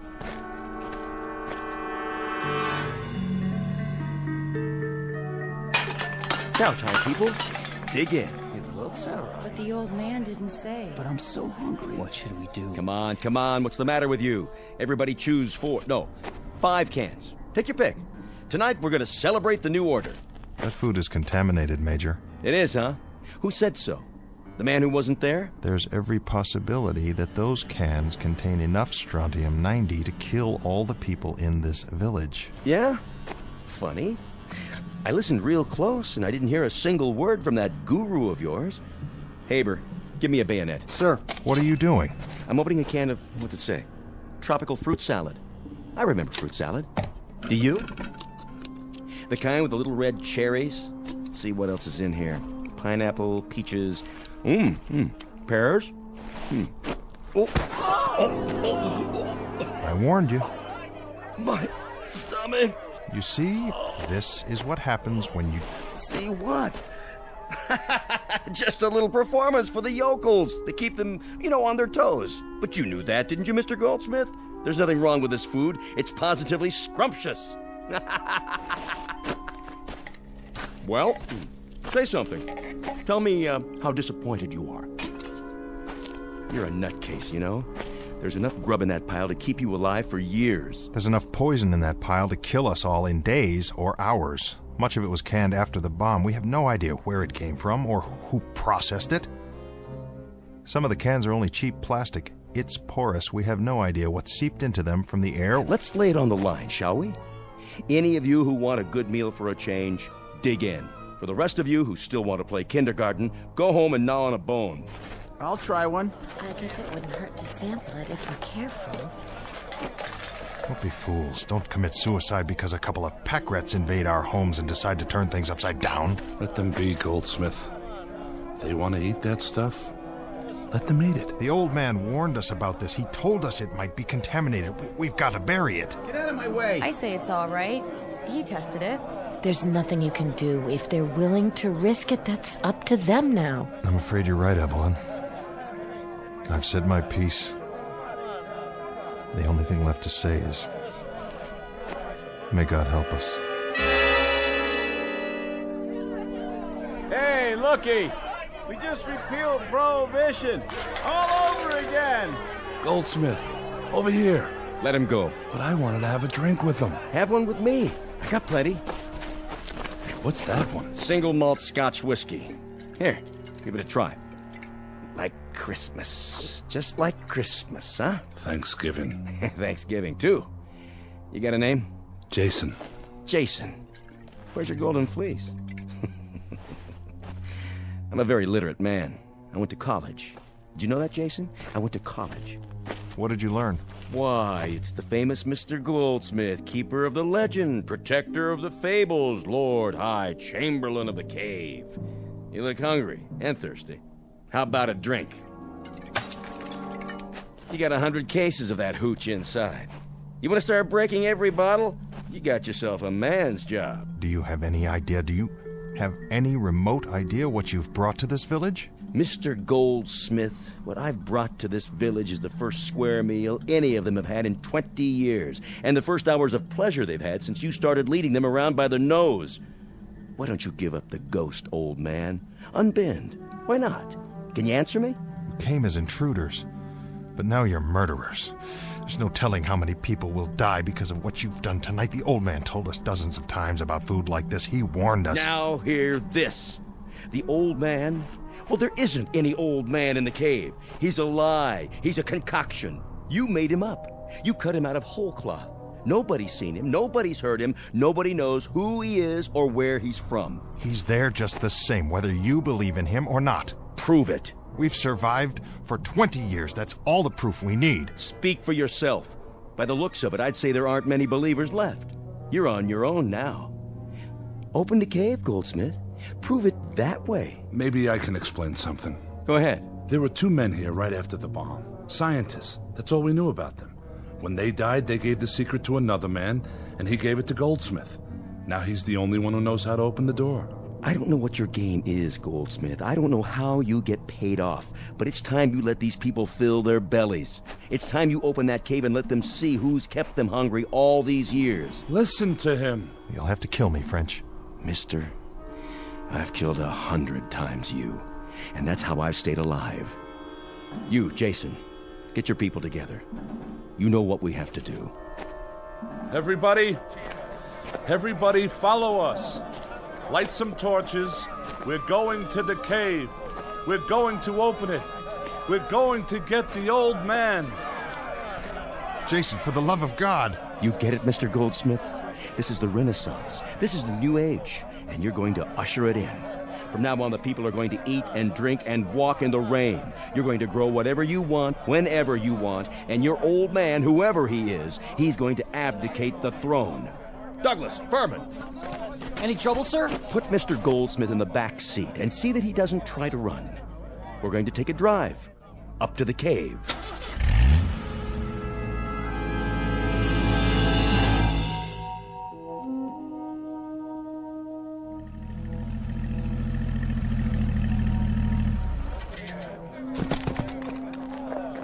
Drag him if you have to. Mr. Goldsmith here is going to open the cave. He knows how. He can show you the old man. One thing he can't do is explain why you've been half-starved, half-frozen, and half-baked to death for all these years. Please, all of you, listen to me. There's no reason under the sun for this cave to be open. The only thing you need to know is that the old man has kept us alive. We're hungry. Do you understand? We're hungry. We've survived, but we haven't lived. He's never let us. He didn't drop the bomb, Jason. He didn't kill off the world. That's what we did to ourselves. All he's done is let us survive our mistake. All he's done is give us a chance to plant a seed again and let it grow. In that cave is all the compassion that's left on Earth. No more talk. Do it. Now. There's a switch under this rock. Let me tell you all something. Now the damage has been done. The destruction is complete. Irrevocable. You, Mr. French. When we talked about the ways that men could die, we forgot the chief method of execution. We forgot faithlessness. Enough! You've listened to him for years. That's all you've done. You've listened and you've listened. And then, when he said jump, you jumped. When he said breathe, you breathed. And when he said starve, you starved. I'll tell you what's in this cave. Here's my prediction. It's a fanatic, a madman, who had to be kept locked up behind a steel wall. Not to protect you, to protect him. Now you'll see for yourselves. What are you waiting for? Get him!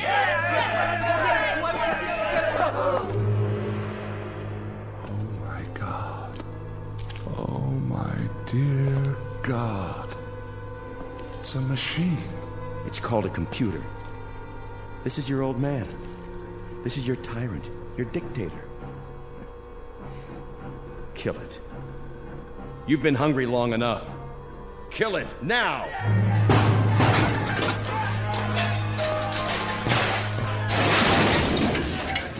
You're free now. Hear me?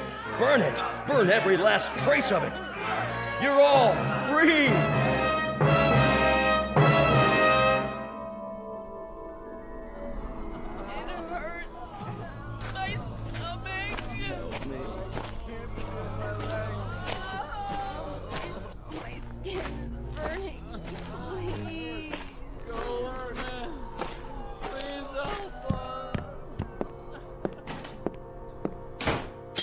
Mr. Goldsmith? Evelyn? I didn't think anyone else was alive. At least not for much longer. I took your advice. I didn't eat the food or drink anything last night. Why? I don't know. Faith, I guess, if that's what you call it. If it was good enough all these years, well, that must mean something. Does it? It didn't mean anything to Major French and his men. What are all those people outside? Not to any of them. Is there anything we can do? No. I know there might be a treatment of some sort to prolong their lives, but I don't have that information. It died last night back in the cave, along with all the rest of our knowledge. I know some things. I'm sure you do, Evie. For instance, it's going to rain today. Why, you can't know that. Yes, I can. I can feel it. Can't you? I'm not sure. Well, that's my prediction. We'll have to move the bodies, bury them. Yes, there are so many. You can hardly walk. I moved one already. You moved? Inside. He's laying down, over here. Goldsmith? That you? Jason? Jason, I'm so terribly sorry. So am I. I'm the one who's so sorry. You're not to blame. Maybe this has to be the destiny of man. I wonder if that's true.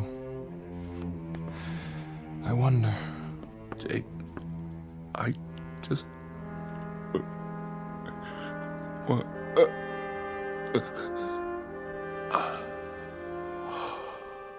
Oh.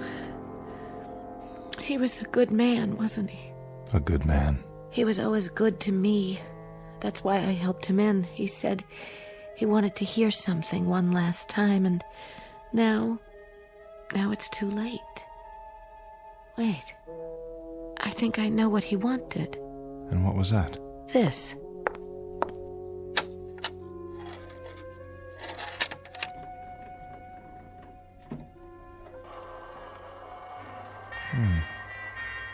Sounds familiar. Can't quite place it. I can. A man named Glenn Miller. It's called Moonlight Serenade. Well, I'll be. There's your rain, Evie. Do you mind? Do you mind if we just sit here for a while longer before we move the bodies? No, I don't mind. At all. I like the sound. So do I, Evie. So do I.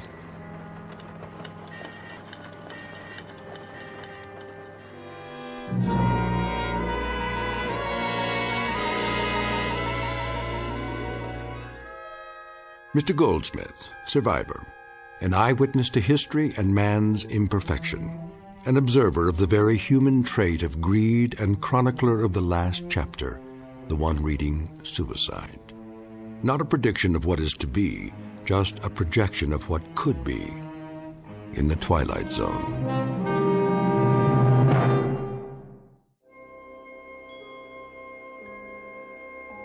Hi, this is Carl Amari, producer of the Twilight Zone radio dramas. I'd like to take a moment to tell you about our official website at twilightzoneradio.com, where you'll get the latest news and information on these Twilight Zone radio dramas. Plus, at twilightzoneradio.com, you can digitally download 3 free episodes or any of our episodes for only $1.95 each. In this age of ever-changing technology, we've decided to make these episodes instantly available to you by making the Twilight Zone radio dramas a digital download-only series. This means that this series will no longer be offered on CD. The CD collections at our website are now being offered while supplies last at buy one, get one free. So be sure to get your favorites before they're sold out. Be sure to visit us often, and I'll see you in the zone.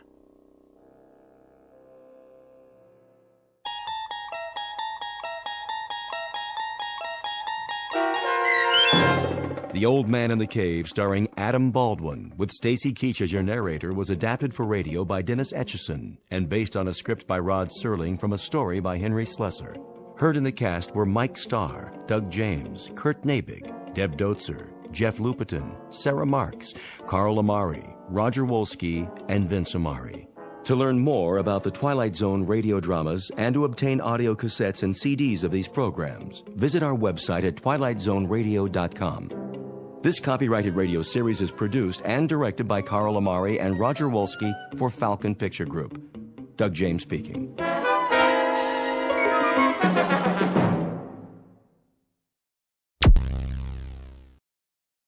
Thank you for listening.